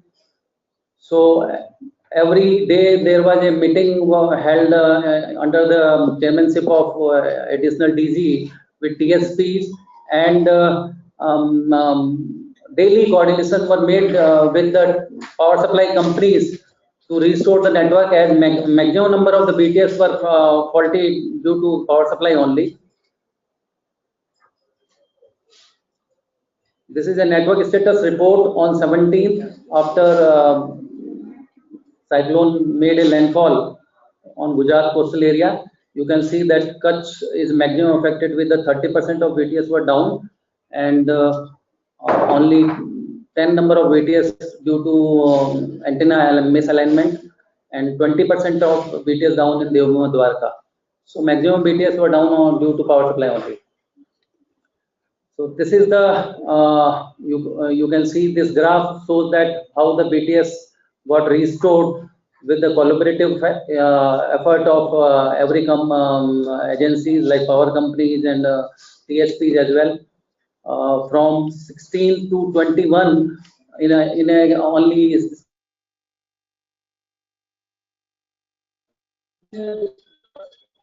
Okay. These are the key takeaways. ICR implementation before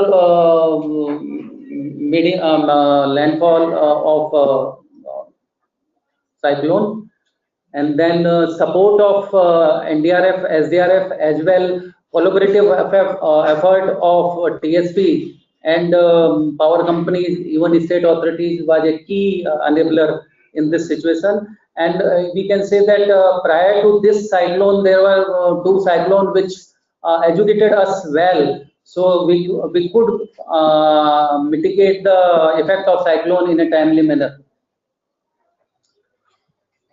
This is the glimpse of some photographs. Thank you. Thank you, Ross. So I will share some point about Gujarat. Actually, Gujarat was the one disaster which was handled extremely by DOT, and Vikas was the director there. The point was that there was a very good coordination between LSA and TSP and state police. Our restoration plans were very well organized.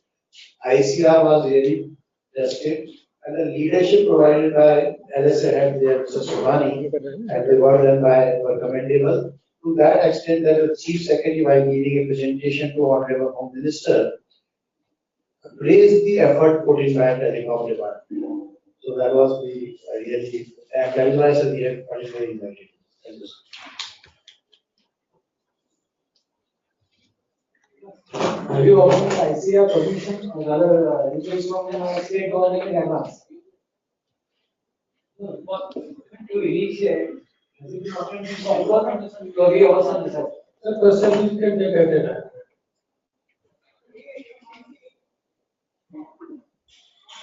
Good afternoon to all of you. This is a brief about GLAF Sikkim. Sikkim is a small state of covering 7,000 square kilometers.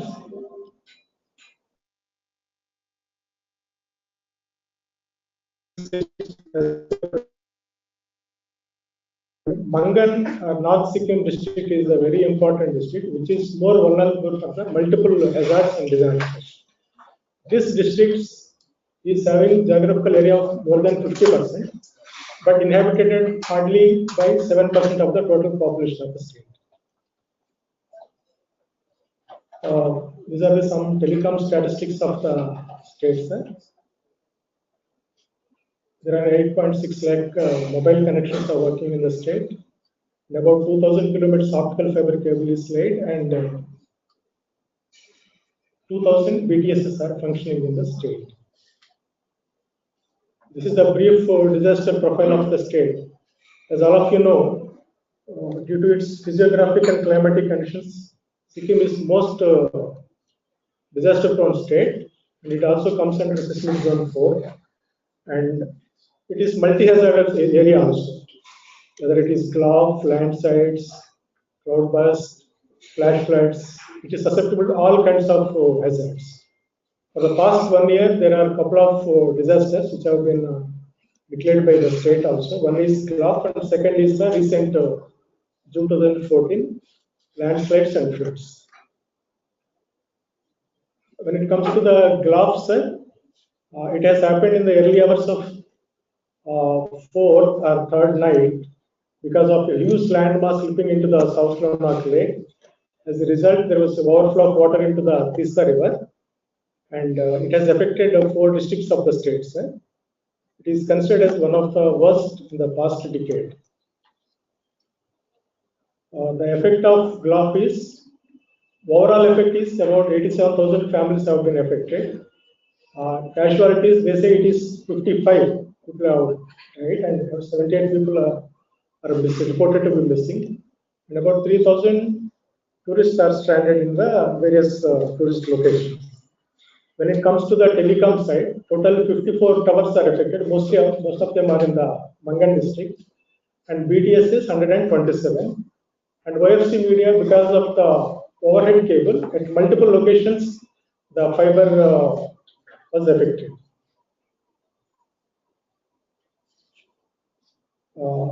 Throughout this restoration phase, there was excellent support from the devotee headquarters for restoration of the services. ICR guidelines were issued by the devotee headquarters, and it was implemented. And there was excellent support from the army as well as state government departments in restoration of the services from the LSC. As you can see, mostly the BTSs in the Mangan district were taking time for restoration, whereas most of the BTSs in East Sikkim district, and that is in Gangtok, were restored by 6 citizens. Another important thing is deployment of the VSAT terminals. For this also, devotee HQ played a pivotal role in airlifting the equipment, coordination with the army, and making them functional. The VSAT terminals, particularly in the Mangan district, devotee headquarters played an excellent support for making them functional.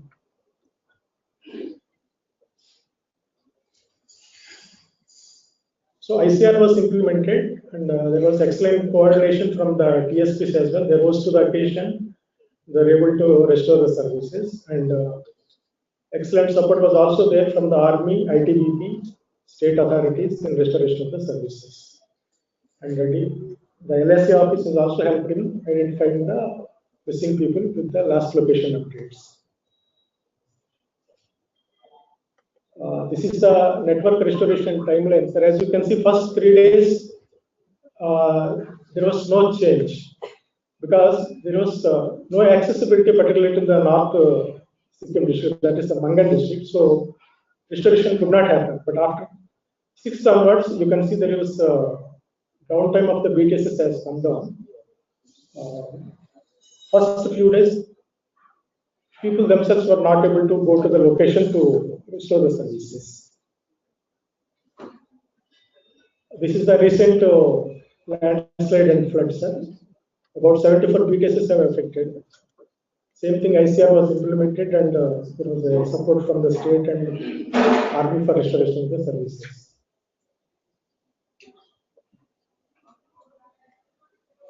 One important thing what we noticed is that most of the optical fiber network available in the state is overhead, and there is no redundancy for the network. Even for restoration of the services during this glut, the network of army was taken. So we are of the strong feeling that I think there should be some MOU with the power grid and our defense authorities for sharing their network on a regular basis so that redundancy can be brought into the network. So that is the serious, I think we have to think about it. That is one thing we consider, sir. You have learned. Second thing is that mostly the TSPs, they are stocking the spares and everything in the state headquarters. Whereas this disaster severely affected the northern area. There were no spares, everything has to be airlifted again. There was a delay in sending spares and resource persons to that area. So this has also delayed the restoration of the services. So we feel that spares should be located in that area itself. The current SOP is not having such provisions. So STDCC should be given that power so that they should tell the TSPs where to locate the space and resources. It can be state specific also. In case of Sikkim, Mangan should be an ideal place to keep sufficient number of space and resource persons so that restoration can be done at a lesser time. Another thing, sir, there is no cow BTS available in entire state. Even Andaman also, I am from Andaman. Andaman also there is no cow BTS available. In case of emergency, restoration of the services is going to definitely take time. I think all TSPs for these smaller states like Andaman or this Sikkim, they are reluctant to deploy the cow BTSs. Maybe some policy intervention is required wherein a TSP can contribute or have one cell BTS in one location, another TSP can have at some other location. That way the burden of owning the cow BTSs by all the TSPs can be brought down. So this is one suggestion we would like to make, so that everywhere these things are available, particularly in the coastal districts and all vulnerable areas, it can be made available. Similarly, the core network sharing also, I think it can be made part of the SOP. If you leave it to the TSPs, perhaps they are reluctant to share the network. VSAT equipment also, sir. It was brought from the mainland to the airlifted to the Mangan district, but there was a delay in testing this equipment. So my suggestion is maybe we can keep some equipment, particularly the districts which are more vulnerable. VSAT equipment can be kept there and it can be frequently tested. In case of any emergency, I think we will be able to immediately deploy this. The issue was not that VSAT was not tested. VSAT interface with that or VSNL VPS interface was not. That's what the prior testing could not take place.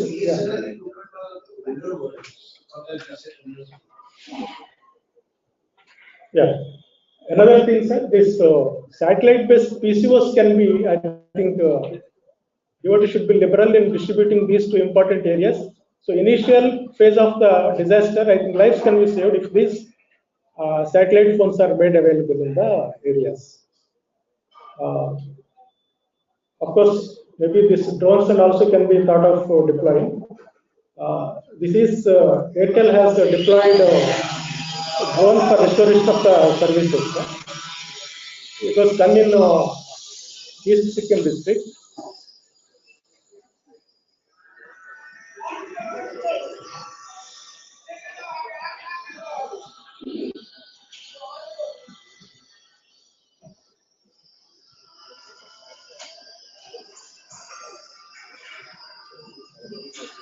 It is across the Krishna River near the NHPC power plant and the Singtam town. This fiber was laid.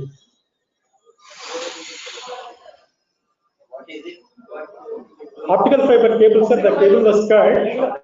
Across the river, the cable was laid, sir, because the current was so high, people cannot cross the river, sir. So drone was used to lay the cable to reach other side.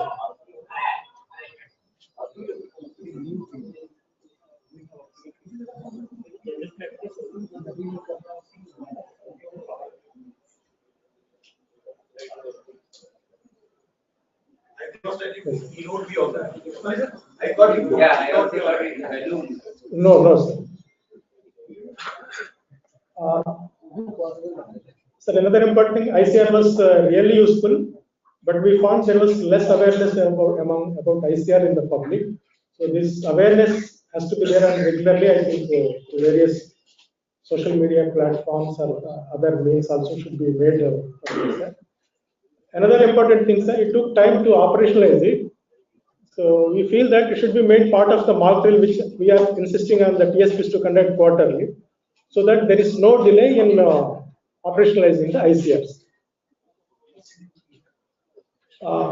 In case of Sikkim, sir, the STDCC is having the representatives from the NDI, but there the representation from the RB and ITPP is also very crucial. Maybe the committee can be given the flexibility to go up a couple of members, state-specific members, to the committee, so that they really contribute for the restoration of the services in case of disaster. This is another important thing we would like to contribute. Another important thing is this SOP says automatic deemed permission is given for sharing the last location details for 2 weeks. But since the disaster is taking more time, I think it can be extended for 2 more weeks. This is another important. So that's all from us. Thank you very much.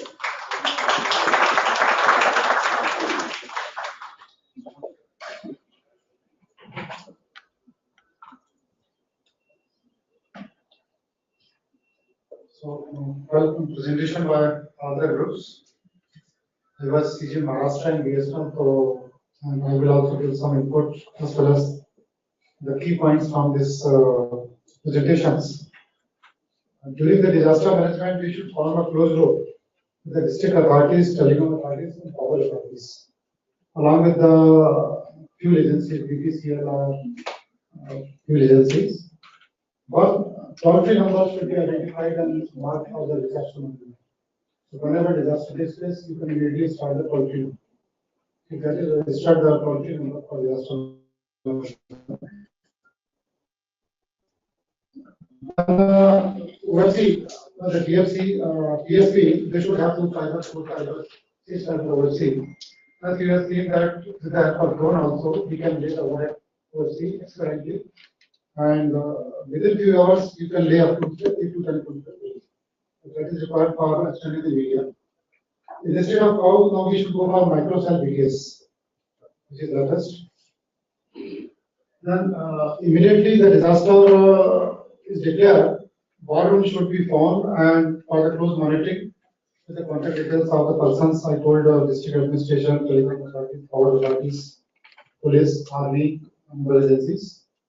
Then PSP should have one EPPX of 64.9 so that whenever this disaster takes place, they can put the actions also there. Because old concept of exchange will not be there in future, so they must have one EPPX which can be deployed on the site, along with portable DG and fuel carrying capacity. Next is interoperable connectivity ICR. On paper, you are saying that it is implemented, but it is not properly tested till date among all the operators. During Maharashtra and Gujarat incidents of cyclone 2020, 21, 22, I found that BSNL subscribers were not able to latch with the Geo, and this issue is still continuing because 2G and 3G subscribers they are not able to latch with 4G. So you have to make it mandatory, and joint testing should be done during the normal time, so that whenever ICR is required, it should be implemented among all the operators. And sharing of infrastructure during the disaster management. If one operator has put the BTS, on the same side, other operators can put the BTS as well as the share the fibers. So that should also be there in your disaster management. That once the disaster management is declared, they should share all the above info. And self-broadcasting message, early warning message that should be implemented by all operators, which is developed by the CEDA. Software is there. If it can be given or provided to all the operators at the time of any disaster, immediately you can do the broadcasting and messaging. That message is talking of the networking microphone. These are few points of suggestion from my side. Thank you. Thank you, sir. So before we conclude, I request Sri Sanjay Agarwal, sir, DDG PM, to brief the participants about the tabletop exercise.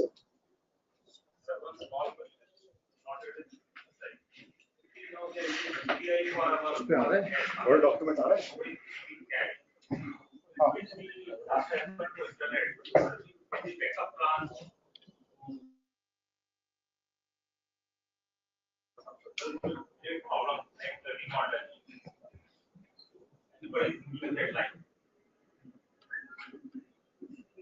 Will be there.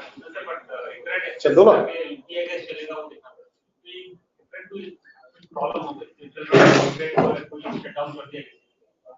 Excuse me.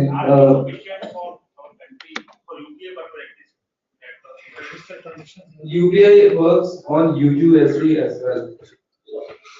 Internet की जरूरत नहीं पड़ती. *99# के through कर सकते.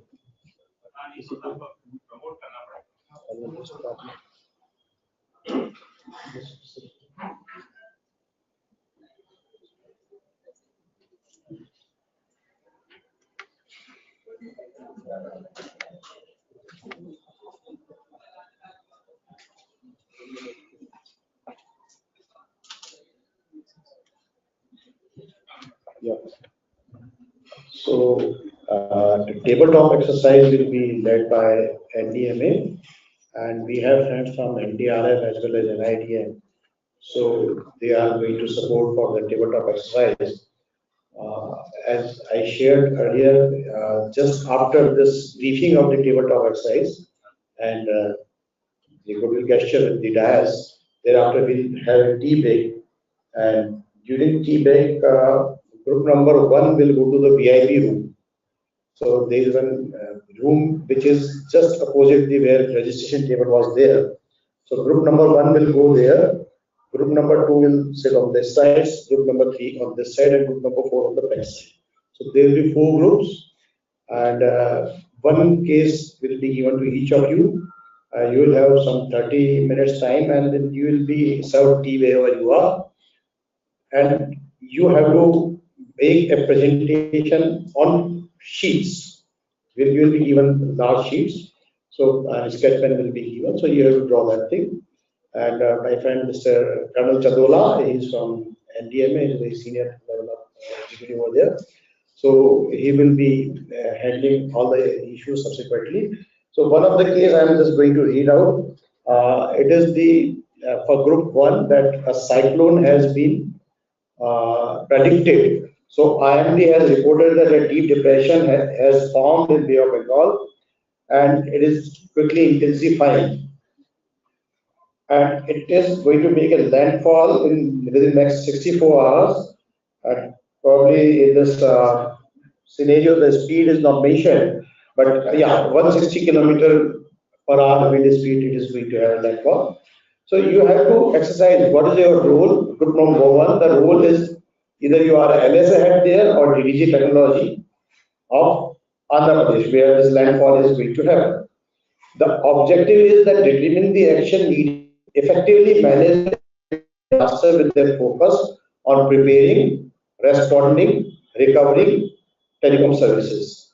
Your response should cover following: pre-landfall, what action will you take, the coordination with DOT headquarters, DGT, state, TSPs, assess the readiness. Similarly for landfall and immediate thereafter the response, that thing you have to work out.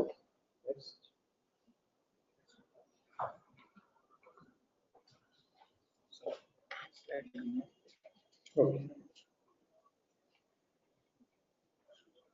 The second case is that of a landslide. Landslide has occurred in Wayanad district. This landslide was given to TSP. Yeah. So this is the case for Group 4, where the landslide has occurred and what preparation you will make. So there are 4 different kinds of disasters. One is the earthquake, where we don't have any lead time. So we don't have that kind of a disaster is one for one group. One group is having cyclone, third is having flood. So in flood we know that this is a season of flood.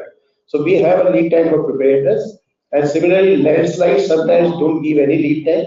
And sometimes we understand that this is a rainy season, landslide may happen. So this way the whole group will be there. We'll distribute this sheet to all of you and the list of group. We'll display the groups on the screen.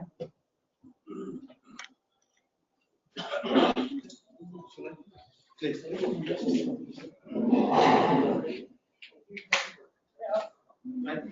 will be interesting. We have said 30 minutes. Why did you curiosity that he cares for?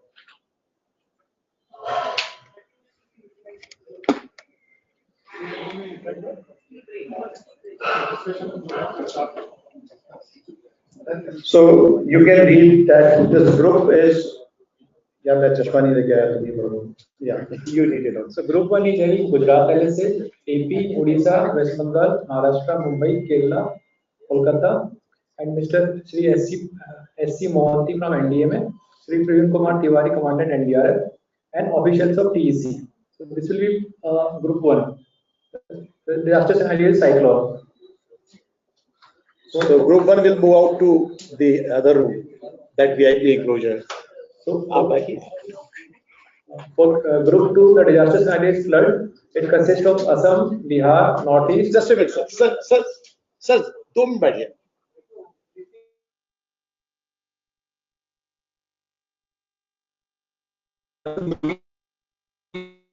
Sri Anuj Tiwari, NDMA, Sri P.K. Raiya, Commandant 2IC and NDRF. So this is Group 2, disaster scenario is flood. They will be sitting, Group 2 will be sitting here on the middle benches. Group 3 consists of officers of UP West LSA, HP, Haryana, Rajasthan, and Madhya Pradesh, JNK, Delhi, officials of NTAPRIC, and Sri Ravindra Aswal, DC, and DRF.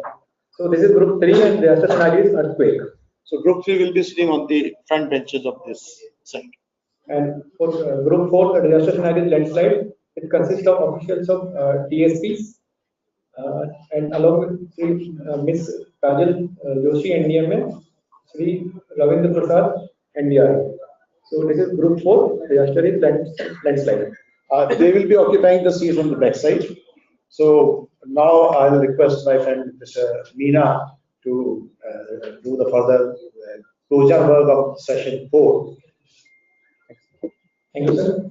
So with this, we conclude session 4. May I request Sri Manish Shukla, sir, Director Technology, DG Headquarters, to present token of gratitude to member services.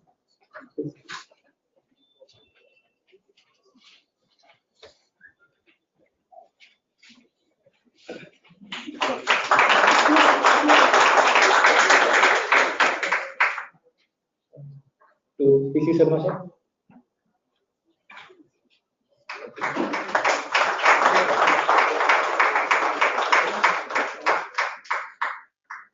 Sri D. Bhaskar Rao, sir.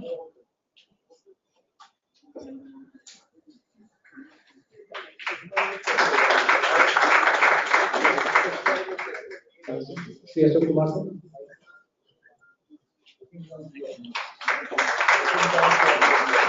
And to Sri Vikas Aziz, Director.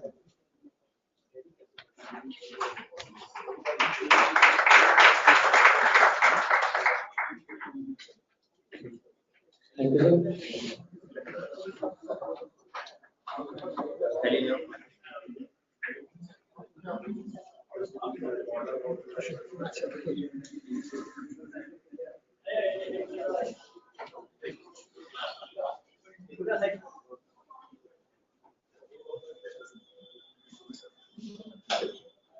So members of each group can sit together as per class session by DD sir, and there will be 30-minute time for discussion, and we will meet after at 4:20.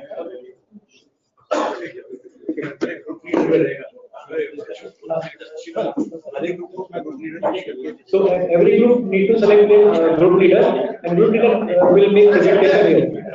Sir, office के लोगों को भी किसी में party नहीं भाई office के बना दो जरा मैंने बोला लास्ट लाइन स्लाइड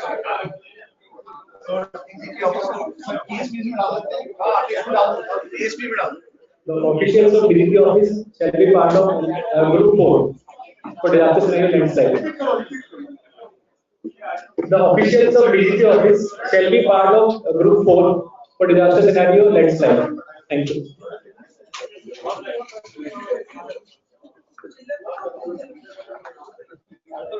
ऑर्डर निकाल दिए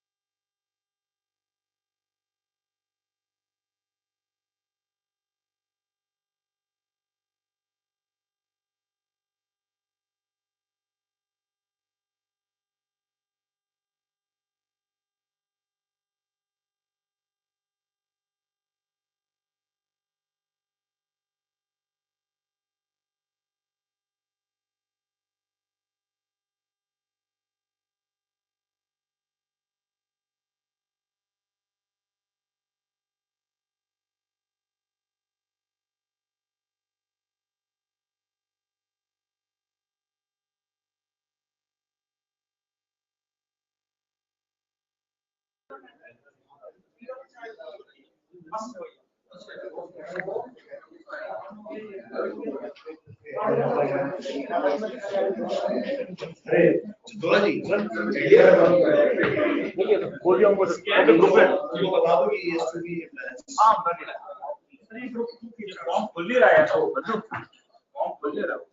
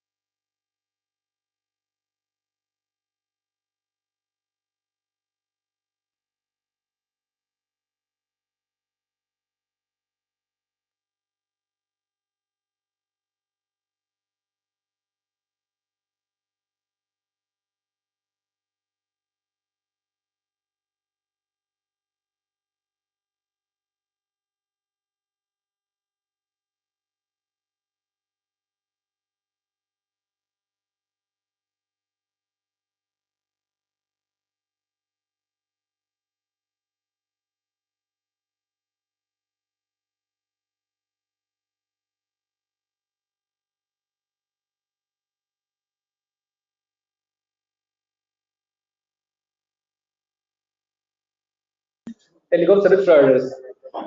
For this session, may I request Sri Manoj Singh Saab, Special DGT, Delhi LSA, to come on the dais, please. I request Sri Sanjay Agarwal, DDG Disaster Management DOT, to kindly come on the dais. And Sri Colonel Dheeraj Chanoda, NDMA. Sri Praveen Tiwari, Commandant, NDRF, to kindly come on the dais.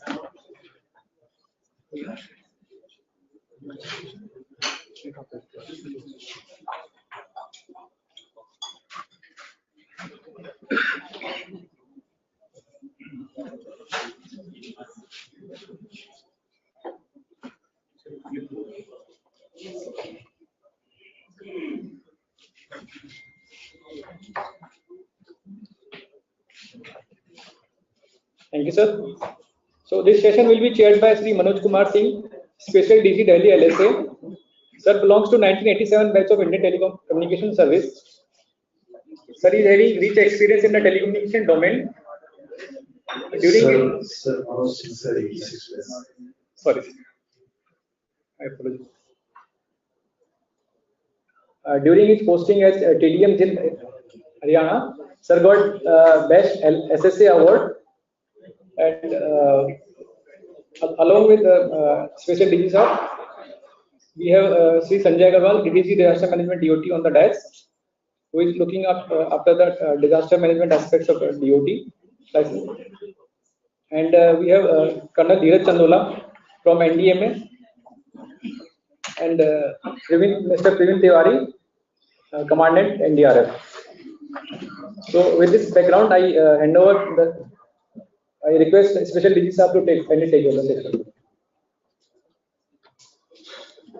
So I think let us start with the first batch, first group. So with the first batch, first group leader. I think 10 minutes is allotted. First group was allotted 10 minutes for each. उसके बाद क्या हम आपके expert को entry दे देंगे. We are such an interactive बनाया इसको ज़्यादा और चैलेंज की जगह पे I think let us make it interactive. So क्योंकि ये एक केस स्टडी है, तो केस स्टडी एक ग्रुप ने अगर किया भी है, तो उसमें हम थोड़ा सा 10 मिनट की जगह आप लोग अगर 8 मिनट करें, 7 मिनट करें और 3 मिनट इंटरेक्टिव करें, तो let us make it lively. It should not be one way. Communication should be both way all the time. हमारे साथ समस्या ये है कि हम कम्युनिकेशन वाले होते हुए भी एक ही कम्युनिकेशन में हेलो करके सामने वाले की हेलो सुननी पड़ती है भाई, तो उसने फोन उठाया कि नहीं उठाया, आप हेलो करते रहिए और सामने कनेक्टेड ही नहीं, फायदा क्या है ना. तो कभी कभी कनेक्टेड है कि नहीं है, कॉल रिसीव हो रही कि नहीं हो रही है, तो उसको आप हेलो करके सामने वाले से रिस्पांस भी लीजिए. So that disaster management culture में ये भी हो गया कि जिसके लिए आप करने जा रहे हो उसको भी रिस्पांस लेना है ना. मेरा ये रिक्वेस्ट है कि 5-7 मिनट की बात की 2-4 मिनट का अपना कोई इंटरेक्टिव कीजिए. अगर experts are also here, that also please go ahead. So Special DG sir, Agrawal sir, and all the senior officers, we have been given the cyclone scenario. So because I am from Odisha, so we have already faced around 4 cyclones. I was very actively involved in the Fani cyclone. That was actually 230 kilometers per hour, and it has damaged around 40 mobile towers. So these are some of the pre-landfall preparedness. The first important is I have actually we have gone to the windy.com. I'm saying why windy.com, because it is more interactive and artificial intelligence used map. So it will show where is the cyclone at present and how the cyclone is moving. So this is actually very much helpful. So you can see 4 days before where is the cyclone and how it is moving slowly and slowly. So the first is report tracking. Report tracking is the first, and where is the cyclone, where it will come. So first point is IMD report tracking. Once you know that the cyclone is coming, the first is IMD report tracking and windy.com and some other websites. I have followed windy.com. Number 2 is actually preparing a control room, war room, 24/7 with night stay arrangement, because it may come in the evening, it came in the night, and you have to be ready 24/7. So the night also somebody should be there. It is not an office. It should be just like an instruction quarter, so that you can stay in the night. The person can stay in the night and can manage the control room.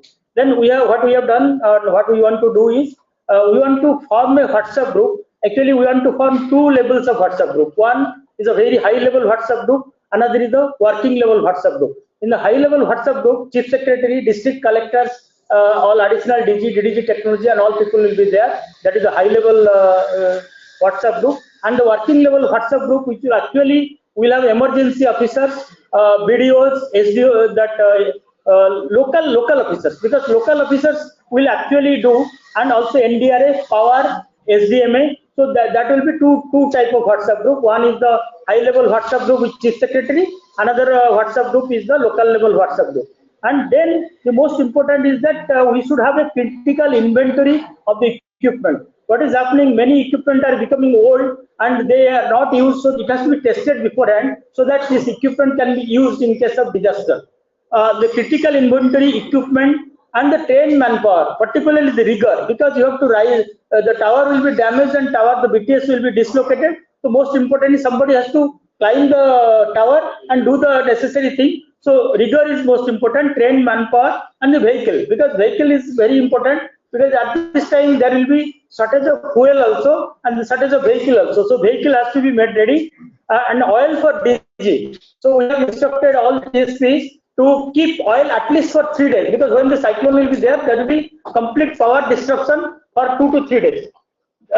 And movement and inventory, actually, for in the case of Odisha, the inventory has to be kept where the cyclone will be hit. For example, Baleshwar cyclone is hitting, so from Bhubaneswar to Baleshwar, if you will take the vehicle, there will be many road blockades due to the trees. So this has to be kept in Baleshwar, kept in the place where the cyclone will hit. So at that point, actually, all the critical inventory has to be there. Then the most important is the ICT readiness. ICR readiness has to be tested 2-3 days before, because it takes some time. So ICR readiness has to be done, and immediately the ICR has to be implemented once the landfall is there.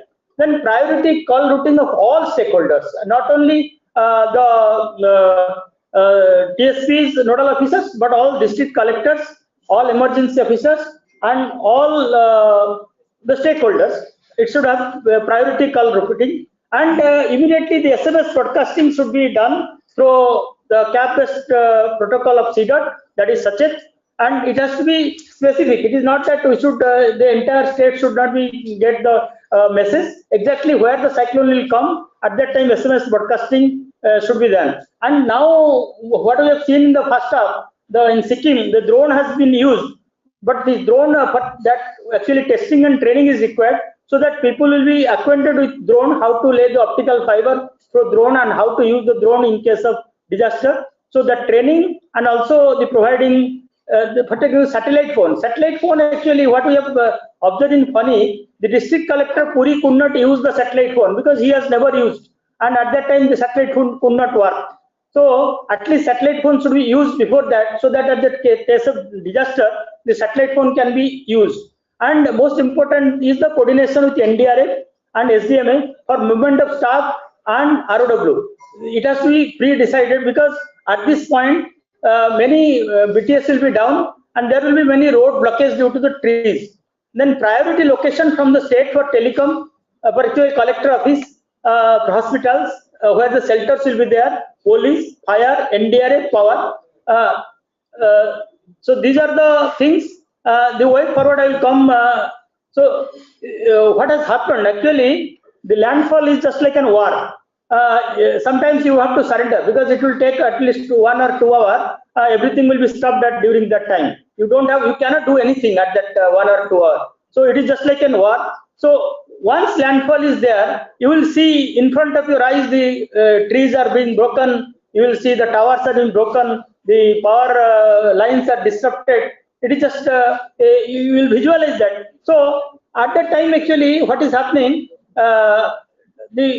Immediately you may not assess what are the damage, because the communication may also be affected. So it is very difficult to know how much damage has happened. So that is why at that time some critical internet should be available, at least in the critical points, so that without with him in high cyclone, this should not be damaged. So the telecom status report should be immediately broadcasted through WhatsApp. Deployment of RDAT TSPs for network assessment. The network assessment, we need the help of NDRF, because in the cyclone actually what happens, the roads are completely blocked. The movement of this vehicle could not happen. So even to deliver the oil at the BTS location, you will face the difficulties. So that has to be kept in the mind. To plan to reach the support facility and equipment of site, logistic equipment, initial report to be sent, then the ICR should be operational. These are the points just immediate after response. But in the immediate response, actually there are very limited. It's just like a crisis. So you have to keep in mind that okay, we'll pick a 2 to 3 days, so that this will be gradually restored. Critical areas should be given to priority. This is the landfall. Seek help from state, meeting with TSPs to review restoration, and the post landfall. The post landfall, in the post landfall, the most important point is the towers, particularly towers. The towers, if they are broken, then state government should give some building or something, so that temporary BTS can be set up for 10 to 15 days. Latest microwave status, latest network status of TSPs, ISPs, ensure movement of O&M team, the status of power supply. There should be close coordination with power department. What happens? The power department, suppose they give power at some other places, but they are not giving power in your MSC location, then your MSC will be down. So the district authorities and also state authorities should give in that first priority should be MSC, BSC, and telecom critical locations, so that power should be restored at those points at the earliest. Then movement of cow, particularly for the cow, actually what we need is we need the help of maybe some budgetary allocation or some fund to TSPs, so that they should also keep some cow in readiness in different parts, so that in case of disaster, just like in fire authorities, fire people, there is no fire every day, but they keep the fire vehicle, everything ready, so that when the fire comes, they immediately rush to the site. But that does not happen actually in telecom. For example, in Mahanagar railway incident, what we have seen is that the railway accident has happened, but who will give the cow? Where is the cow? How will cow be? That is completely, there is confusion. So something should be there, something like that. Okay, here is the input. Here is the cow. Immediately you take this cow and go to the disaster-prone site, so that this can be. So in the post landfall, for first 10 days, you need the help of cell on wheel. You need the help of temporary things, and then gradually the other things will be that ICR and other things, whatever we have discussed in the pre-landfall. So that will be again go one by one, one by one, one by one. And then the complete restoration, it will take at around, you must be prepared that it should be kept at least 5-6 days, where there will be no power. For example, in a funny case, the experience is that you will feel like you have gone to 18th century, because there is no electricity, so there will be no water. No water means your first priority is how you will get drinking water, how you will get. So that type of facility, you think there is no electricity, there is no water supply, there is no modern facilities available for 5-6 days. So that is what happens when the severe cyclone comes. So you must be prepared for 5 to 6 days to live like an 18th century person. Maybe you have to drive a horse because you cannot cross the road by vehicle. So that type of mind should be, you should fix the mind that okay, I have to be prepared so that I can restore my mobile connectivity at the earliest. So these are some of the way forward that particularly the ICR, what happens, suppose in a Mahanagar type of railway incident, you immediately have to activate the ICR. You will send a letter, somebody will approve, they send it after 5 to 7 hours. Yeah, yeah. So these are actually way forward that has been in the first slide I have written, and Actually, I have also written the DDG Technology, who is the chairman of State Telecom Disaster Coordination Committee. He should have some administrative, special administrative and financial power to deal with the disaster. Because without that power, only the chairman, if it is chairman, what he can only give speech. He has to thing has to be done through financial and administrative power. And a simplified report. Don't ask the entire state report if the disaster happens. Wherever the disaster happens, let a simplified report goes that these are the then mandatory supply of oil to TSPs. Because when there is shortage of oil, this oil petrol tank also create problem. They don't give oil to the TSPs. So there should be strict instruction. The oil should be given to TSPs and also continued supply of electricity to telecom infrastructure. Thank you. Thank you. Yeah.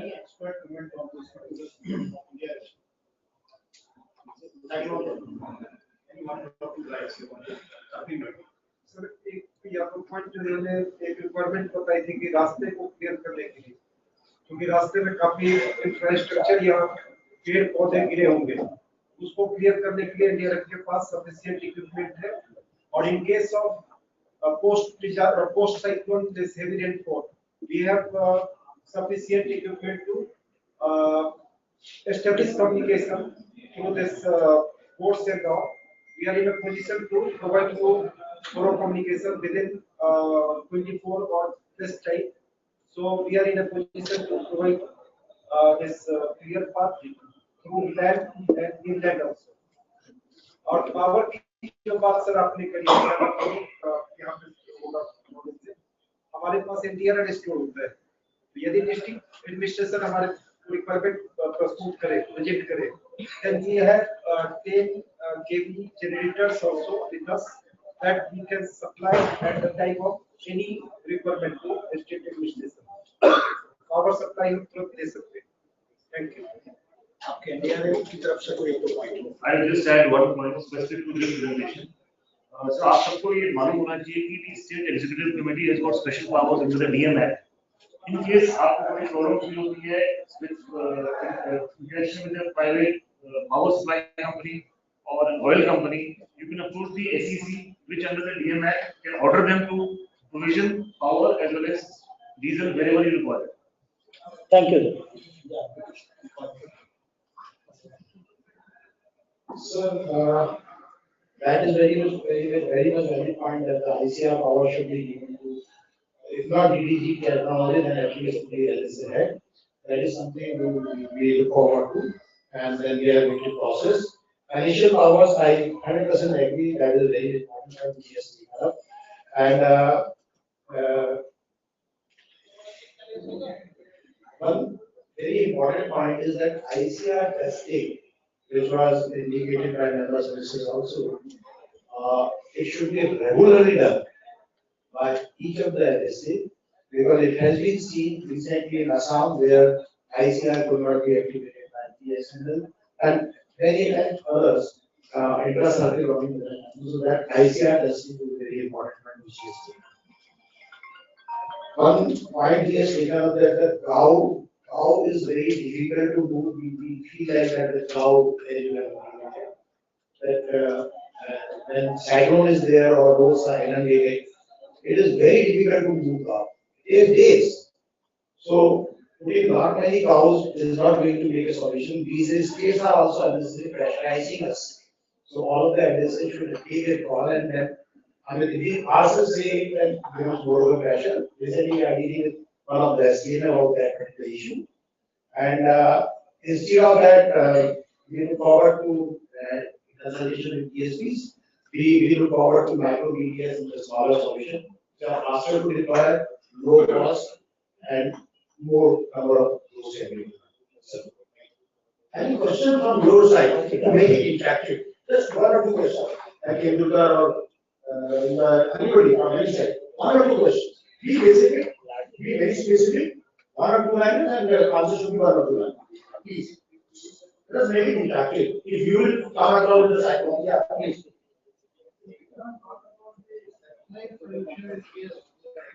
Farming of visa. Repeat question. As a solution, we did not talk about the requirement of visa, because if the 40 towers are down, mobile towers are down, so there is no communication. So visa can be deployed at the major affected area. Particularly for cyclone, VSAT is not that effective. After the cyclone has gone. Generally, the cyclone happens in the coastal area. So in the coastal area, there are other options instead of VSAT. Because VSAT very low speed is there. So the case study is about OFC is a better option. OFC, yes, OFC is a better option, particularly in the cyclone affected area. Satellite phone we have proposed point number 8. Already we have proposed satellite. No, satellite phone is there. That is not emergency. let us conclude. Yeah, satellite को any other point? Any other point? So my point is also one thing very simple. Let us find out. हम लोग generally complex चीजों पर बहुत ध्यान देते हैं, बहुत simple चीजों को simple तरीके से लेते हैं. अपनी गाड़ी को सुबह आप चौथे दिन 5 मिनट की बैटरी चार्ज करके देखते हैं whether it is operational or not, car चल रही कि नहीं चल रही है, पानी है कि नहीं है, बैटरी ठीक है कि नहीं है. तो सैटेलाइट टेलीफोन को एक बार चला लेना चाहिए. सैटेलाइट फोन यूज करना चाहिए. एक बार टेलीफोन ऑन है कि नहीं है. तो फनी साइक्लोन में वो ज्यादा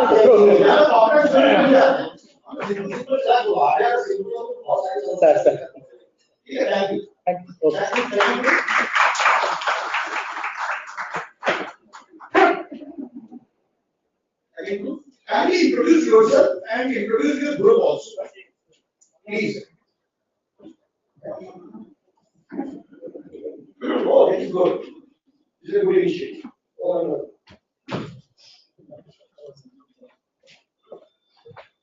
मंच पर आसीन महानुभाव और सामने बैठे महानुभाव, फ्लड के बारे में हमारे को जो टॉपिक मिला, कुछ कहना चाहूंगा कि जैसे पहली पृथ्वी जी ने प्रस्तुत किया, वो सिमुलेशन के साथ साथ उनका तजुर्बा बोल रहा था. अब हम लोग उस घटना क्रम से अभी नहीं गुजरे हैं, तो आप समझ सकते हैं कि जो हम बयान करने जा रहे हैं वो शायद हमारा ख्वाब कितना रूपांतरित होता है वो आप सब बताएंगे अभी थोड़ी देर में. तो हाँ सर, तो मेरा नाम एसके भल्ला है, DDG technology north east LS से. पिछले 5 महीने में 2 डिजास्टर लाइक सिचुएशंस को झेला है. रिमाल था और अभी त्रिपुरा में चल रहा है, फ्लड ही चल रहा है. तो धीरे धीरे करके हम भी सीख रहे हैं. तो हम लोग किस तरीके से प्रस्तुत करने जा रहे हैं, क्योंकि समय ज्यादा नहीं लेना है. 3 तरीके से देखिए, हमारी कोर टीम है, कोई प्रवक्ता नहीं है. अगर प्रवक्ता होता तो एक ही बोल के चला जाता. तो हमारी टीम है, 3 भागों में हम प्रस्तुत करेंगे. पहले हमारे कोर एक्सपर्ट हैं प्रिपेयर्डनेस के श्री जीके सूतर जी, डीडीजी टेक्नोलॉजी कर्नाटका. ये प्रिपेयर्डनेस के बारे में आपको अपना जो है विचार प्रस्तुत करेंगे. दूसरे हमारे एक्सपर्ट हैं रविंदर कुमार जी, डीडीजी टेक्नोलॉजी पंजाब. ये रिस्पांस के बारे में बात करेंगे. और अंत में जो बहुत जरूरी हो जाता है, यंगेस्ट श्री मुदित, डायरेक्टर टेक्नोलॉजी यूपी ईस्ट. और ये जो है पोस्ट फ्लड रिकवरी और लेसन्स लर्न के बारे में आपसे अपने विचार साझा करेंगे. तो पहले निवेदन करूंगा सूतर जी से कि जरा अपना पिरोना शुरू करें प्रिपेयर्डनेस के भागों को. Thank you, Balaji. Respected dignitaries on the dais, seniors on the dais. So our mandate is a flood-like situation is there. We have to prepare the disaster readiness. And I had, first kind of witness to flood situation in Assam. I had worked in Assam LSA.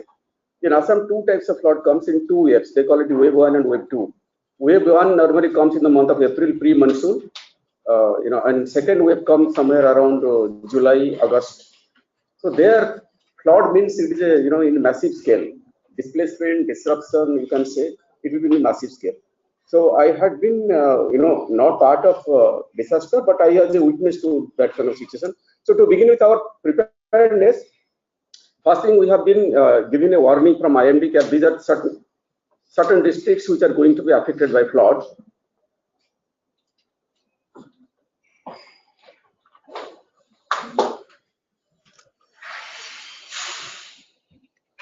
So first and foremost thing, we immediately convene a state level disaster coordination committee meeting by calling the stakeholder like SDMA, SDRF and TSP, IP providers. And there immediately we will, prepare a list of SPOC from DG3 side, DOT side, district administration which are going to be affected. And of course, power utility companies, their number also will collect. We immediately form two WhatsApp group, one from monitoring point of view and second is from the rescue point of view. Then to assess the readiness, we try to prepare an inventory list of vulnerable VTS, depending on based on our prior experience, because flood, that kind of history we will collect from STMA. And BTS without DG, that particular list we will prepare, so that will be required because power immediate restoration will be helpful for those locations. Then spare positions from TSPs, cow BTS positions, and in Assam we found there are certain floods, they come regularly every year. So certain locations are known that are going to be affected by flood. So there they raise the platform so that on a top of in the tower itself, that platform will be raised to accommodate your DG and BTS. So those sites also will see the situations they're ready with this platform or not. Then ICR and PCR testing will carry on, and CAP testing and cell broadcast also readiness will assess that right. Coming to reports to assess the network damage once the flood has come, immediately we set up a war room in the district level, particularly in the LSA level first, then try to set up in the replicate in the district level. Then what are the BTS down, those figures will collect from TSPs. And if core network is down, any fiber routes are damaged, that report we collect from them. And any exchange is down. Then of course, ICR, since you have done the testing in the pre-stage, so that definitely we will invoke that ICR and we'll try to collect ICR data from the TSPs. So on daily basis. So next I'll invite my next group member. So now the critical part comes that the floods have come. Area is inundated. Our critical locations may not be accessible at that point of time. So we may need support of all the stakeholders, particularly NDRF and SDRF, to get the restoration done at the earliest.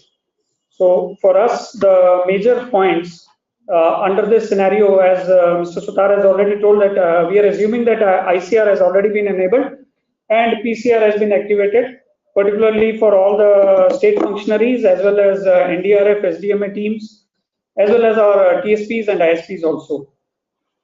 Sharing of reports on WhatsApp group have already been formed, and now we are asking for reports from the TSPs and other stakeholders, IPs, etc.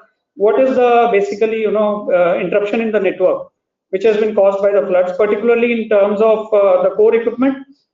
First and most vulnerable sites on which will require topmost priority would be wherever the core equipment has been damaged or there is some interruption in the core equipment, which is causing a massive downtime of the access network also. Second is about the access network, particularly BTSs, eNode Bs, OLTs these days, because now exchanges are more or less closed. The copper network is more or less closed now. So next will be that all the TSPs have already intimated in our previous meeting held with Mr. Sutar that they already have formed the teams, rapid damage assessment teams, as well as state governments also will be coordinating with them that what kind of infrastructure has been damaged during the floods, like road, rail links which have been affected, so that we know that how to access those links, what will be the modes of communication to make the equipment reach that place, so that the equipment could be restored at the earliest. So for that, we'll require a provision for logistic transport equipment and to lay overhead OFC, installation of small hop microwave system. These are the strategies which are to be deployed at that point of time. And ultimately, we'll need the support from NDRF as well as SDRF to install their, they also have satellite equipment also to have communication enabled at that point. And for making people, to facilitate people also to communicate with their relatives, etc. During that time, we'll need to install a lot of PCOs and OLTs for voice and data communication. Because as already told that satellite phones, we assume that they are already placed at the vulnerable site, but they will only enable the voice communication. At these times, we cannot run the show without having data enabled. So optical fiber restoration has to be first and foremost, and particularly the OLTs which have been installed, which have been damaged during that point of time, or we may have some alternate OLTs installed to make data communication enabled at that point. So modes of communication, like boats and choppers may be of great help during those times. So that is all from my side. Now post disaster will be taken up by my colleague. Thank you. Thank you, sir. Regarding post-flood preparedness, restoration, and lessons learned, our first point is that we'll regularly coordinate with TSPs and we'll try to get the input from them, what sort of support they'll require, because they will not have access of the inundated locations, so they'll take help of NDRF, SDRF, District Disaster Management Authority for transportation of their personnel and critical equipment. We will also seek report of help of civil defense groups and local community in restoration purposes, like laying of overhead OFC. The civil defense group and local community people can help in such purposes. We'll ask the TSPs to regularly take report from their NOC for taking stock of the affected tower locations. We will also seek support of DOT headquarters, DGT headquarters, so that TSPs, if they require support from their counterparts in adjoining LSAs, they can get the required support from their counterparts at the earliest. We will, regarding lessons learned, we will try to create a database of the flood-prone areas. We will try to create a database where the first wave during the flood, what were the areas which were affected in the first wave, and what were the areas which got affected, say after 2 or 3 days, and depending on based on readiness of such data in subsequent years, actions can be planned accordingly. In inundated areas, what were the towers and outdoor equipment, we will try to create a database that such areas can be installed, outdoor equipment and towers, they can be installed on high ground, so that the damage is minimal, and even if the damage is done, they can last little longer, because if they are on the inundated area, they'll shut down immediately, but if they are on higher ground, they can function, they can remain operational for a longer period of time. Lastly, we'll coordinate with the power department for immediate and prioritize the restoration of power supply for the affected sites, because fuel supply will remain limited. So restoration of power supply will also remain a priority area. Thank you. I will appreciate one thing very straightway.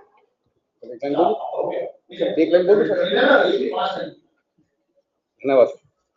सो दोस्तों, बात ये है कि हमारी team ने मिलकर ये वाला डिजास्टर तो मैनेज कर लिया, जैसे तैसे करना था।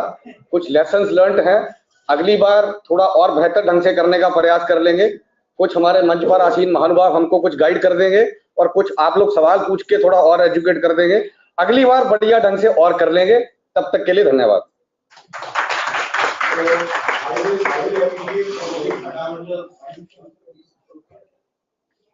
Should be appreciated. And they have come up with a team spirit. And the participating is a very good skill. और ये हर जगह पे होना चाहिए, चाहे डिजास्टर में हो चाहे पीस टाइम में। Participative management is the best. Anyway, so question on this flag. Question in the final. Sir, being rescuer, I have no hesitation to say that communication is the lifeline of any disaster management operation in all the phases, that is pre-disaster, during disaster and post-disaster. And that way, we and DRF are fully contained and sustained. तो हमारे पास सारे तरह के जो satellite phone QDA, even vehicle mounted QDA भी हमारे पास antenna है, और VHF सेट, HF सेट सब कुछ हमारे पास है अपने लिए। हमारे पास टेलीकम्युनिकेशन नेट के भी बंदे होते हैं dedicated, those who are looking after telecommunication related problem and solution। हमारे पास इलेक्ट्रिशियन होते हैं जो पावर सप्लाई के लिए जिम्मेदार होते हैं। तो हम अपने स्केल के लिए तो इस्तेमाल करते हैं, लेकिन जहाँ पे जरूरत पड़ेगी सिविल एडमिनिस्ट्रेशन को वहाँ पे हम एड भी एक्सटेंड कर सकते हैं। जहाँ तक बात कम्युनिकेशन का, जो सरफेस ट्रांसपोर्ट जो कि उस समय नहीं होगा, हमारे पास फोर्स है, ट्रेन पर्सनल है, जहाँ पे आपको जरूरत पड़ेगी हम आपकी मदद के लिए वहाँ पे जरूर होंगे। और लॉजिस्टिक ट्रांसपोर्टेशन में भी हमारी जो मदद चाहिए है support. Thank you. I just add one point, which is common for all disasters. ये point उनके निर्देश में था कि हमें एक database बनाएंगे। आपके पास at the LSA level, you must have a hazard map of your area. You must know the ICT landscape of all service providers, including army, police, their fiber layout, initial fiber layout within your area. And you must plan sharing of dark fiber or taking alternative means of communication before eventuality. And इसके लिए अगर आप practice करेंगे, आपस में coordination करेंगे, तो probably you will never be out of communication. But there's enough fiber and enough resources in every area of all these services, from army, police, BDCL, private operators, DOT, TSP, and everyone.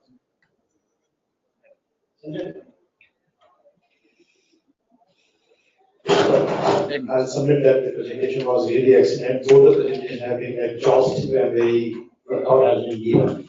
And Bhawan sir ने जो sir आपने एक बात कही वो वाकई एक नया पैराडाइम है। पहले डिजास्टर मैनेजमेंट में 4 स्टेजेस होती थी, एक मिटिगेशन, एक प्रिपेयर्डनेस, फिर रेस्पॉन्स एंड रिकवरी। आज के 5वां स्टेज है लेसन लर्न।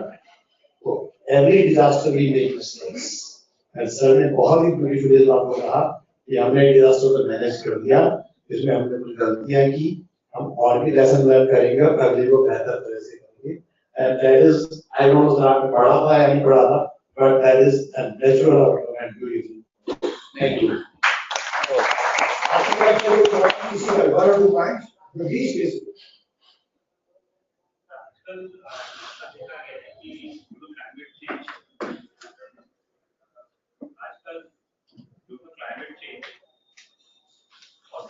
बारिश और बेचारी काफी फ्लड एरिया हमारे दोनों गए सिटी पर, उसके लिए कुछ करना है, अभी मैपिंग लगी फ्लड होने की। चलिए मैं उस पर आंसर करता हूँ आगे। I'll answer this. I not ask. थोड़ा सा जस्ट ऑब्जर्वेशन बताऊंगा। एक्चुअली जो संस्कृत में शब्द है फ्लड का बन्या, तो बन्या जो है वो बन से आता है। तो बन अगर नष्ट होता है तो बन्या होता ही बन्या होगा। तो हमको फास्ट जो नदी है, नदी के दोनों साइड में बना मींस फॉरेस्ट को बढ़ावा जाता है ताकि बन्या रोक सके। बहुत बढ़िया। I'll give you 2 very specific examples which I faced in my life. This means somehow impacted. आपके यहाँ तो 2014 में श्रीनगर में फ्लड आया और उस समय मैं वहाँ का इंचार्ज का इंचार्ज था। उस समय में इतना NDRF के एडवांसमेंट भी नहीं थे और शुरुआती दौर में था और उस समय में बहुत सारे एक्सपीरियंसेस मैं शेयर कर सकता हूँ। 2 बेसिक पॉइंट्स में कहूँगा, उसमें इंद्रकर ने मॉर्निंग में भी बात पूछी थी। तो हमें एक चीज ध्यान रखना चाहिए, उसका basis we are at senior level, we are at planning level. हमें इतना तो पता होता है कि शहर का कौन सा लो लाइन एरिया है। आपको मैं जम्मू कश्मीर का मुझे अभी याद है, शायद वो एयरसेल का साइट था, उन्होंने अपनी मेन इक्विपमेंट लो लेवल पे तो लगाया था, उसकी जो इम्पोर्टेंट पावर पूरा सिस्टम था वो ग्राउंड फ्लोर पे लगा दिया था, पानी पूरा भर गया। तो आपको यह तो ध्यान रखना होगा कि लो लाइन पे आप लो लेवल पे लगा रहे हैं और लो लेवल पे भी आप ग्राउंड फ्लोर पे सब कुछ लगा रहे हैं, तो ये तो सेकंड आपको एग्जांपल दूंगा मैं, जबलपुर मध्य प्रदेश के लोग हैं कि जबलपुर बरसात बहुत होती है। 1999 में 100 इंच बरसात हुई and I was deep from there, मुझे कभी इतना ध्यान नहीं दिया। वो एक्सचेंज की लो लाइन एरिया थी और आप यकीन नहीं करेंगे, सोचिए मतलब इसको आप एक आलोचना की दृष्टि से देखिए, इतने बड़े इंपॉर्टेंट स्टेशन को जिसने प्लान किया होगा उसने ये तक नहीं सोचा कि भाई साहब वहां का जो केबल चैम्बर था वो ग्राउंड फ्लोर पे भी नहीं था, बिलो द ग्राउंड लेवल था, बेसमेंट में पूरा पानी भर गया, पूरा शहर डूब गया। और ये हालत हो गई थी कि आदमी मुझे याद है 1999 में पार्लियामेंट में। तो पॉइंट ये है कि prevention is better than cure, simple सी चीज है।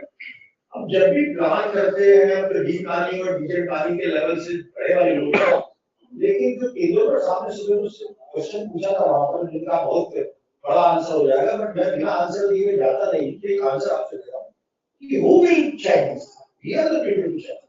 हम अपने लेवल पे, चाहे वो रिलायंस वाले हो, एयरटेल वाले हो, आप भी, मैं हैरान हूं कि रिलायंस, जियो, सॉरी रिलायंस नहीं था, जो भी थे चार, सभी ने जेएनके में तीनों के तीनों ने because of just to save money और whatever it is I am unaware थे, लो लाइन बनाया हुआ और लो लाइन में भी सबसे ग्राउंड सबसे इक्विपमेंट लगाया हुआ।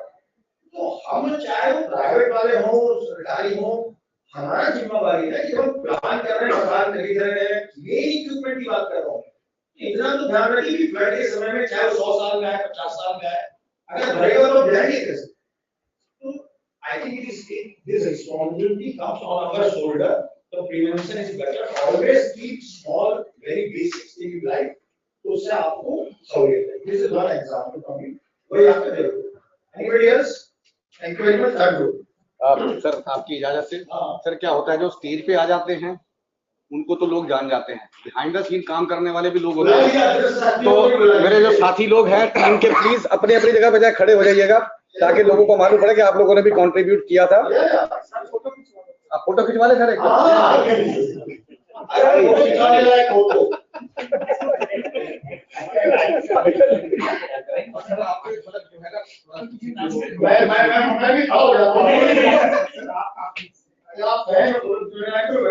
सर हम सोचे कि टाइम कम है इसलिए आप ये सब नहीं कर अरे मन की कर लेना,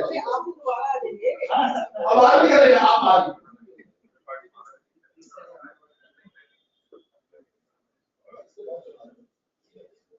Thank you. Back row, please. Loud, back row.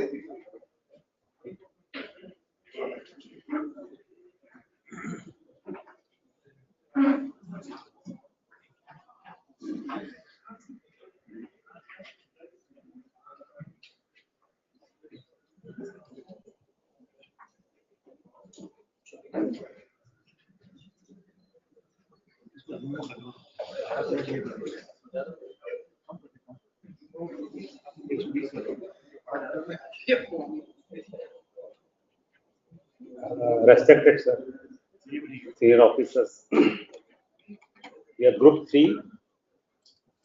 Our members are here. I am Vishwanath Tendulkar. I am DD Technology at Bhopal.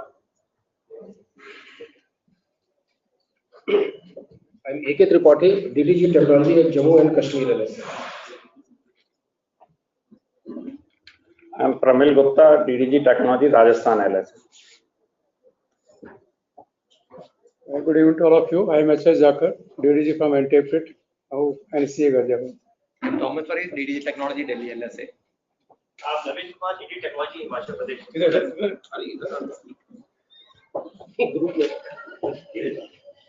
Sir एक असफाल साहब भी हैं, वो शायद बाहर गए किसी का है ना? हाँ है।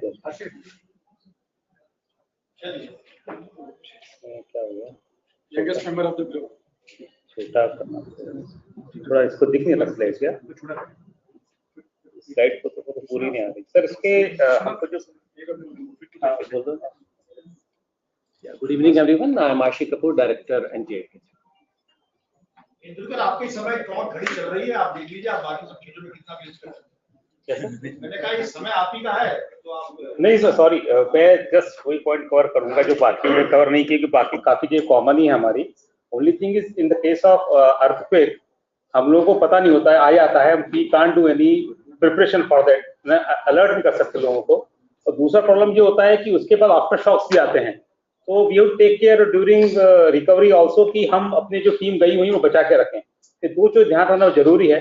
तो एज पर द चमोली का जो दिया गया हम केस स्टडी, उसमें 4 ऑब्जेक्टिव्स हैं: effective management of earthquake disaster, focusing of immediate response, restoration of telecom services, ensuring accessibility and for restoration of priority sites. So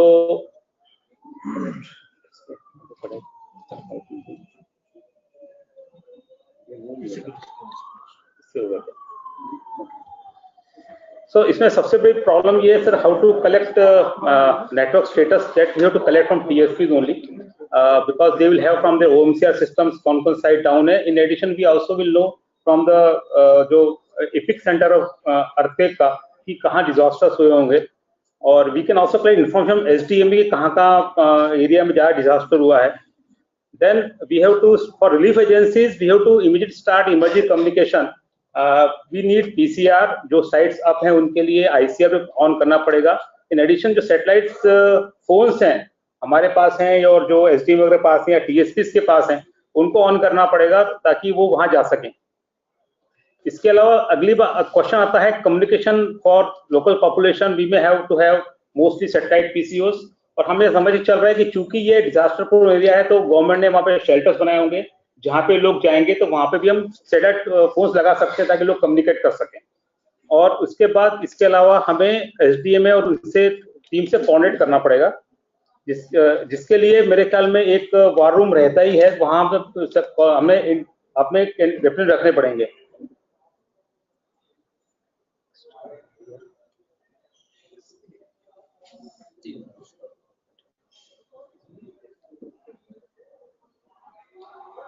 इसमें इशू ये है कि जब हम नेटवर्क रिस्टोर करेंगे तो मेजर इशू है we have to contact with state government SDM, because कहाँ डिजास्टर हुआ है, कहाँ पे लोगों को बचने की ज्यादा उम्मीद है. I think they will give us priority to restoration of the sites. तो इस केस में we have to contact TSPs and state government, और इसके अलावा हमें we have to go for core network sharing, backhaul sharing, even में with से PGCIL जो उनका टावर स्ट्रॉन्ग होंगे, तो we have to go for optical fibre sharing with them also. तो ये हमें कोऑर्डिनेट करना पड़ेगा. बट यहाँ पे मेजर इशू है कि SDM will have to take a lead because they know कि कहाँ पे ज्यादा जरूरत है उनको टेलीकॉम सर्विसेज की. इसके अलावा टेम्पररी पावर सॉल्यूशंस देने के लिए हमें शायद उनको स्टेट गवर्नमेंट से प्रायोरिटी फ्यूल्स दिलवाने पड़ेंगे, और उसके बाद मोबाइल जनरेटर सेट्स भी अरेंज करने पड़ सकते हैं थ्रू से ट्रांसपोर्ट प्लेन्स और हेलीकॉप्टर्स. रिकवरी ऑफ रिस्टोरेशंस में हमारा जो है कि we have to divide the sites in 3 parts. Basically जहाँ पे लोग ज्यादा अफेक्ट हुए हैं उसमें भी 3 टाइप के पार्ट्स होंगे. जो साइट्स हमारे सिंपली रिस्टोर हो जाएंगी, से बिल्डिंग गिर गई है लेकिन जगह सलामत है, तो we may have to extend temporary power. और सेकंड हो सकता है कि थोड़ा डैमेज हुआ है तो we may attend to optical fibre restoration और सम बैकहॉल विद माइक्रोवेव. और थर्ड टाइप की साइट वो होंगी जो टोटल डैमेज हो गई होंगी. वहाँ पे अगर हमें कम्युनिटी चाहिए तो हमें पहले काउ वगैरह शिफ्ट करना पड़ सकता है, माइक्रोवेव साइट्स वहाँ लगानी पड़ सकती हैं. इसके अलावा हमें इसके लिए हमारे जो टीम्स हैं TSPs की RDET टीम, उनसे कोऑर्डिनेट करना पड़ेगा, और इसके लिए स्टेक होल्डर मीटिंग करनी पड़ेगी.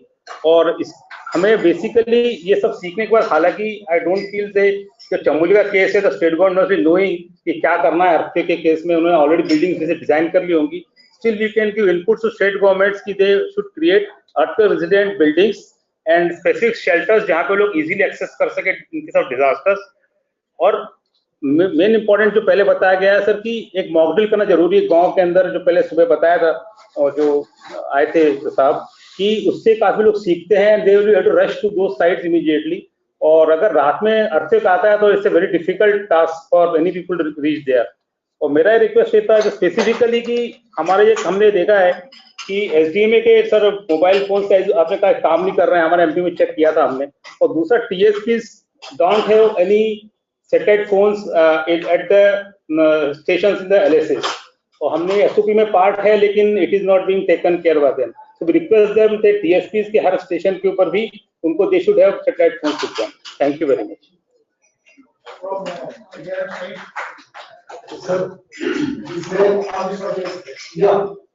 बाकी तो कवर कर चुके थे. एक पूरा कि आफ्टर शॉक का कोई अलर्ट हमारे पास अभी सिस्टम नहीं है, डेफिनेटली नहीं है. लेकिन कुछ जो पर्सनल एक्सपीरियंस हमारी टीम का है नेपाल डिजास्टर के टाइम पे, अर्थक्वेक के टाइम पे, तो यहाँ पे जो एक्सपीरियंस शेयरिंग है इसलिए मैं शेयर करना चाहूंगा.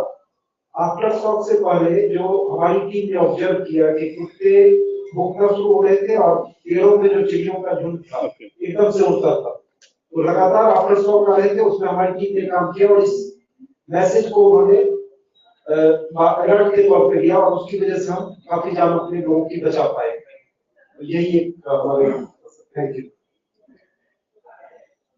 Specific to earthquakes, we don't have any earthquake early warning mechanism in this country, but as an open source मैं ज़्यादा टाइम नहीं लूँगा। एंड्रॉइड अर्थक्वेक अलर्ट्स, जिनके पास एंड्रॉइड फोन है उसको आप एनेबल कर लीजिए। You can get up to 30 to 40 seconds to react before earthquake hits.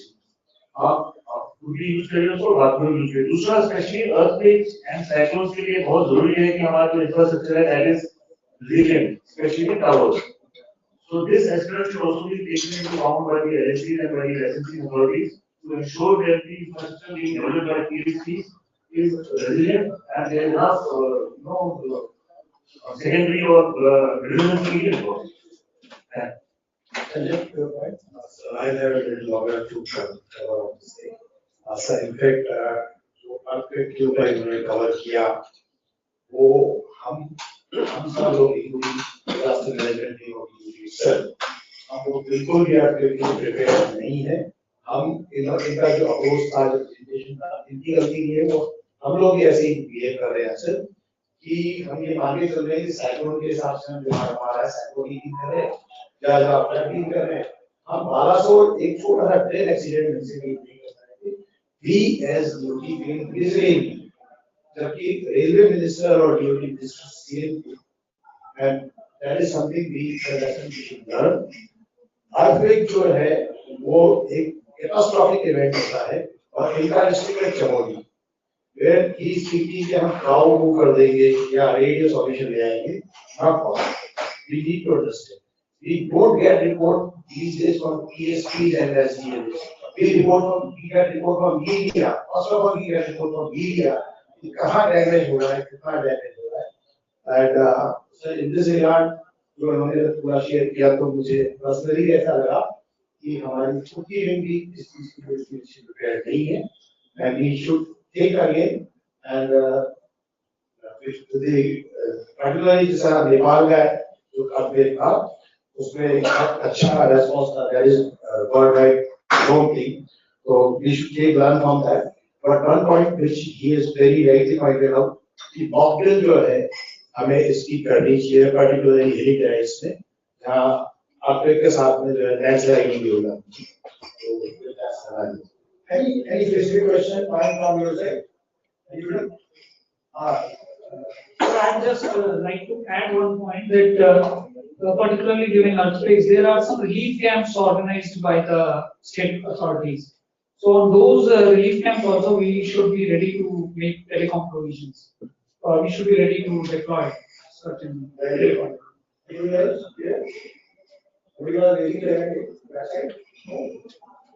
Okay, so fine. From my side, 2 points. One, I will just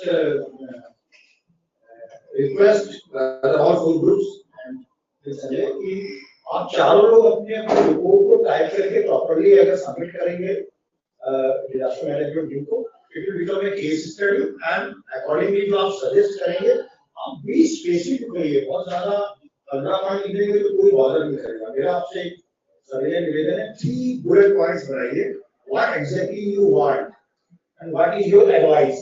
ये 3 पॉइंट बनाकर आप सबमिट कीजिए और आई थिंक डिजास्टर मैनेजमेंट इसी कार्यक्रम के तहत इसको एक प्रोसेस करके हमारी ड्यूटी के अंदर फर्दर उसका एडजस्ट किया जाता है। मतलब पर्टिकुलरली इसके लिए मेरा जो अपना छोटा सा एक्सपीरियंस है, बहुत ज्यादा नहीं कहूँगा, लेकिन एक जरूर है कि हमें, जैसे एक मैंने अटैक को फेस किया है, लेकिन उसमें कोई प्रॉब्लम मुझे इसलिए नहीं हुई कि हमारा सिविल स्ट्रक्चर बहुत मजबूत था उस एरिया का। खैर आप लोग बहुत सारा सिविल स्ट्रक्चर्स बनाते नहीं, हमारे वो स्टेज पीरियड चला गया, पर हम एक काम तो कर सकते हैं कि जो बिल्डिंग्स हम लेते हैं कॉस्ट इफेक्टिवनेस के कारण कई बार हम बहुत कॉम्प्रोमाइज कर लेते हैं, तो बिल्डिंग के स्ट्रक्चर पर जरूर ध्यान दीजिए, खास करके जहां आपका मेन इक्विपमेंट लगा हुआ है उस पर आप विशेष ध्यान दीजिए। अगर आपका कोर एरिया डिस्टर्ब हो जाता है उसको रिस्टोर कराने में बहुत टाइम लगता है, please take it. So thank you very much. Both group took it there right out of the time. Thank you. Both group आ जाइए, आपको प्लीज क्योंकि पार्टिसिपेट होने के कारण मैं रोज नहीं पा रहा हूँ, आपको एक्टिव बनाने के लिए, बट हमें समय देना पड़ेगा, थोड़ा समय देना पड़ेगा। क्या ऑलरेडी रखा हुआ बेटा, प्लीज आइए जल्दी आइए।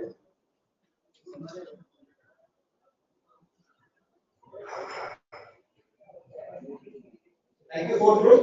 ये mobile phone mobile phone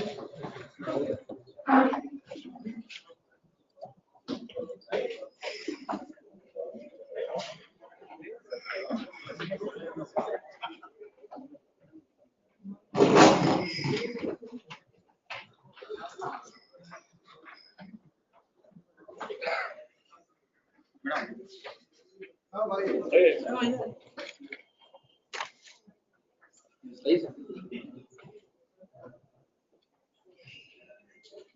afternoon, sirs, my friends from TSPs. Now, we were interested, fourth group was interested to represent a case study for the landslide. Now, we will just go through slide by slide, but before that, as I just want to reiterate, like Manoj sir said, that prevention is better than cure, and we have to see the events which causes the disaster. Disaster is not one event which suddenly happens. It's the cumulative of events which is not, if traced, it converted into disaster. So I will quickly go to the last slide first, because it will just make this slide more meaningful.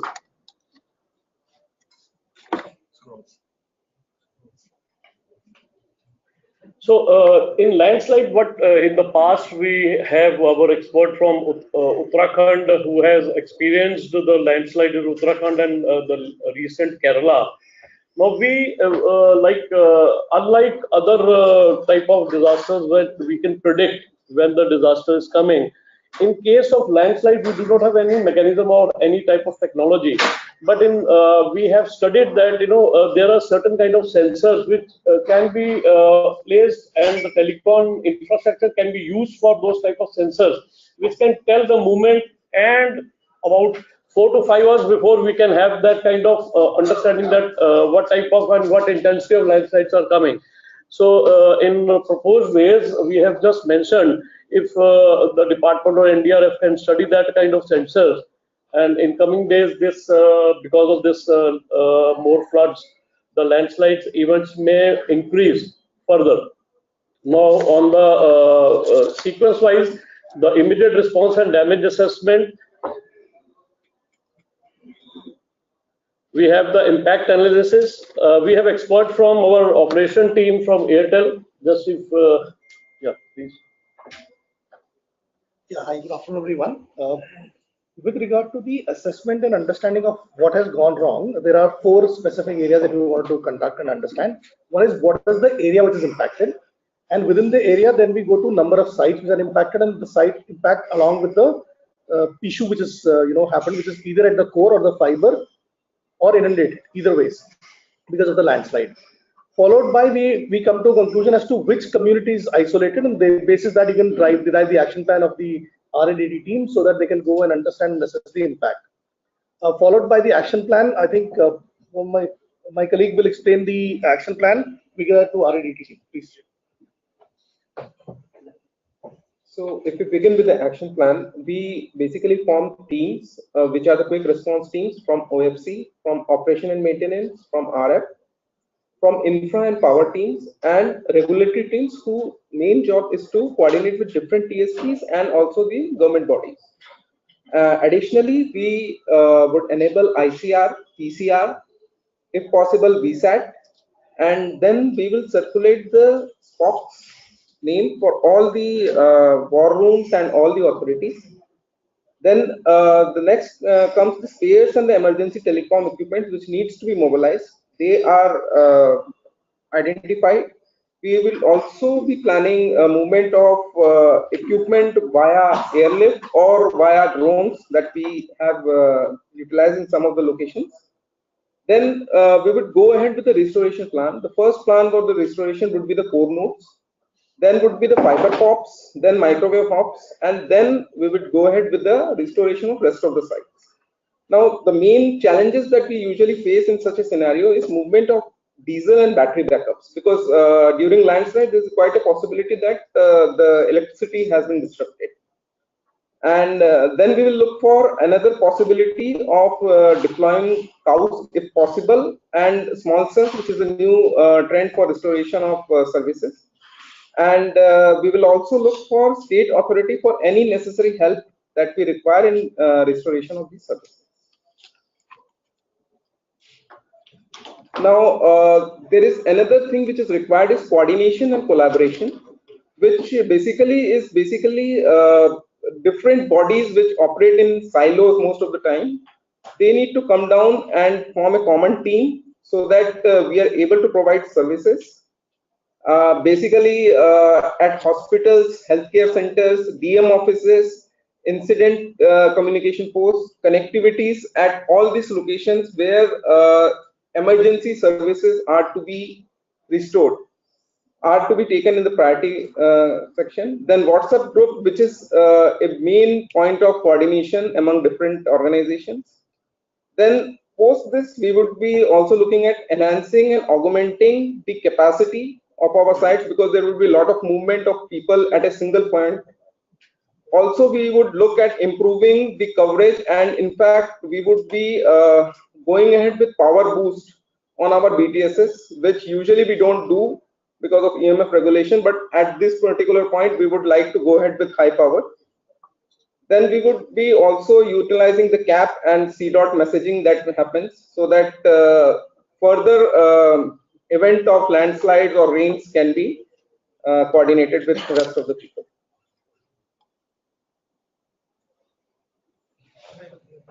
So one thing more, I would request, like we have almost the area of these type of incidents from our landslide atlas maps issued by ISRO. So we have almost those predictions where landslide can occur.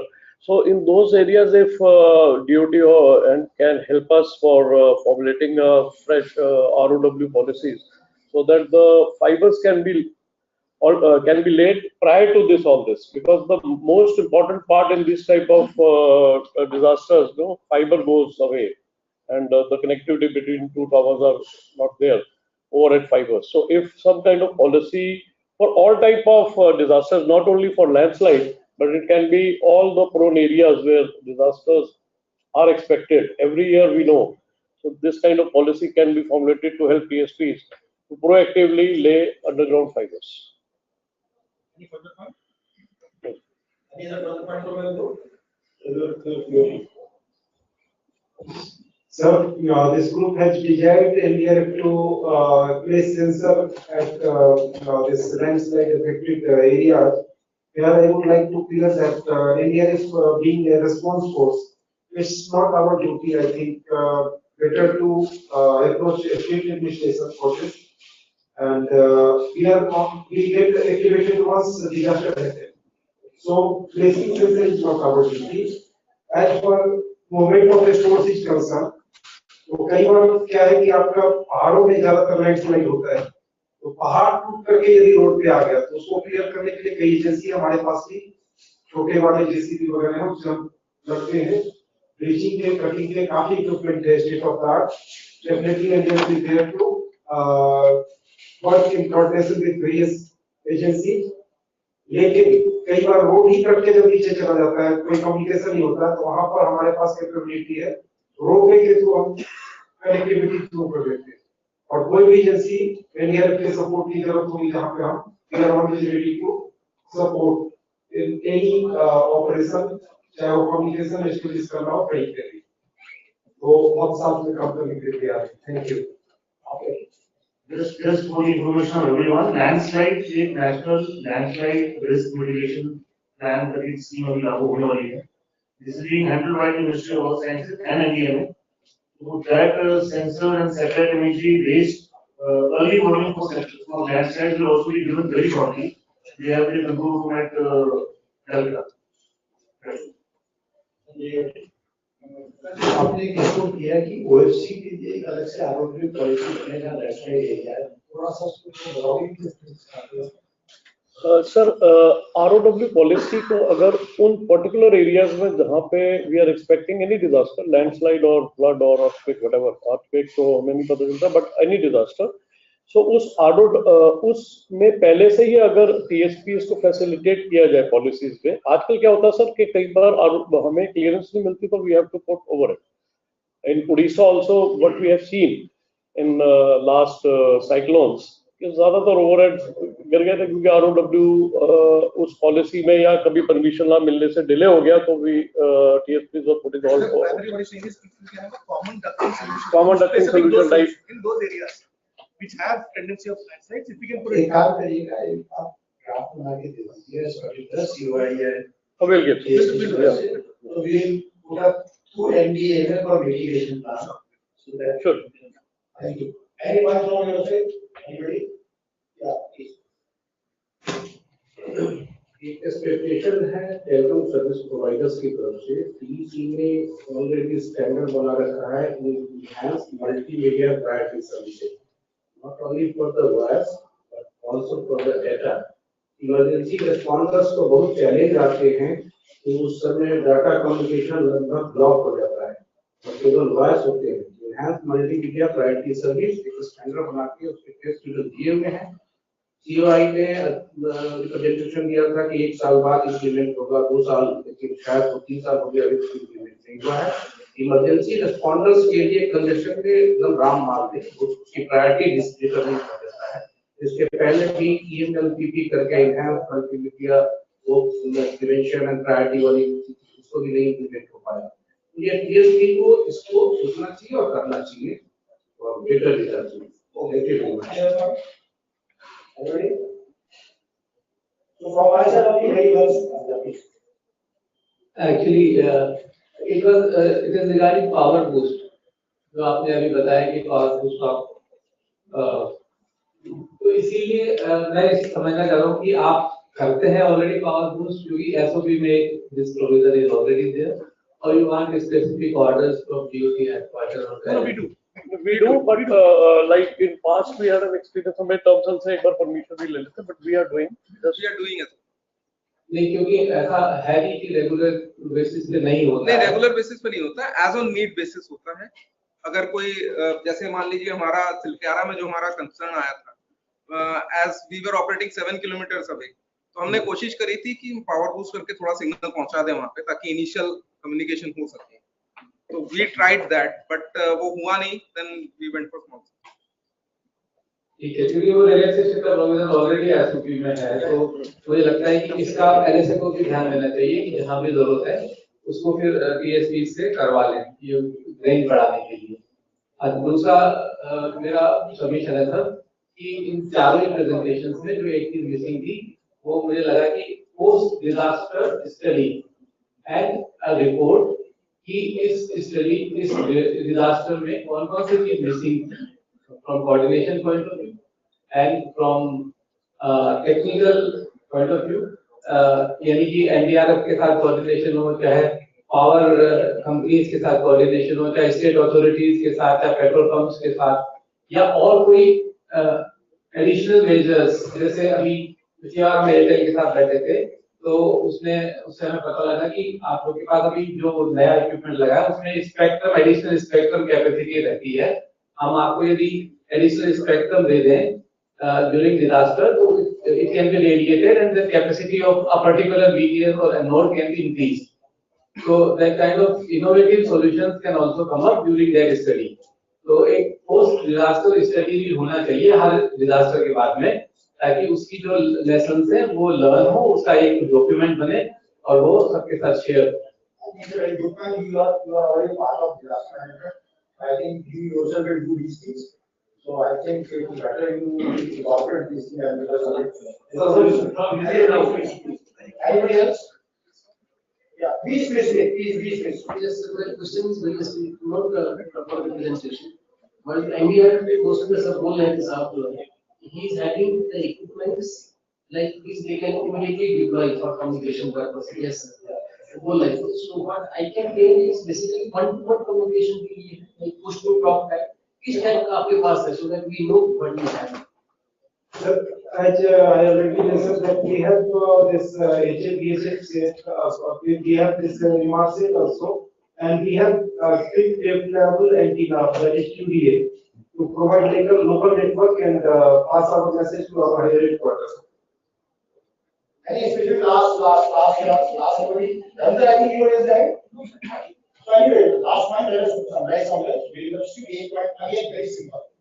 थोड़ा बहुत अपना experience है मैं Himachal area में हिमालय के area में काफी काम किया जनरली हम छोटी छोटी गलती भी कर देते हैं एक वैली साइड होता है और एक हिल साइड होता है तो ऑप्टिकल फाइबर डालते समय में ये बहुत छोटी सी बात है कि जितना वैली साइड को आप अवॉइड करेंगे तो आपको लेटर स्टेज में हमेशा फायदा होगा। हम इजी लेन के लिए हम वाली साइड को ले लेते हैं। So this is my experience with, I don't know how it will be useful.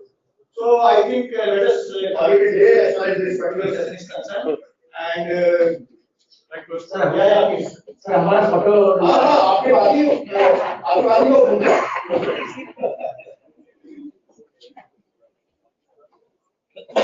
आ गई particular.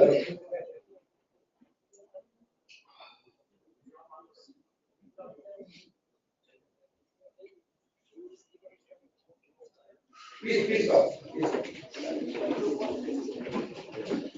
Be fast, please be fast. DG साहब इंतजार कर रहे हैं उनको evaluation के लिए and we are improving this time. Evaluation वाले टाइम को improve कर रहे हैं practice का. सर थोड़ा इंट्रोडक्शन भी सब कर देते हैं।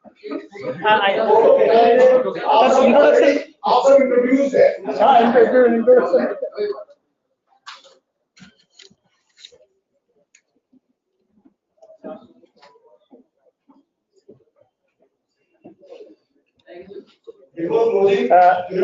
We just also introduction. I am Subrat Kumar Trustee, DDG Technology, Odisha. Ramkumar, DDG Technology, Gujarat. I am Vikram Malia, DDG Technology, Maharashtra. I am Ashok Jain, DDG Technology, Mumbai. Amit. I am Vikas Dadi, presently working as a CVO GMRC. I am Bhaskar Rao, DDG Andaman and Nicobar Islands, State Coordination, West Bengal. Good afternoon, I am Girish Kataria, DDG Technology from Kerala. Namaskar, this is Anand Kumar, DDG Technology, APLSA, Hyderabad. Sir, myself, Praveen Kumar Tiwari, Commandant, DRF. I was also part of this group number 1. Thank you. Good evening, I am Amish Srivastava, DDG Mobile Technology, TEC. Good evening, I am Ashok Jha, DDG, TEC. So, again, thank you very much. I was very thankful to Sanjay because of one reason, to make this type of interactive session, I think I am more useful. इसी बारे सबको एक energy मिल गया, आमतौर पर सबको sleeping mode में चले जाते हैं। और स्लीपिंग मोड से निकालने से मैं लास्ट की 2 लाइन आपको बताना चाहूँगा, सब आप लोग अपने एरिया में डिजास्टर को हैंडल करेंगे। Please be very calm and quiet whenever there is a disaster. आपके दिमाग में डिजास्टर नहीं आना चाहिए। Being the head of organization, किसी भी तरह का डिजास्टर सिचुएशन आए, आपको कामनेस बनाए रखना है। अगर आपने कामनेस छोड़ दिया, the decision will be wrong. You will be taking some erratic decisions and it will be counter-effective. कितना भी worst situation आ जाए, just keep yourself calm, cool, and then take the corrective decision with your peace of mind. Second right, हमेशा life में जो ground level का worker है, जो ground पे काम कर रहा है, वो आप भी हो सकते हैं कि आपका तीसरा पुराना ग्राउंड लेवल का क्या एक्सपीरियंस, उस ग्राउंड लेवल के व्यक्ति के साथ उस ऐसे डिजास्टर में जरूर कनेक्ट होइए। आप आर्मी के किसी के साथ अगर आप बात करेंगे, बड़े बड़े जनरल से भी अगर वो वहाँ का एक्सपीरियंस शेयर करेंगे तो बताएंगे कि कैसे वहाँ के समय में वो अपने सिपाही के साथ कनेक्ट होकर चीजों को इजी बनाए। तो disaster is basically team work. Whenever you come across, this is just my little experience of life. Disaster, not disaster of any type in life. वो चीज calmness and togetherness and grounded इस आदमी के साथ connect हुई, उससे feedback लीजिए। I've got many experiences coming out of this training. कैसे उसके लाभ होते हैं? These all things. Thank you very much. Good day.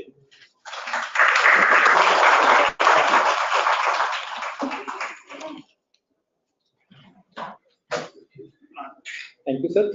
With this, we conclude a very interesting session of tabletop exercise.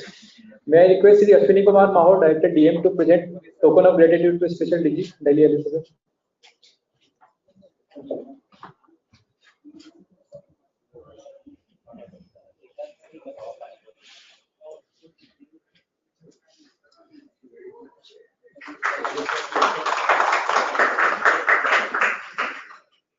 Sri Ashwini Kumar to present token of gratitude to DDG DM, sir.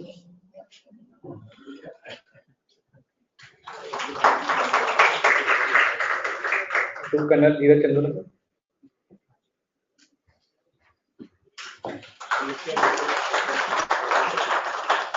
And to Sri Praveen Tiwari and DRF.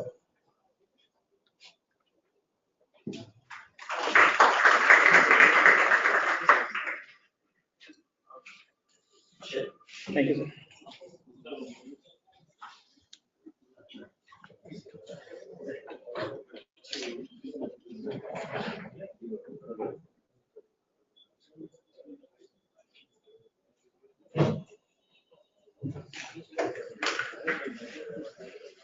Thank you, sir. With this, we approach to the end of our conference. May I request DG Telecom sir, Sri Ravi Jia sir, to kindly come on the dais. Sri Dev Kumar Security sir, DG NTIP. Sri Manoj Singh sir, Special DG Delhi LSA. Sri Atul Sinha sir, DG NTIP. To kindly come on the dais, please. And Sri Sanjay Gawal sir, DG DM.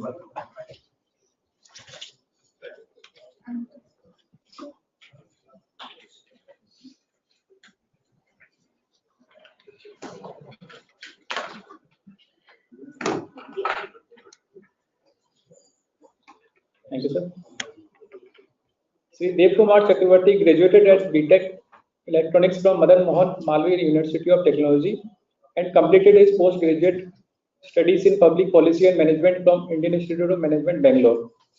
Initially, sir worked in Indian Space Research Organization (ISRO) as a scientist for nearly 2 years in remote sensing area.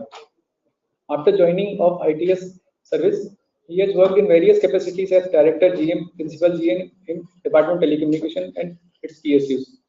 On deputation, he has served as Principal Advisor, Broadcasting and Cable Services in TRAI. He is presently serving as DG of NTIP since September 2023. We welcome him, sir.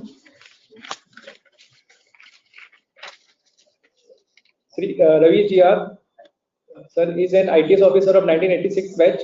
Sir has a vast experience of working in various capacities in BSNL. Prior to shifting to DOT, sir has served as CGM Karnataka. Thereafter, sir has short stint as Special DGT West Bengal LSA. Sir has experience of handling Cyclone Remal. Sir is currently serving as DG Telecom DGT headquarters. With this, I request Chair to take over the session.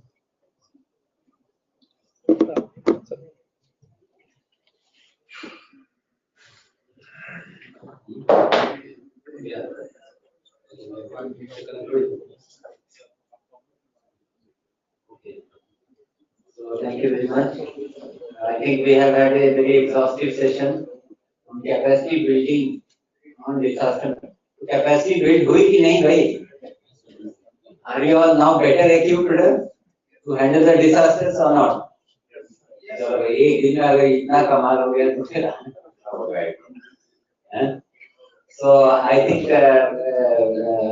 well said, and all the speakers, I think whatever they have shared, and all those who have listened, I am very sure it has been a very fruitful interaction, and the purpose is well served. All the LSAs are represented here, and I am sure if they at all have to come across any such disaster situation, which God forbid should not happen, but nowadays we find increasing that, so they will be better equipped to handle, they will be ready, and with all this experience behind them, backing with all that coordination efforts, which I hope they will be doing.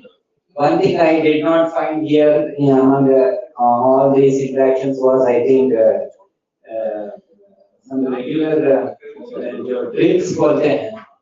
But one drill I saw Karnataka did in somewhere near Belgaum or somewhere, Gadag district. So I want अभी ये शुरू करना मेरे ख्याल से better रहेगा कि हर LSA जो है quarterly एक drill करे, mock drill, to see how much they are prepared. The LSA head should not tell which is that day on which he would like his team to be prepared to do the disaster drill. अब इसमें छोटी छोटी बातें होती हैं, जैसे किसी का टेलीफोन नंबर हमारे पास नहीं है, वो उस डीएम का जो इंचार्ज है वहां किससे बात करें। इवन जैसे कोई हमारे ड्राइवर का जो है कांटेक्ट नहीं रहता है, ऑल्टरनेट नंबर नहीं रहता है, हमारे चेन ऑफ कमांड जो है, ये चीज जो है मैंने स्कूल्स में देखा है कि the schools have got a very good way of passing the information.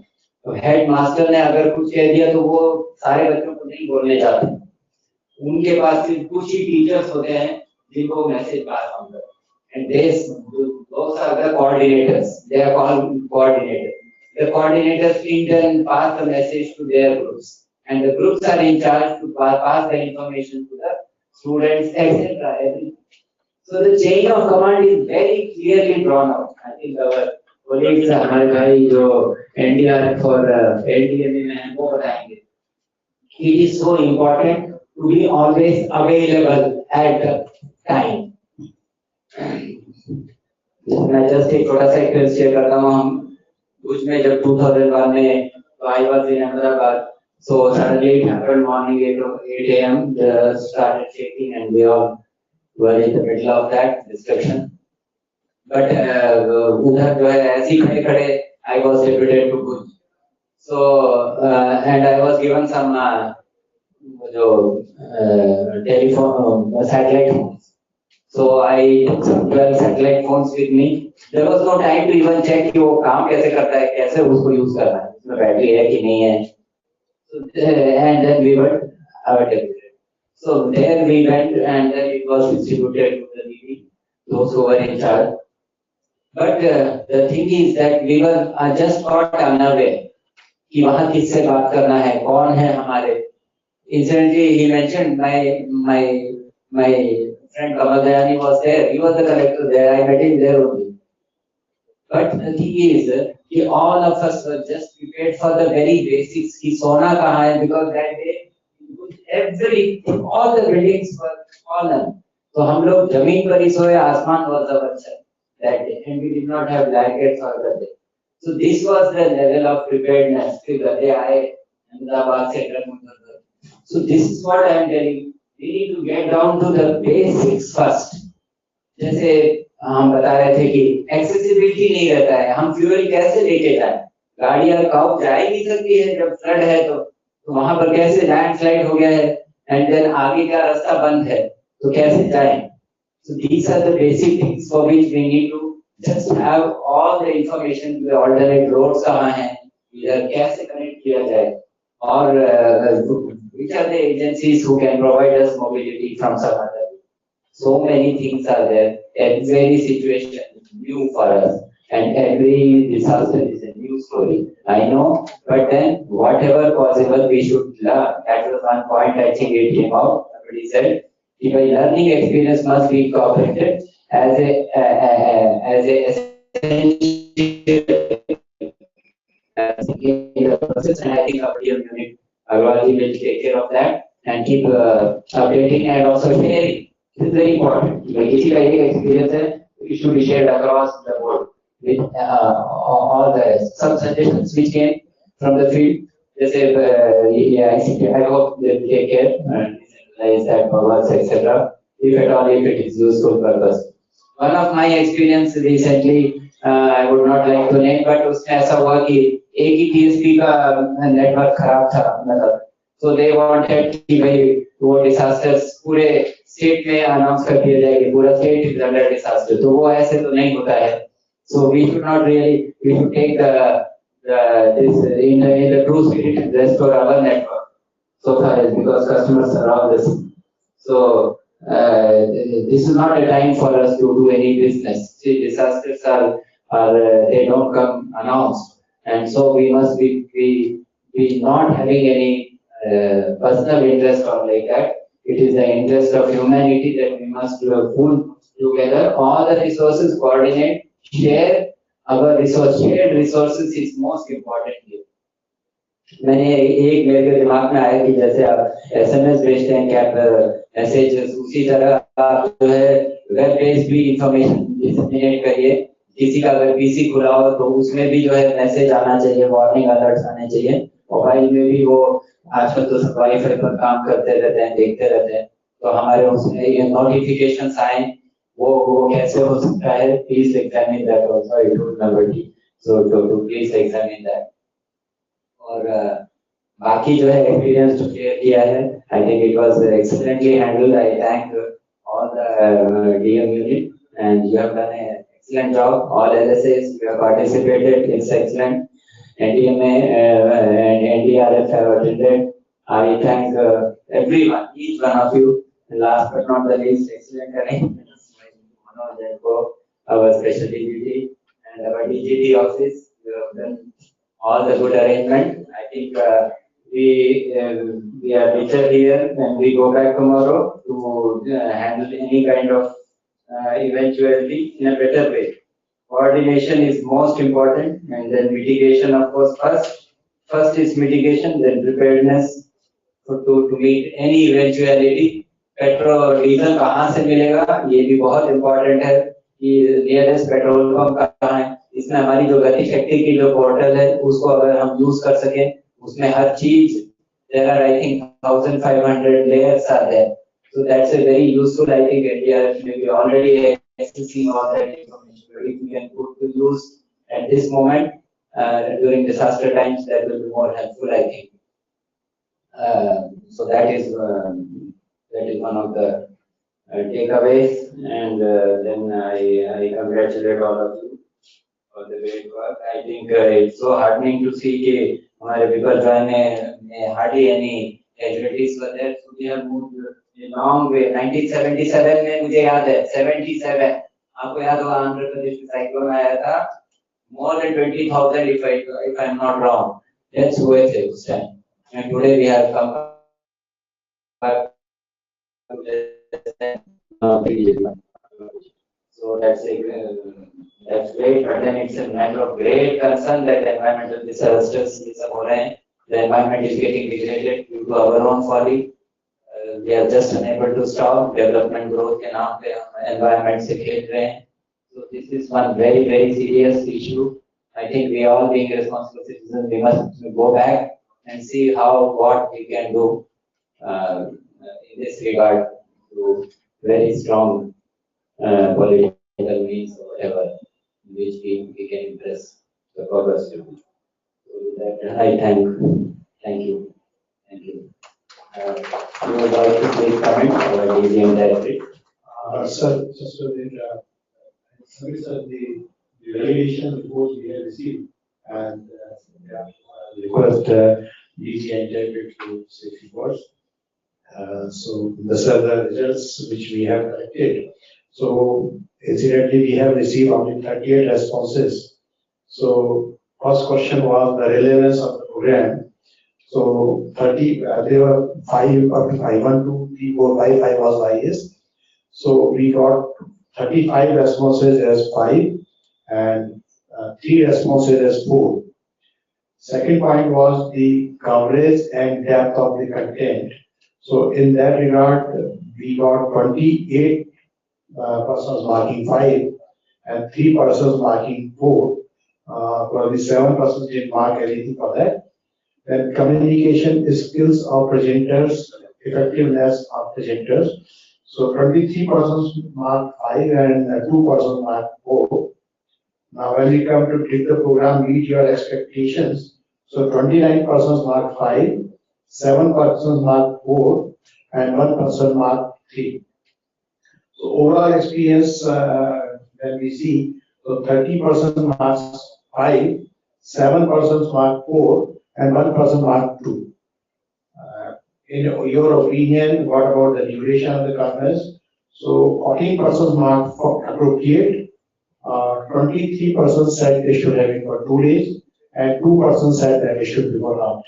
So this is the result we have received, and with that I submit this report to DG India because we are working in collaboration with them.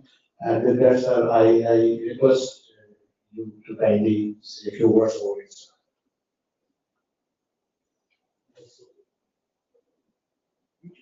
This one? Yes. Good afternoon to everybody. The fact, and I do understand not many are interested to listen anything more about disaster. But okay, at the outset, let me thank Mr. Sanjay for giving us an opportunity to be here with all of you and to look about the course, a particular workshop they have understood. My heartfelt thanks to Sanjay, the DDG of DOT. It has been coordinated so well. And once we understand that more than 90 almost officers are still waiting and to see even the last part of the program, we take like that. It's a very excellent program that has been done. Thanks for that. Even comments or feedback that you have given for the course is more than 50% crossing 100%, 5 out of 5. That is again a very commendable effort. Once again, our thanks to Mr. Sanjay for this particular wonderfully conducted workshop. I have also listened to our DGT, Sri Ravi sir, and Sri Manoj Kumar Singh sir, the special DG of the RLC. I won't take much time, but more importantly, I won't deal much with the technical matters. A bit of my understanding, we also carry on many of the courses that we agreed. We do it jointly with NITM and many other institutions, with whom we have the MOUs for this type of thing. See, it's very important, the response to a particular aspect. It all depends actually how you visualize this aspect.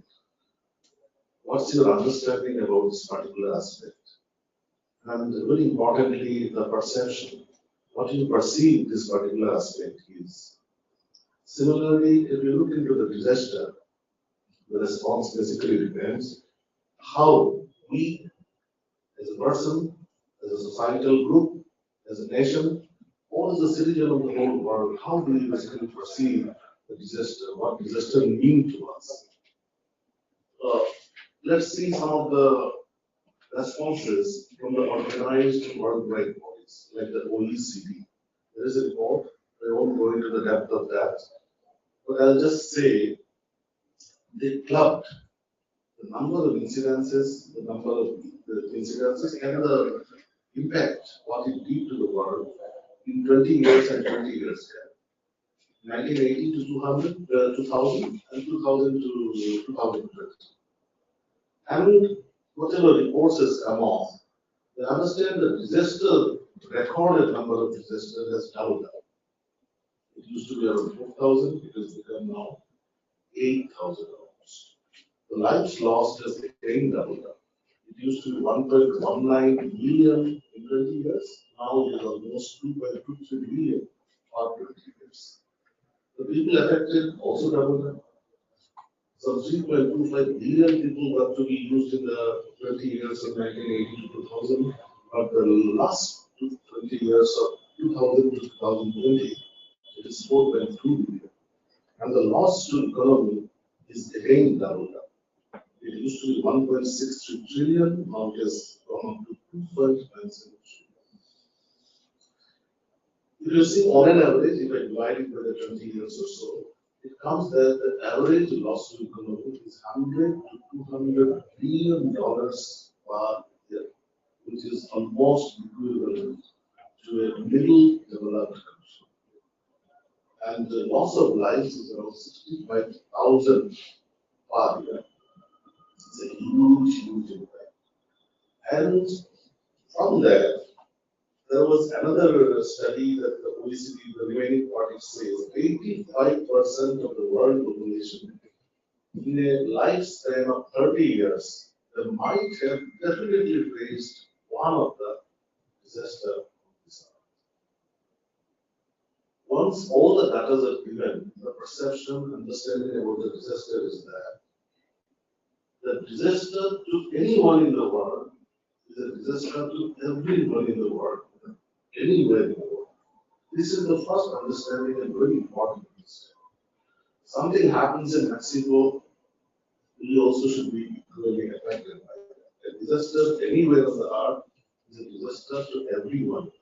Whatever data I have given, That is one of the very important thing. And number two thing it talks about is that whatever the preparedness, the PPDR, PPRR, or the technology, the framework, the acts, the policies, whatever they put into place to combat the disaster, these are not sufficient.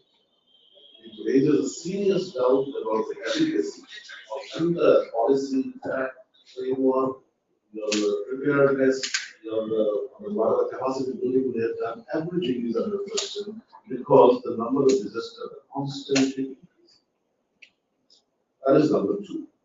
Then another important study which has come out, the 90% of the countries that are affected in the country with a disaster are the LDCs. These are the least developed countries. Not many of the major disasters happening in the big countries. Similarly, you see even in a society or even in a particular area in a state, if disaster is happening, where it happens, where basically there is a concentration of the poverty region. It doesn't happen, and not many of the things are happening in the middle of the city where the very important personalities are being pressed during the disaster. I don't know how many times you have heard it, might have happened once or two. Majority of the time, it's a coastal belt,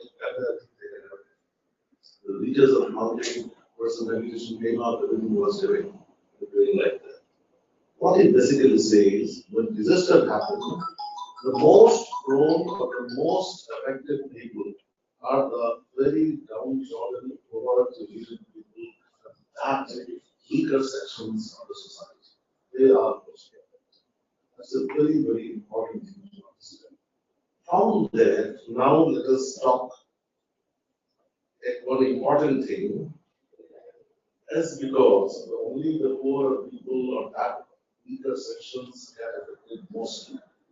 Whether it should be brought under social justice, should we continue to say that no, it's was punishment, it was an act of the law, it's an act of the nature, whether all those big words we say and appreciate, or we should bring it under social justice. It's a very important and very relevant thing which is being discussed worldwide.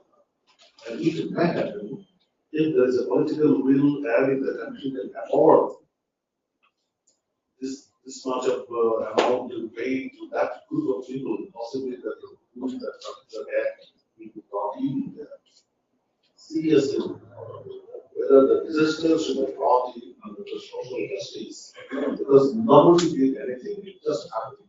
And the group of people who were affected are the most more downtrodden and poverty led. So you need to do something deeper to bring them up to the standard life and other things. The fourth important lesson is citizens learn nothing from the past. That is very sure. Whatever we say, bring it in education, local language, then bring the awareness generation among the people, etc. Nothing. People learn nothing. One of my friends, I remember that when that land subsidence issue happened in Doorsanchar, he belongs to Uttarakhand, so often we talk and I ask what happened. Whenever I ask now, he says, so, don't remind me that 16 hours I was stranded on the road. You remember 16 hours he was stranded on the road. But he has forgotten what happened to the land subsidence issue subsequently. Whether at all something has been done, something has not been done, or the government actually working on that. A very important issue was raised. The gentleman was where is the feedback? Not have we learned from the presidencies, whatever has happened to our things. Neither we learn anything, nor the citizens learn anything. It's a very, very important thing. So the mechanism of building the awareness and building that